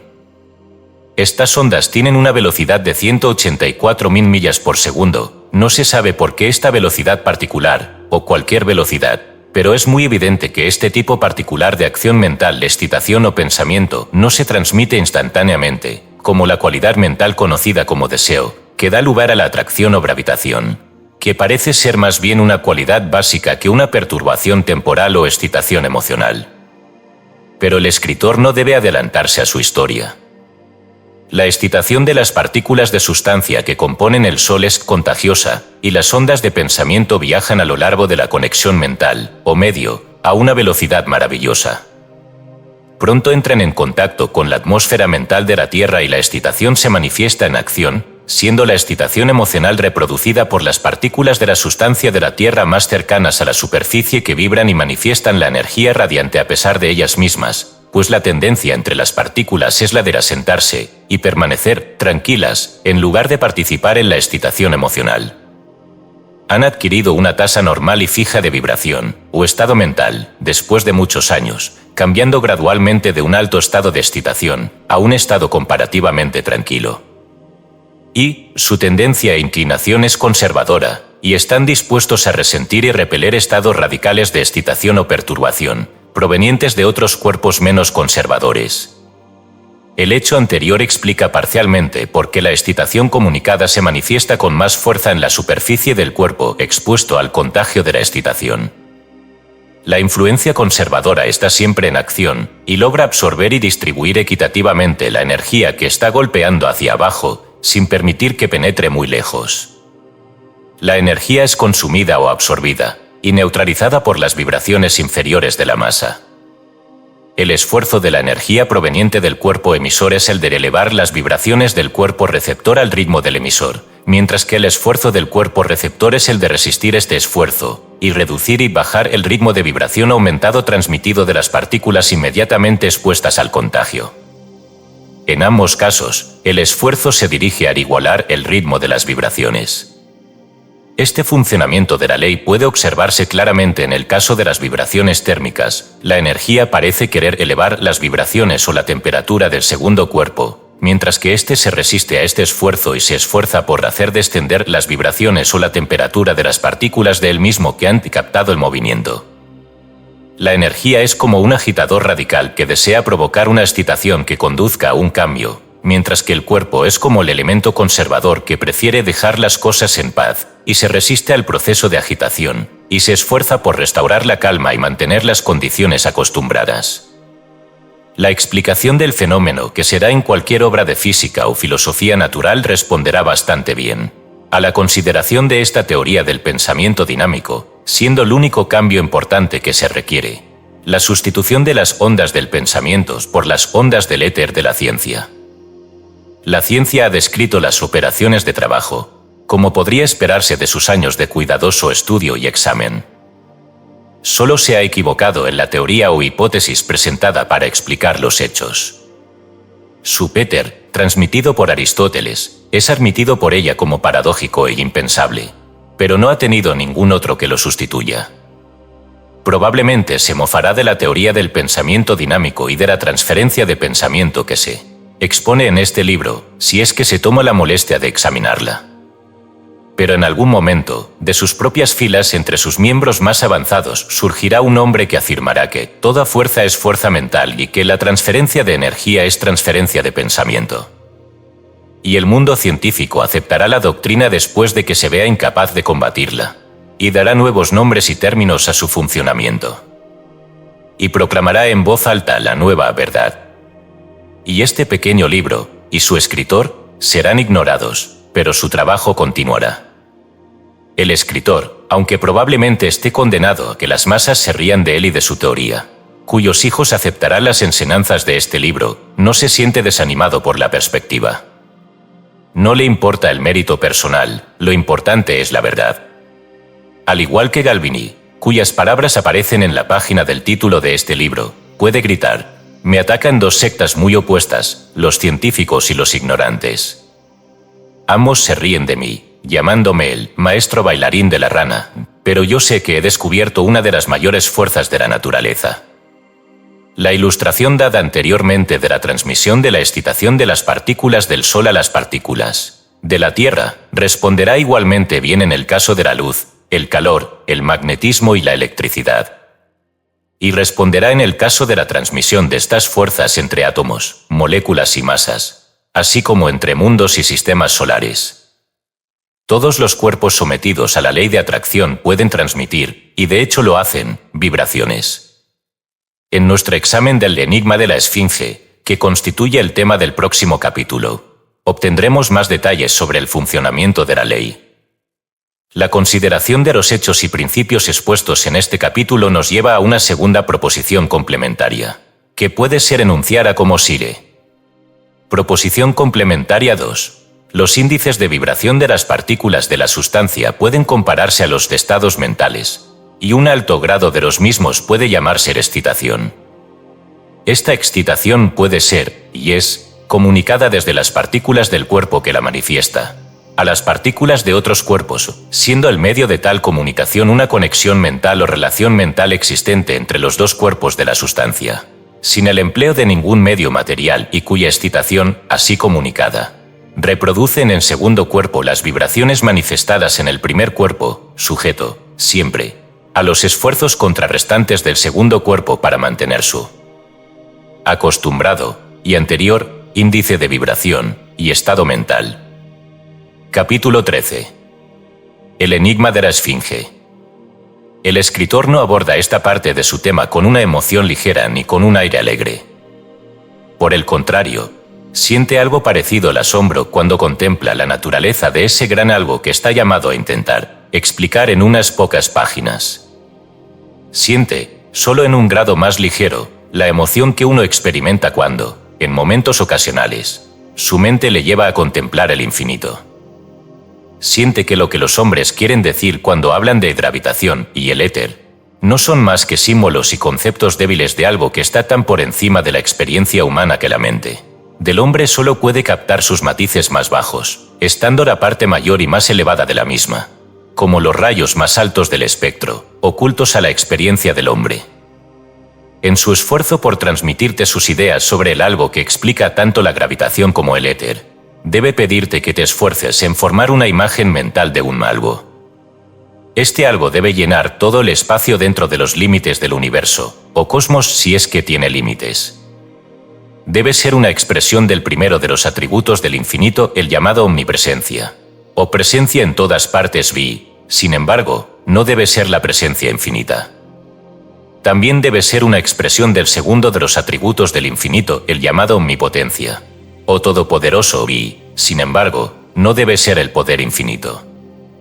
También debe ser una expresión del tercer atributo del infinito, el llamado omnisciencia, o todopoderoso sin embargo, no debe ser la sabiduría infinita. Debe ser una expresión de todos los atributos que consideramos pertenecientes al infinito, y sin embargo, a través de todos ellos, podemos ver al infinito, asimismo, en el fondo, viendo sus expresiones. Este algo en el que se te pide que pienses es ese algo con el que los místicos han soñado. Los filósofos han especulado, los científicos se han burlado y sonreído. Ese algo que los hombres han considerado como la mente universal o la mente cósmica. Se te pide que pienses en este algo como un gran océano de mente pura, que impregna todo el espacio entre los sistemas solares, entre los mundos, entre las masas de sustancia, entre las moléculas, los átomos y los corpúsculos. Dentro y alrededor de todo incluso en todo, en la esencia misma del corpúsculo está, en verdad es esa esencia misma. En el seno de ese poderoso océano de la mente debe residir todo el conocimiento del universo, de todo este lado de Dios. Porque ese conocimiento total no es más que un conocimiento de su propia región. En su interior debe estar encerrada toda la energía, o capacidad de fuerza o movimiento, pues toda fuerza o energía es mental. En su propia presencia ejemplifica la capacidad de llenar todo el espacio. Omnipresente, omnipotente, omnisciente, todos los atributos del infinito se manifiestan en él, y sin embargo, no es más que la expresión exterior de aquello que está detrás del velo, que es la causa sin causa de todo. En ese gran océano de la mente universal o cósmica, los cuerpos de la sustancia no son más que motas de polvo flotantes, o incluso burbujas formadas de la sustancia de ese mismo océano en la superficie de ese océano. Pueden surgir olas, corrientes, ondulaciones, remolinos, torbellinos, tormentas, huracanes, tempestades. De su seno puede surgir vapor, que después de etapas de nubes, gotas de lluvia, fluyendo en arroyos, ríos, bahías, por fin llega de nuevo a la fuente de su origen. A estas perturbaciones y cambios los llamamos energía, fuerza, movimiento, pero no son más que manifestaciones superficiales, y el gran océano está sereno en sus profundidades, y, en realidad, no ha cambiado ni ha sido perturbado. Esto, amigos, es lo que el escritor les pide que acepten en lugar del éter de Aristóteles. ¿Es un intercambio digno? Hemos visto que la atracción de la gravitación era diferente de cualquier otra forma llamada de fuerza y energía, tanto en sus operaciones y leyes, como en su constancia y autosuficiencia. Y que era diferente de las otras formas de atracción, como la cohesión, la afinidad química, etc. Y, por tanto, debemos considerarla como algo más que una mera excitación emocional, en la mente de la partícula, esa burbuja en la superficie del océano. Y debe ser diferente de las formas especiales de atracción manifestadas por el átomo y la molécula. Debe ser algo más simple, más básico y, sin embargo, más constante y permanente. Debe existir antes y después de la excitación, vibración, cohesión y afinidad química. Debe ser la madre de las fuerzas. Imaginemos la mente cósmica como un gran cuerpo de algo que llena el espacio, en vez de como la superficie del océano, figura que acabamos de utilizar. Cualquier figura es igualmente correcta. Esta gran mente cósmica debe ser considerada como llenando el espacio y conteniendo dentro de su volumen, o, por una palabra mejor, innumerables mundos y soles, así como cuerpos más pequeños de sustancia. Estos soles, mundos y cuerpos están aparentemente libres e inconexos, flotando en este gran volumen de la mente. Pero no son libres e inconexos, sino que están unidos por una red de líneas de gravitación. Cada cuerpo de la sustancia tiene una línea que se extiende en una dirección continua y que lo conecta con otro cuerpo. Cada cuerpo tiene una de esas líneas que lo conectan con cada otro cuerpo en particular. En consecuencia, cada cuerpo tiene innumerables líneas que salen de él, algunas delgadas y otras gruesas, cuyo grosor depende de la relación de las distancias mantenidas y de los tamaños relativos de los cuerpos particulares que conecta. Este sistema de líneas forma una gran red de conexiones en el volumen de la mente, cruzándose en innumerables puntos, pero sin interferir entre sí. Y aunque se puede decir que el número es innumerable, estas líneas no llegan a cubrir todas las dimensiones del espacio, o de la mente que lo llena. Hay grandes áreas del espacio que no han sido tocadas por estas líneas. Si uno pudiera ver el sistema de líneas, probablemente aparecería como una sección cortada de una gran tela de araña, con líneas en todas las direcciones, pero con mucho espacio entre las líneas. Tal vez estas líneas convergen a un centro común, y ese centro puede ser. Pero esto es un sueño trascendental. Prosigamos con nuestra consideración del uso de estas líneas. Debe entenderse, por supuesto, que estas líneas no son líneas materiales no hechas de sustancia, sino más bien, condiciones en la mente cósmica. No son ondas de pensamiento que surgen de la excitación de las partículas, sino algo más básico, más simple y más permanente. Observemos más de cerca y veremos que las grandes líneas de gravitación que irradian y conectan mundo con mundo, sol con planeta, son en realidad cables compuestos por líneas mucho más pequeñas, cuyos hilos más finos se ven emanar de cada corpúsculo o partícula de sustancia. La línea de gravitación que va de la Tierra al Sol está compuesta por una masa de hilos minúsculos que conectan cada partícula de un cuerpo con cada partícula del otro. El último análisis nos muestra que cada partícula está conectada con todas las demás partículas del universo por una línea de atracción. Estas líneas de atracción son lo que llamamos gravitación puramente mental en la naturaleza, líneas de mente-principio en el gran volumen de la mente. Estas líneas de gravitación deben haber existido desde la creación de la partícula, y la conexión entre partícula y partículas debe haber existido desde el principio, si es que hubo principio. Las partículas pueden haber cambiado sus posiciones y relaciones en el universo, pero las líneas nunca se han roto. Si la partícula existía como un corpúsculo libre, si estaba combinada como átomo o molécula, si formaba parte de este mundo, solo planeta, o de aquel que estaba a millones de kilómetros de distancia, no importaba. La línea de gravitación siempre estuvo ahí, entre esa partícula y cualquier otra. La distancia extendía y adelgazaba la línea, o lo contrario, según el caso, pero siempre estaba allí. Los obstáculos no eran un obstáculo para el paso, pues las líneas pasaban a través del obstáculo. No se ve que aquí está el secreto del hecho de que no se requiere ningún tiempo para el paso de la gravitación, que aparentemente viaja instantáneamente, mientras que, de hecho, no viaja en absoluto. ¿Y no parece que esta teoría también explica por qué no se requiere ningún medio para el viaje de la gravitación? ¿Y no explica por qué la gravitación no se ve afectada en su paso por los cuerpos que intervienen?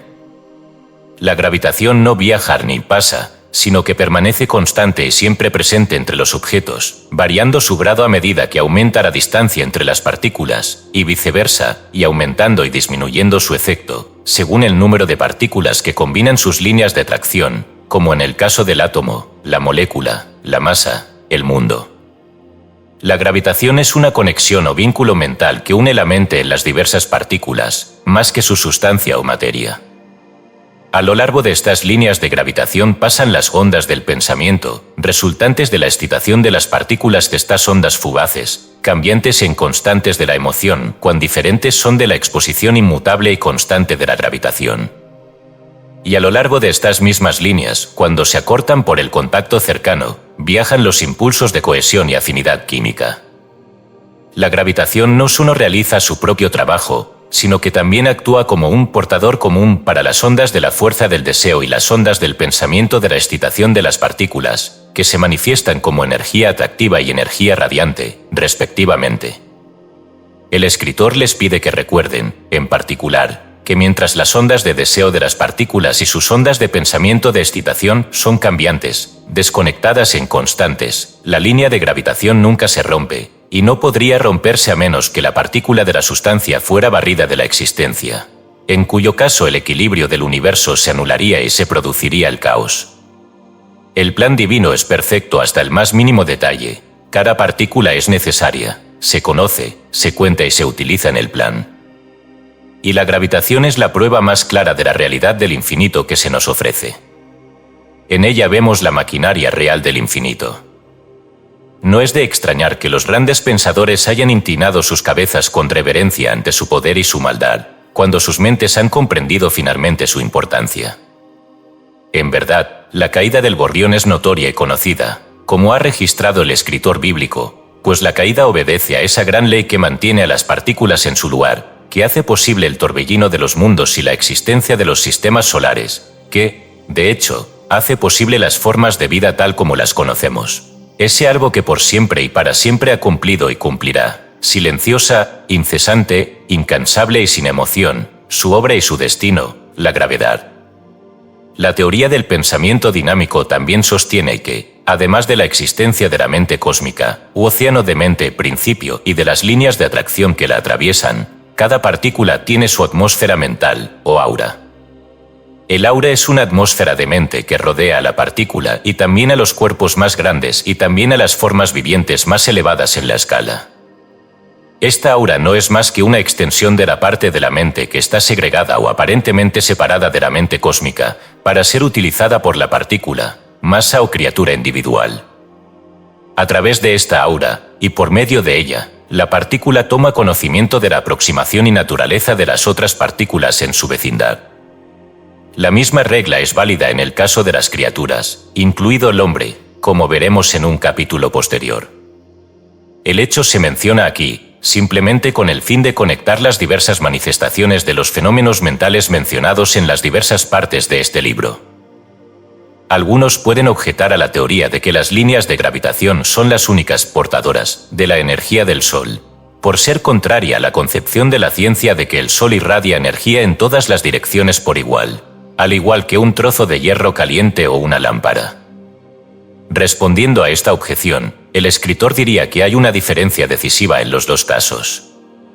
El hierro o la lámpara irradian su calor y su luz a las partículas del aire circundante y a otras sustancias a corta distancia, estando las líneas muy próximas entre sí, tan próximas que parecen ser continuas y no tener espacio entre ellas, al menos no lo suficientemente grande como para ser detectadas por el ojo del hombre o sus instrumentos. Pero con el Sol el caso es diferente, ya que las distancias son mayores y las líneas se separan a medida que aumenta la distancia. Dibujad un diagrama de muchos rayos finos emanando de un punto central, y tendréis enseguida la idea. Si el espacio estuviera lleno de sustancia, como lo está la atmósfera de la Tierra y el aire, por supuesto, pues, entonces las líneas estarían prácticamente unidas. Pero como el espacio entre los mundos está casi desprovisto de sustancia, las líneas entre el Sol y los otros mundos y planetas se separan rápidamente a medida que aumenta la distancia del Sol.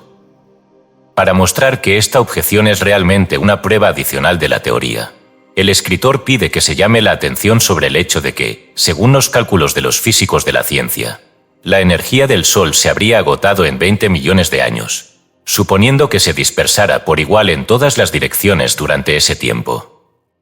Pero, nótese, la ciencia en sus otras ramas, es decir, en la geología, etc., sostiene que el Sol ya ha estado arrojando energía durante 500 millones de años o más, y parece capaz de soportar la tensión durante muchos millones de años más. Así, la ciencia se enfrenta a la ciencia. No armoniza esta teoría las dos, mostrando que el Sol no emite energía en todas las direcciones, por igual y en todo momento, sino que, por el contrario, irradia energía solo a lo largo de las líneas de gravitación. y en proporción a las distancias y tamaños relativos de los cuerpos a los que se irradia dicha energía. El autor no necesita decir que, en el breve espacio de que dispone en las páginas de este libro, se ha limitado a esbozar su teoría de la fuerza dinámica aplicada al mundo inorgánico. La paciencia del lector medio tiene límites y debe pasar a otros aspectos del funcionamiento de la teoría, a saber, la vida mental del hombre, en la que se manifiestan las mismas leyes. Sin embargo, considera que los interesados en las fases del tema abordadas pueden explicarse por sí mismos los detalles que faltan refiriéndose a las enseñanzas de la ciencia moderna sobre los temas de la física, recordando, siempre, sustituir la teoría del pensamiento dinámico por la teoría del éter que la ciencia moderna toma prestada de Aristóteles como un improvisado temporal. El escritor cree que esta teoría dará cuenta de muchos de los eslabones perdidos en la física, una afirmación amplia, él lo sabe, y una extremadamente impúdica o magníficamente segura, según el punto de vista del crítico. El escritor puede ser capaz de arrojar un poco de luz adicional, probablemente, sobre la cuestión de la relación entre la gravitación y las ondas de excitación de la energía radiante.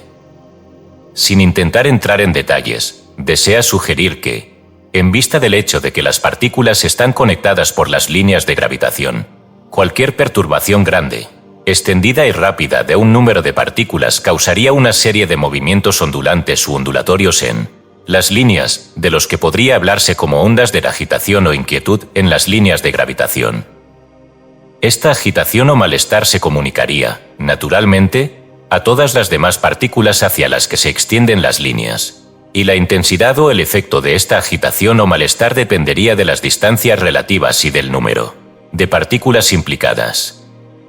Podemos imaginar fácilmente cómo la intensa y alta tasa de vibración entre las partículas del Sol, que se manifiesta como un intenso calor, causaría un alto grado de agitación o inquietud entre las líneas de gravitación, las líneas, bailando hacia adelante y hacia atrás, alrededor y alrededor, siguiendo los movimientos de las partículas, y produciendo así ondas de agitación e inquietud gravitacional, que cuando se comunican a las partículas de la Tierra, producirían una excitación similar entre las partículas de esta última.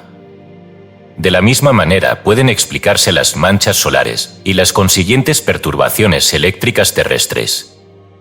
Aunque no se atiene absolutamente a esta concepción particular de los detalles del funcionamiento de la ley, el escritor se siente libre de decir que la considera una idea muy razonable, y que con toda probabilidad se encontrará más cerca de explicar los fenómenos que cualquier otra hipótesis. Coincide ciertamente con la teoría de la onda ondulatoria de la ciencia. Por falta de espacio, la idea se ha expresado aquí de forma muy cruda, ya que es imposible entrar en detalles. La mera mención de los principios generales es todo lo que se puede hacer en este momento y lugar. Y ahora, unas palabras adicionales sobre el tema de nuestra teoría de que en lugar del hipotético éter de la ciencia, una sustancia que no es sustancia, existe un gran océano de mente cósmica. La idea no carece de prueba corroborativa en la dirección del pensamiento de los pensadores avanzados, incluso entre las filas de la ciencia. Si bien la ciencia ha acostumbrado al público a la idea de que en el éter universal puede encontrarse el origen de la materia, la esencia de la energía, el secreto del movimiento, no ha hablado de la mente, en relación con este algo universal. Pero la idea no es del todo nueva, y algunos osados pensadores científicos han dejado constancia de ella. Citemos a algunos de ellos, lo que nos facilitará el camino. Edward Drinke Cope, en varios de sus escritos, insinuó una idea de que la base de la vida y la conciencia se encontraba detrás de los átomos, y podría encontrarse en el éter universal. Dolbear dice, posiblemente el éter sea el medio a través del cual reaccionan la mente y la materia.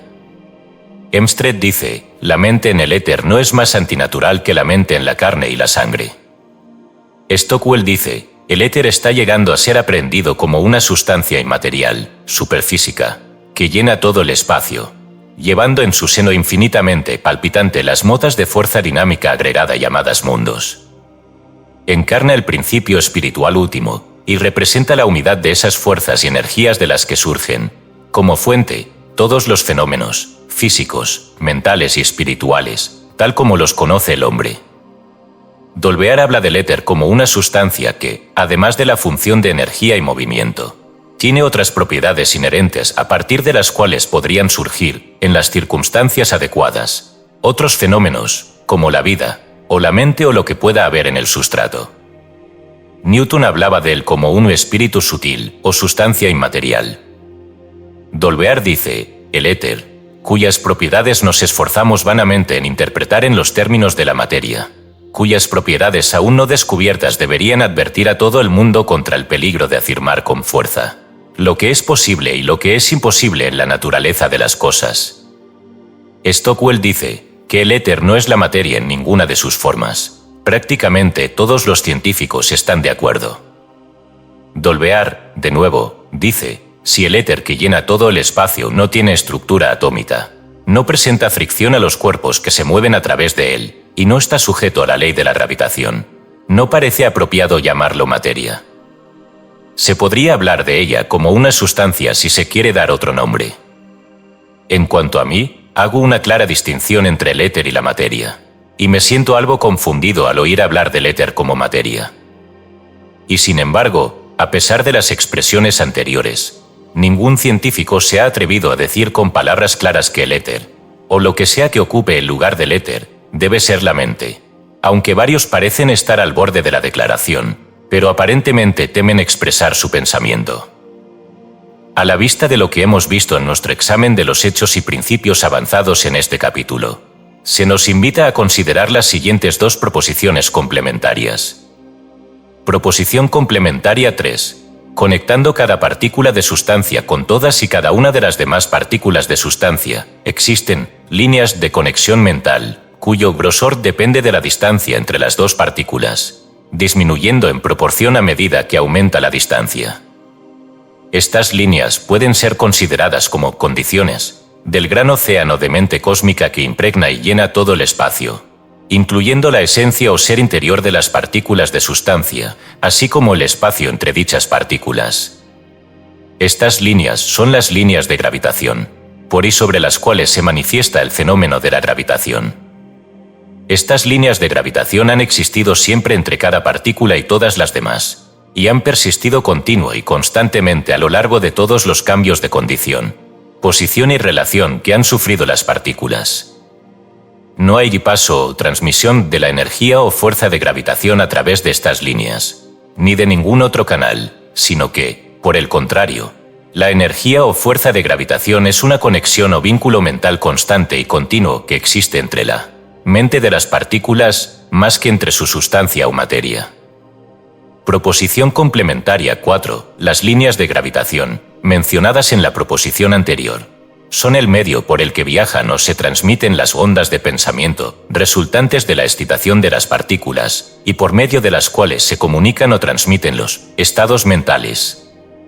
El mismo medio transmite o lleva la fuerza mental de atracción, cohesión, afinidad química, etc., que se manifiesta en la relación de las partículas entre sí.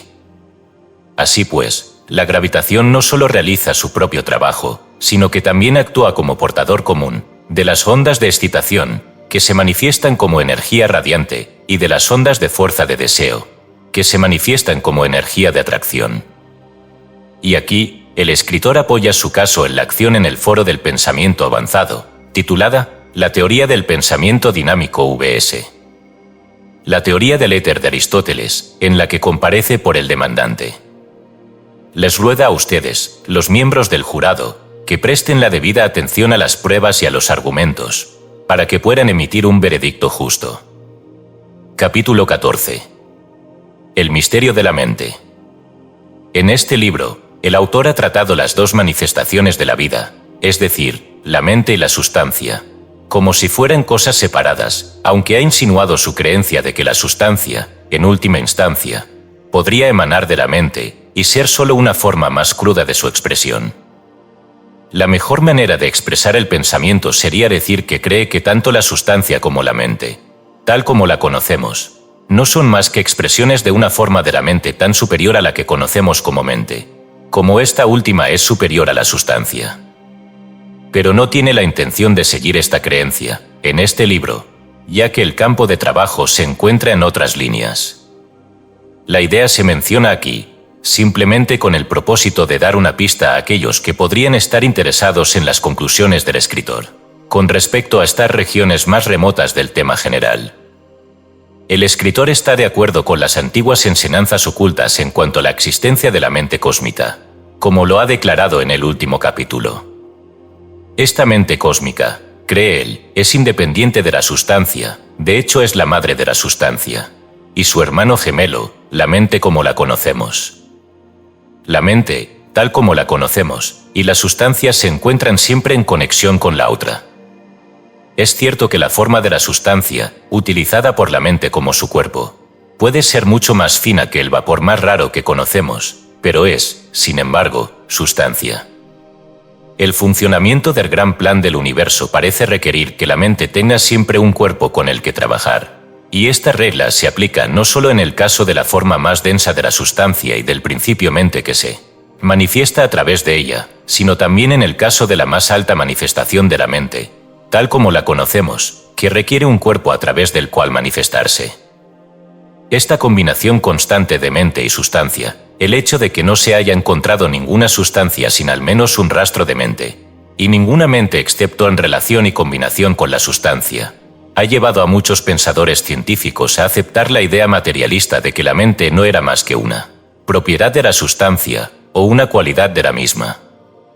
Por supuesto, estos filósofos y pensadores han tenido que admitir que no podían formarse una idea de la verdadera naturaleza de la mente, y no podían concebir cómo la sustancia podía realmente pensar, pero encontraron la idea materialista más simple que su opuesta, y así cayeron en ella. A pesar de que siempre había un algo interior que gritaba «Sab», al concluir el argumento o la ilustración, estos hombres han considerado razonable creer que no existía tal cosa como la mente, excepto como resultado de la irritación de los tejidos, etc. Pero, sin embargo, siempre hay un algo en nosotros que, a pesar de los argumentos, sigue gritando como un niño. ¿No es así? Y, cosa maravillosa de relatar, hacemos caso a la vocecita. Esta teoría materialista es una curiosa inversión de los hechos del caso.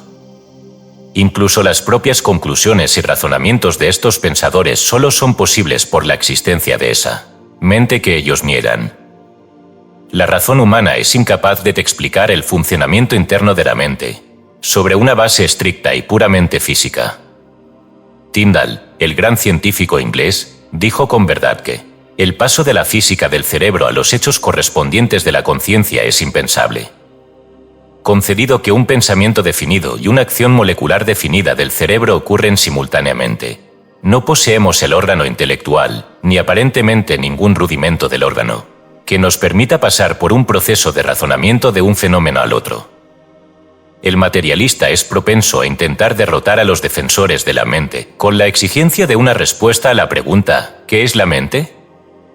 La mejor respuesta a esa pregunta está en la línea del proverbial irlandés de responder a una pregunta haciendo otra, lo que resulta en la pregunta de respuesta ¿qué es la materia? De hecho, la razón humana es incapaz de dar una respuesta inteligente a ninguna de las dos preguntas, y la mejor opinión parece ser la de considerarlas solo como dos aspectos de algo, cuyo verdadero origen se encuentra en algo superior, del que ambos son aspectos o formas de expresión.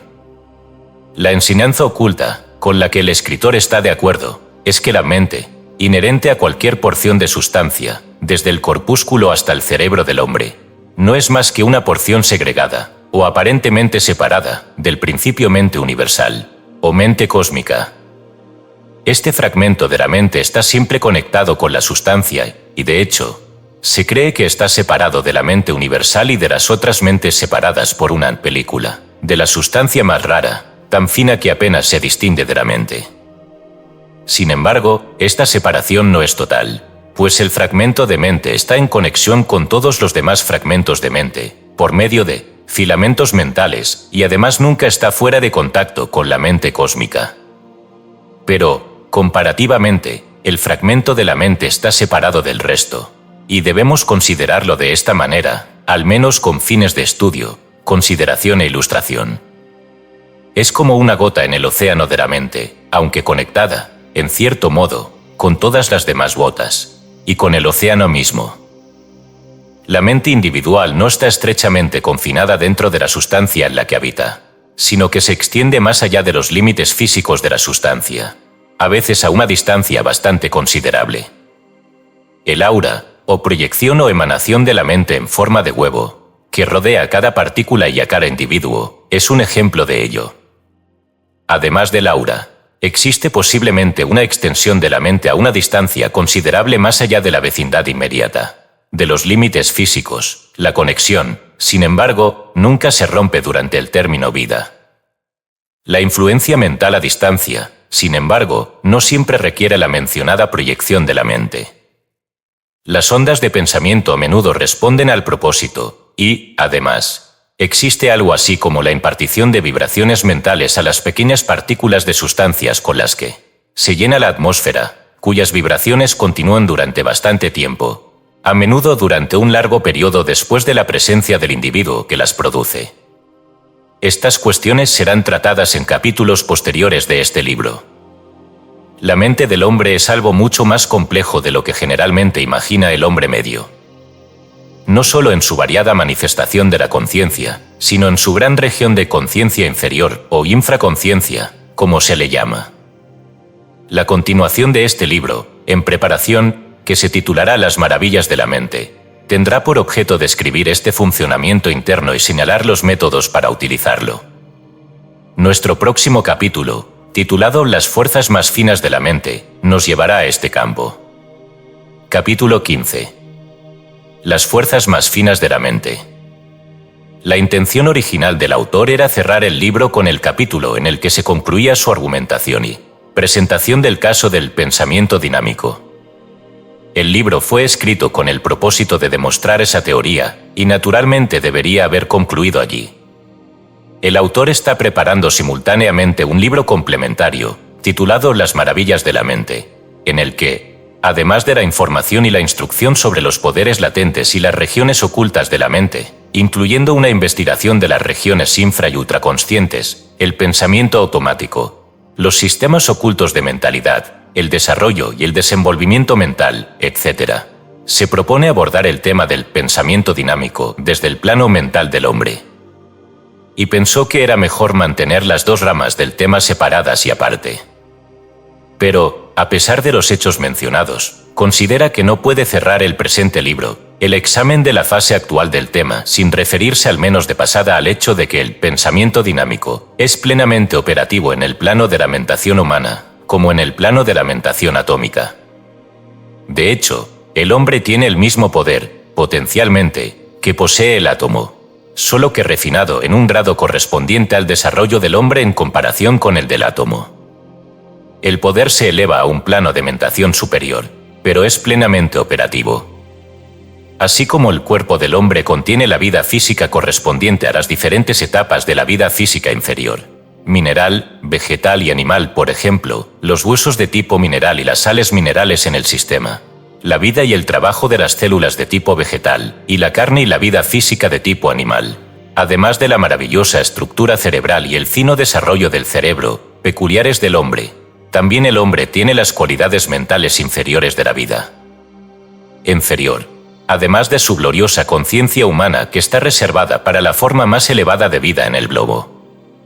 En sus regiones mentales, el hombre tiene el poder del átomo de atraer partículas de sustancia hacia él, para que pueda combinarlas con otras sustancias en la construcción de su cuerpo. Luego tiene la mentación celular, parecida a la de las plantas, que hace el trabajo de construcción y repara las heridas y las partes dañadas, etc. Luego tiene la mentalidad animal que se manifiesta en las pasiones, deseos y emociones de la naturaleza puramente animal, y que, por cierto, mantiene al hombre ocupado en controlar por medio de sus facultades mentales superiores, que son un regalo de Dios para el hombre, y que no poseen los animales.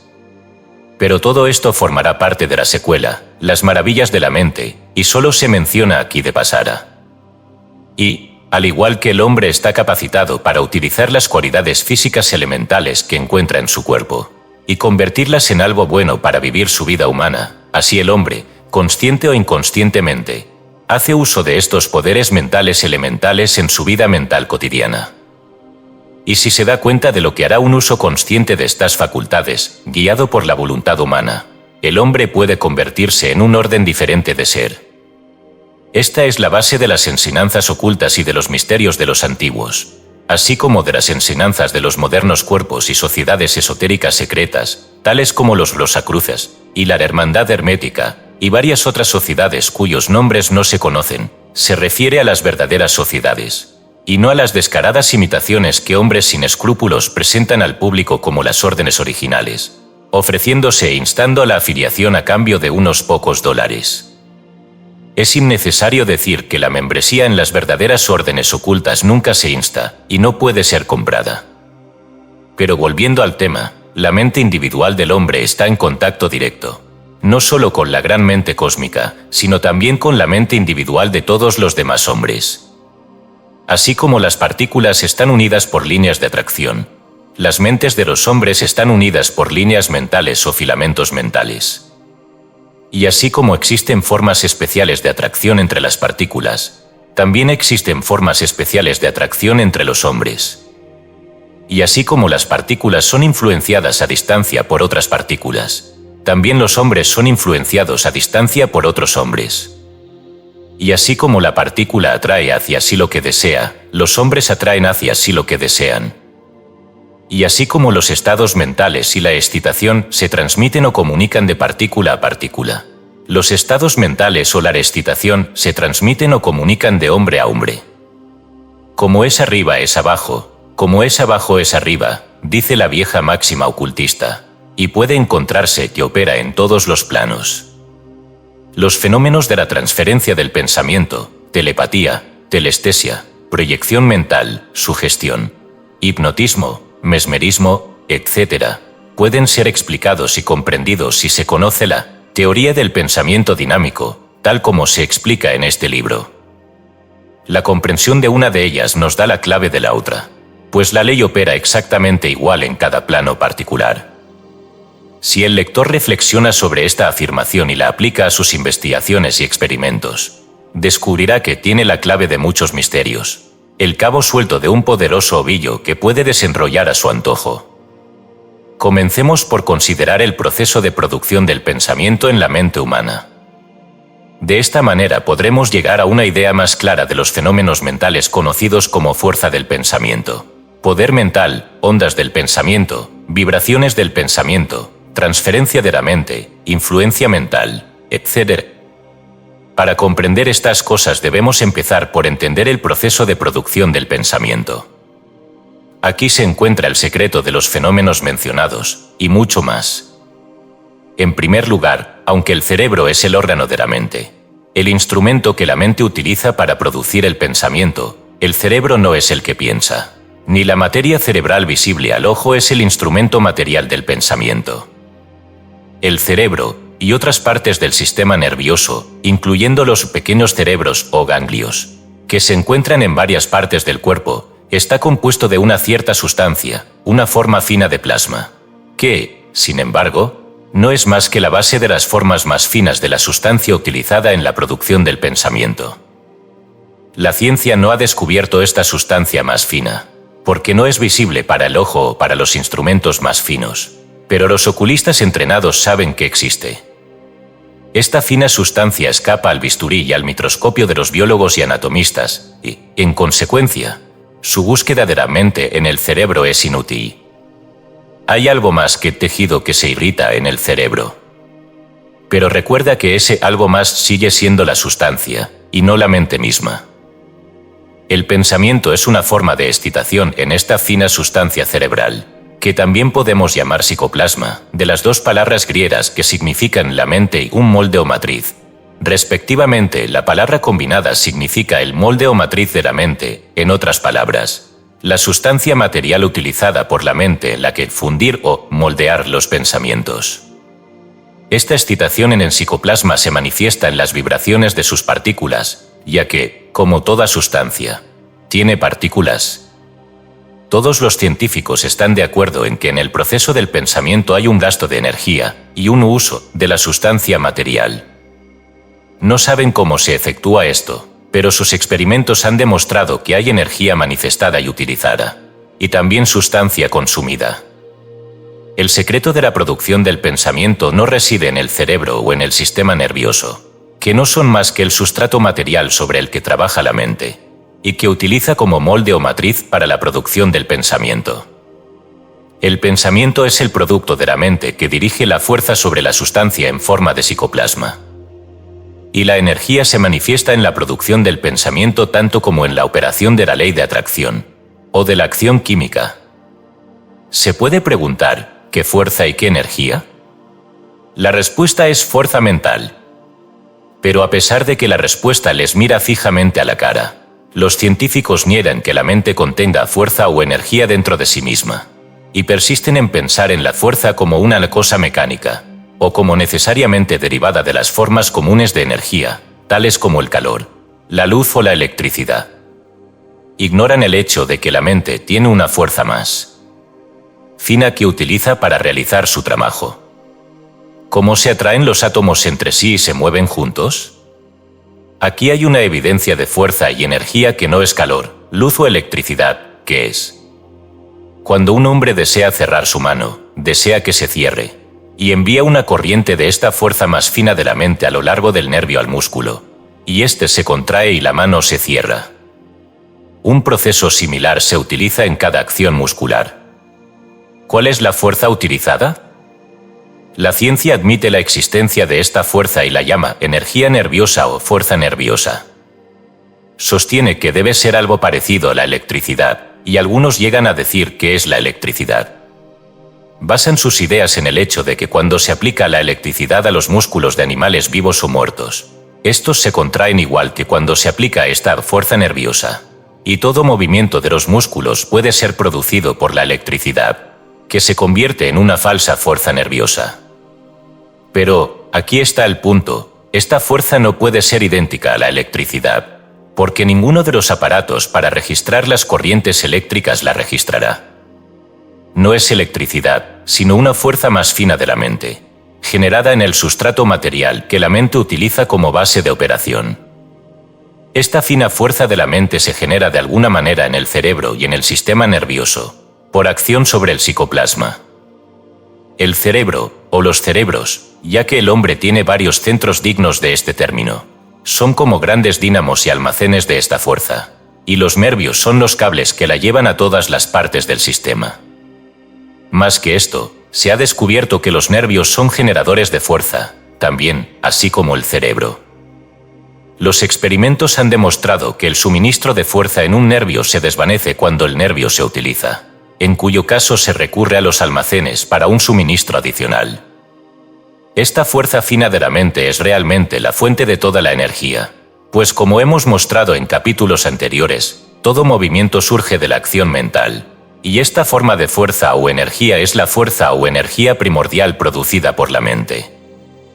Y esta fuerza está en funcionamiento en todas las formas de vida, desde el átomo hasta el hombre. Y no solo puede ser utilizada por la partícula, sino que el hombre también la tiene a su disposición. Como prueba de que la sustancia se utiliza y la energía se manifiesta en la producción del pensamiento, la ciencia señala el hecho de que la temperatura de un nervio aumenta cuando se utiliza, y la temperatura del cerebro aumenta cuando se utiliza para el pensamiento extendido. Los científicos han afirmado, y han presentado una gran cantidad de pruebas para respaldar lo mismo, que el pensamiento era una forma de energía como lo era el arrastre de un tren de vagones, y estaba acompañado por la producción de una cantidad definida de calor, resultante de la actividad de la sustancia fina del sustrato físico resistente y compuesto extendido. Pero la ciencia ha interpretado todo esto como si el pensamiento y la mente fueran cosas puramente materiales y propiedades de la materia. Ha afirmado que la materia piensa, en lugar de que la mente utiliza la materia o sustancia, en sus formas más finas, como sustrato para la producción del pensamiento. Buchner, el líder de la escuela puramente materialista, afirma positivamente que el pensamiento no es más que el producto de la materia. Dice, no es un hecho evidente, obvio para todos, excepto para los ciegos deliberados, que la materia piensa. Delametre se alegró de la estrechez de miras de los mentalistas, al decir, cuando se pregunta si la materia puede pensar, es como si se preguntara si la materia puede dar las horas. La materia, en efecto, como tal, piensa tan poco como da las horas, pero hace ambas cosas, cuando es llevada a condiciones tales que el pensamiento o el dar las horas resulta como una acción o un rendimiento natural. La citada opinión de Buchner muestra lo estrecho y unilateral que puede llegar a ser un hombre de talento por el hecho de cerrar todos los demás puntos de vista y ver solo una fase de un tema. El ejemplo del golpe de hora es una pobre figura para los materialistas, pues aunque la materia golpea las horas, solo lo hace cuando el hombre le da cuerda bajo la dirección de su mente. Y en la fabricación, ajuste y cuerda del reloj, la mente es la causa de la acción. Además, la acción misma del resorte en espiral, que es la causa inmediata de las horas, resulta del esfuerzo mental de las partículas del resorte que se esfuerzan por volver a su posición habitual, según la ley de la elasticidad, tal como se explica en nuestros capítulos sobre la sustancia. La ciencia presta un valioso servicio al mostrarnos los detalles del mecanismo del pensamiento, pero nunca explicará realmente nada a menos que asuma la existencia de la mente, detrás de todo y en todo. Puede diseccionar las células del cerebro y mostrarnos su composición, pero nunca encontrará la mente bajo el bisturí, o en la balanza o en el tubo de ensayo. No solo es esto cierto, sino que ni siquiera puede descubrir el fino psicoplasma que se utiliza en la producción de la mente. Sin embargo, podemos utilizar sus investigaciones sobre la materia de la actividad de la sustancia cerebral en el proceso del pensamiento, y combinándolas con nuestra creencia en la existencia de la mente, podemos formar una cadena completa de razonamiento, sin ningún eslabón perdido, que aparece tanto en el caso de los filósofos de la no-mente como en el de los metafísicos de la no-materia. Esta teoría de la mente y de la sustancia consideradas como los dos aspectos de algo superior, de donde ambas se han originado o emanado, llegará a ser considerada como la única proposición pensable, al final. Y, con esta idea en mente, podemos utilizar los hechos y experimentos de los materialistas, mientras sonreímos a sus teorías. Y, con un ligero cambio de palabras, podemos volver contra ellos sus propias baterías verbales. De este modo, podemos tomar la famosa afirmación de Moleschott: el pensamiento no es más que un movimiento de la materia, y hacerla inteligible haciéndola leer como sigue: el pensamiento produce movimiento en la materia. Esta fuerza más fina de la mente está en plena evidencia para aquellos que la buscan, y aunque puede no ser registrada por las escalas o instrumentos diseñados para registrar los grados más gruesos de la fuerza, todavía está registrada en las mentes de los hombres y mujeres, y en las acciones resultantes de sus pensamientos. Estos registros vivos de la fuerza responden fácilmente a ella, y cada uno de nosotros es un registro de este tipo. Del mismo modo que la fuerza es un grado de energía mucho más elevado que las formas consideradas habitualmente, como la totalidad de la energía, los instrumentos necesarios para su registro son mucho más elevados que los utilizados para determinar los grados de calor, luz, electricidad y magnetismo. Es posible que el futuro nos proporcione instrumentos adaptados a este fin. De hecho, ya parece que esto va a suceder. Pero tanto si tenemos tales instrumentos mecánicos como si no, los instrumentos vivos nos dan una prueba suficiente de la existencia de la fuerza y de su funcionamiento. Bueno, el escritor todavía se encuentra incapaz de concluir el libro. Añadió este capítulo para mostrar que la propiedad del pensamiento dinámico se extendía hasta el más alto desarrollo de la mente, así como que permanecía en el más bajo. Y, ahora que se ha aventurado en el tema, se siente impulsado a dar algunos ejemplos del funcionamiento y las operaciones de esa ley, en el caso de la vida mental humana. Y esto significa un capítulo más, pero solo uno, recuerden. El libro debe llegar a su fin en algún momento, recuerden. Y así, pasaremos a otro capítulo, que se titulará El pensamiento en acción. Capítulo 16. El pensamiento en acción. Sin intentar entrar en detalles, ni en explicaciones, el escritor se propone llevar a sus lectores en un viaje relámpago a través de la región del pensamiento en acción, o del pensamiento dinámico en operación en la vida humana.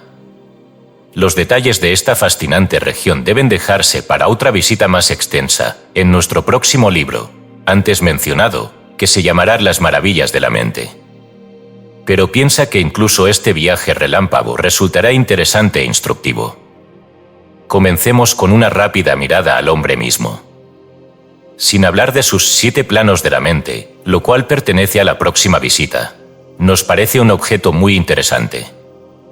No solo tiene un cuerpo físico, aparente para nuestros sentidos, sino que también tiene un cuerpo más fino, astral, que puede utilizar inconscientemente o conscientemente, cuando aprenda a hacerlo, para pequeñas excursiones fuera del cuerpo durante su vida. Este cuerpo astral está compuesto de sustancia igual que su cuerpo físico más denso. El campo y la gama de la sustancia se extienden mucho más allá de los poderes de la visión ordinaria, como incluso los materialistas deben admitir cuando hablan de materia radiante, sustancia etérea, etc. Entonces tiene corrientes de fuerza fina que corren a través de su sistema nervioso, que pueden ser vistas por aquellos que poseen visión astral si las enseñanzas de los ocultistas son ciertas. Entonces, al igual que la partícula, tiene un aura o proyección en forma de huevo de la mente de finas partículas de psicoplasma, que han sido arrojadas en el proceso del pensamiento y que se agrupan a su alrededor, produciendo una atmósfera mental que le rodea constantemente y se hace sentir por aquellos que llegan a su presencia. Aquellos que lean estas palabras pueden recordar, fácilmente, la sensación que han experimentado al entrar en contacto con ciertas personas, como algunas irradiaban una atmósfera de alegría, brillo, etc., mientras que otras irradiaban todo lo contrario. Algunos irradian una sensación de energía, actividad, etc., mientras que otros manifiestan justo lo contrario. Muchos gustos y disgustos entre personas que se encuentran por primera vez surgen de esta manera, encontrando cada uno en la atmósfera mental del otro algún elemento inarmónico. Estas radiaciones son percibidas por otros que entran en su radio de acción. Los ocultistas nos dicen que el carácter de las vibraciones del pensamiento de un hombre puede ser determinado por ciertos colores que son visibles para aquellos que tienen vista astral. No hay nada de maravilloso en esto, cuando se recuerda que los diversos colores de la luz, que comprenden los colores visibles del espectro, que van desde el rojo, pasando por el naranja, el amarillo, el verde, el azul, el índigo y terminando en el violeta, surgen simplemente de los diferentes índices de vibración de las partículas de la sustancia. Y como el pensamiento es producido por la mente causando vibraciones en el psicoplasma, ¿por qué no son razonables los colores astrales? No podemos detenernos a considerar estos colores en detalle, pero podemos repasar los que corresponden a cada una de las emociones marcadas del pensamiento, tal como lo reportan las enseñanzas ocultas. Por ejemplo, el color del pensamiento que se manifiesta en las funciones físicas u orgánicas es de un blanco incoloro, o el color del agua clara, y el color del pensamiento que se manifiesta en la fuerza fina o la energía vital es el del aire.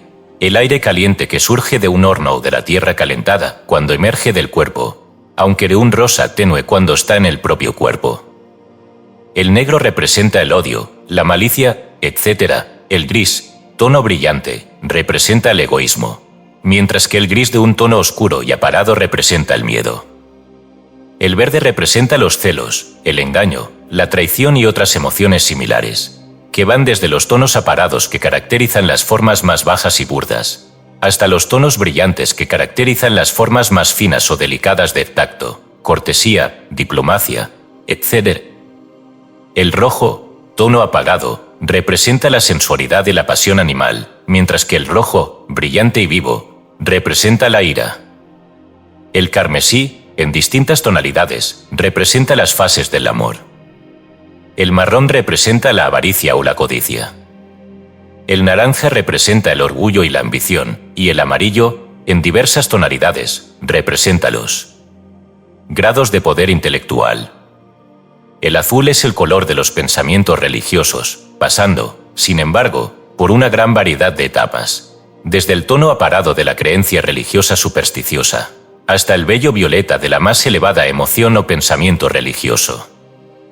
Lo que se conoce generalmente como espiritualidad se caracteriza por un azul claro de un tono peculiarmente luminoso. Así como hay rayos ultrarrojos y ultravioletas en el espectro, que el ojo no puede percibir, los ocultistas nos informan que hay colores en el aura o atmósfera mental de una persona de inusual desarrollo psíquico u oculto, Los rayos ultravioleta indican el pensamiento de alguien que está persiguiendo los planos más elevados del pensamiento y desenvolvimiento oculto, mientras que el ultrarrojo es evidenciado por aquellos que poseen el desarrollo oculto, pero que están usando el mismo para propósitos bajos y egoístas, magia negra de hecho. Existen otras tonalidades, conocidas por los ocultistas, que indican varios estados mentales altamente desarrollados, pero es innecesario mencionarlas aquí. Pero la influencia de estas partículas de materia de pensamiento, desprendidas del psicoplasma mental bajo las vibraciones producidas por la mente durante el proceso del pensamiento, no cesa con los fenómenos que rodean el aura. Se irradian a una distancia considerable y producen una serie de efectos. Recordaremos cómo los corpúsculos o electrones son arrojados por la sustancia en un alto estado de vibración. Pues bien, la misma ley se manifiesta en las vibraciones que acompañan a la producción del pensamiento. Las partículas son arrojadas en grandes cantidades, cada una de ellas vibrando al ritmo que se le imparte durante el proceso. No, estas partículas de materia de pensamiento no componen las ondas de pensamiento, que pertenecen a un conjunto diferente de fenómenos. Estas partículas de materia de pensamiento vibrante vuelan desde el cerebro del pensador en todas las direcciones y afectan a otras personas que pueden entrar en contacto con ellas. Sin embargo, hay una regla importante, y es que parecen ser atraídas por aquellas mentes que están vibrando en tasas de pensamiento similares a las suyas, y son débilmente atraídas y en algunos casos, realmente repelidas, por mentes que vibran en líneas de pensamiento opuestas. En el mundo del pensamiento, lo semejante atrae a lo semejante, y los pájaros de un mismo plumaje se juntan, tanto aquí como en otros lugares. Algunas de estas partículas de materia de pensamiento siguen existiendo y vibrando, y proceden de las mentes de personas fallecidas hace mucho tiempo, aunque las mismas fueron emitidas o arrojadas durante la vida de las personas. Al igual que una estrella lejana, destruida hace cientos de años, puede haber emitido rayos que solo ahora llegan a nuestra visión, años después de la destrucción de la estrella que los emitió, y al igual que un olor permanecerá en una habitación después de que el objeto que lo causó se haya ido, las partículas aún permanecen y vibran. Y al igual que una estufa retirada de una habitación puede dejar vibraciones de calor detrás de ella, así estas partículas persisten, vibran e influyen en otras mentes, mucho después de que la persona que las causó haya salido del cuerpo. De este modo, las habitaciones, las casas, los barrios y las localidades pueden vibrar con los pensamientos de las personas que vivieron allí hace mucho tiempo, pero que ya han fallecido o se han ido. Estas vibraciones afectan a las personas que viven en estos lugares, en mayor o menor medida, dependiendo de las circunstancias, pero siempre pueden ser contrarrestadas o cambiadas, si son de naturaleza indeseable, mediante el establecimiento de vibraciones positivas en un plano mental diferente, o el carácter del pensamiento. La mente de un pensador está constantemente emitiendo o lanzando estas partículas de materia de pensamiento. La distancia y la velocidad a la que viajan están determinadas por la fuerza empleada en su producción, existiendo una gran diferencia entre el pensamiento de un pensador vigoroso y el que emana de una mente débil y apática. Estas proyecciones de materia de pensamiento tienen la tendencia a mezclarse con otras de una tasa de vibración correspondiente, dependiendo del carácter del pensamiento. Algunas permanecen alrededor de los lugares donde fueron emitidas, mientras que otras flotan como nubes y obedecen a la ley de atracción que las atrae hacia las personas que piensan en líneas similares. Las características de las ciudades surgen de esta manera, ya que el promedio general del pensamiento de sus habitantes provoca una atmósfera de pensamiento correspondiente que cuelga sobre ella y a su alrededor, atmósfera que es percibida claramente por los visitantes y a menudo determina el carácter mental de las personas que residen allí. A pesar de sus características anteriores, es decir, a menos que comprendan las leyes del pensamiento. Algunos vecindarios, también, tienen su propia y peculiar atmósfera mental, como todos pueden haber notado si han visitado ciertos vecindarios duros, por un lado, y vecindarios de un tipo opuesto, por el otro. Ciertos tipos de pensamientos y acciones parecen ser contagiosos en ciertos lugares, y lo son para aquellos que no entienden la ley. Ciertas tiendas parecen tener su propia atmósfera, algunas reflejan confianza y trato honesto, y otras irradian una atmósfera que hace que los clientes se aferren a sus bolsillos y, en algunos casos extremos, se aseguren de que sus botones estén bien cosidos en sus prendas. Sí, los lugares, al igual que las personas, tienen sus propias atmósferas mentales, y ambas surgen de la misma causa. Y cada persona atrae hacia sí estas partículas de materia-pensamiento vibrante que se corresponden con la actitud mental general que mantiene. Si uno alberga sentimientos de malicia, encontrará pensamientos de malicia, venganza, odio, etc., vertiéndose sobre él. Se ha convertido en un centro de atracción y ha puesto en funcionamiento la ley. Su único camino seguro es cambiar decididamente sus vibraciones de pensamiento. Una forma muy notable de estas partículas de materia de pensamiento se evidencia en el caso de lo que se conoce entre los ocultistas como formas de pensamiento, que son agregaciones de partículas de materia de pensamiento energizadas por un pensamiento intenso y positivo, y que se envían con tal intensidad y positividad, que están casi vitalizadas, y manifiestan casi el mismo grado de influencia mental que manifestaría el emisor si estuviera presente donde se encuentran. Esta fase tan interesante del tema requeriría muchos capítulos para describirla en detalle, y debemos contentarnos con una simple visión de pasada. A los que se interesan por el tema, el escritor les dirá que tiene el propósito de considerarlos con bastante amplitud, en el libro de próxima aparición The Wonders of the Mind, al que se ha aludido en otra parte. Además de la operación de estas partículas de materia de pensamiento emitidas durante la producción del pensamiento, hay muchas otras fases de la influencia del pensamiento, o del pensamiento en acción. La fase principal de este fenómeno surge del funcionamiento de la ley de atracción entre las mentes respectivas de diferentes personas. Así como las partículas de la sustancia están unidas y conectadas por líneas de conexión, así están conectadas las mentes de los hombres. Y la fuerte atracción del deseo se manifiesta a lo largo de estas líneas, al igual que en el caso de los átomos. En los últimos años se ha escrito mucho sobre este poder de atracción de la mente, y aunque parte de lo que se ha escrito es una verdadera basura y un sinsentido, sin embargo, debajo de todo ello queda un sustrato fuerte y sustancial de hechos y verdades. Los hombres atraen el éxito y el fracaso hacia ellos, las personas atraen las cosas hacia ellos, por extraño que pueda parecer a la persona que no se ha familiarizado con las leyes que subyacen al fenómeno. No hay ningún milagro en todo esto, es simplemente que la ley de la atracción está en plena operación, y que las personas de pensamientos similares son atraídas por esta razón. El funcionamiento de esta ley es algo intrincado, pero todos nosotros la utilizamos constantemente, consciente o inconscientemente. Atraemos hacia nosotros lo que deseamos mucho, o lo que tememos mucho, porque un miedo es una creencia, y actúa en la dirección de actualizarse, a veces. Pero, de nuevo, como diría Kipling, pero esa es otra historia. Esta fase del tema es un tema poderoso en sí mismo, y la mitad no ha sido contada incluso por los muchos que han escrito sobre ella. Sin embargo, el escritor tiene la intención de intentar remediar esta deficiencia en su próximo libro. Además, la excitación del pensamiento en la mente de las personas puede ser transmitida o comunicada a las mentes de los demás, y se puede establecer una vibración similar, bajo ciertas condiciones, y sujeta a ciertas influencias restrictivas, al igual que en el caso de las partículas de sustancias en un cuerpo o masa de sustancia.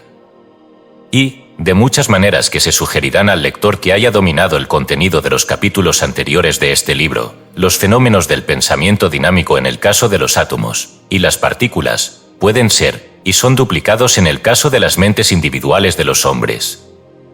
El lector verá, fácilmente, que esta teoría del pensamiento dinámico, y los hechos señalados en la consideración del mismo, dan una explicación inteligente para los respectivos fenómenos del hipnotismo, mesmerismo, sugestión, transferencia de pensamiento, telepatía, etc., así como de la curación mental, curación magnética, etc., todos los cuales son manifestaciones del pensamiento dinámico. No solo vemos, como dijo Prentice Mulford, que los pensamientos son cosas, sino que podemos ver por qué son cosas. Y podemos ver y comprender las leyes de su producción y funcionamiento. Esta teoría del pensamiento dinámico arrojará luz en muchos rincones oscuros y aclarará muchos dichos difíciles que le han dejado perplejo en el pasado. El autor cree que nos da la clave de muchos de los grandes enigmas de la vida. Esta teoría ha llegado para quedarse. No es algo efímero, condenado a morir al nacer. Será retomada por otros y pulida, y añadida, y moldeada, y decorada, pero los principios fundamentales resistirán la presión del tiempo y de los hombres. El escritor está seguro de ello. Puede que al principio el hombre de la calle se ría de él, pero también los científicos. Pero sobrevivirá a esto, y con el tiempo se impondrá, tal vez mucho después de que el escritor y el libro hayan sido olvidados. Esto debe ser así, pues la idea del pensamiento dinámico subyace en todo el universo y es la causa de todos los fenómenos. No solo todo lo que vemos como vida y mente y sustancia es una ilustración de la ley, sino que incluso lo que está detrás de estas cosas debe evidenciar la misma ley. Es una concepción demasiado atrevida aventurar la idea de que tal vez el propio universo sea el resultado del pensamiento dinámico del infinito.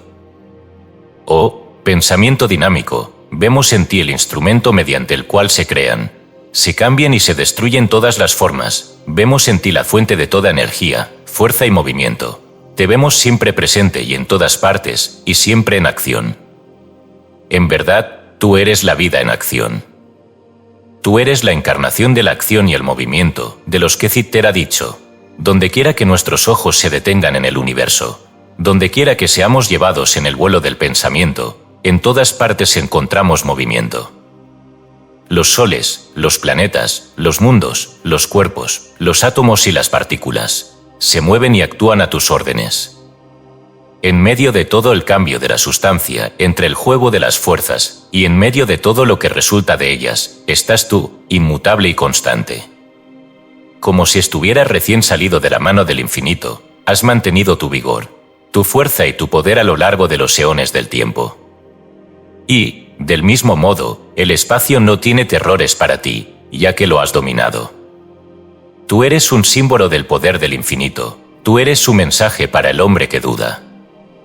Cerremos este libro con el pensamiento de la grandeza de esta cosa que llamamos pensamiento dinámico, que, por grande que sea, no es más que la sombra del poder absoluto del infinito, que es la causa sin causa y el causante de las causas. Y al separarnos así, lector, murmuremos las palabras del poeta alemán, que ha cantado. ¿Pides descanso? Mira, pues, qué insensato es tu deseo. El severo yugo del movimiento tiene enjaezado a todo el universo. En ningún lugar de esta época podrás encontrar descanso, y ningún poder podrá librarte de la condena de la actividad. El descanso no se encuentra ni en el cielo ni en la tierra, y de la muerte y del morir brota un nuevo crecimiento, un nuevo nacimiento. Toda la vida de la naturaleza es un océano de actividad, siguiendo sus pasos, sin cesar. Debes marchar hacia adelante con el todo. Incluso el oscuro portal de la muerte no te da descanso, y de tu ataúd brotarán flores de una nueva vida.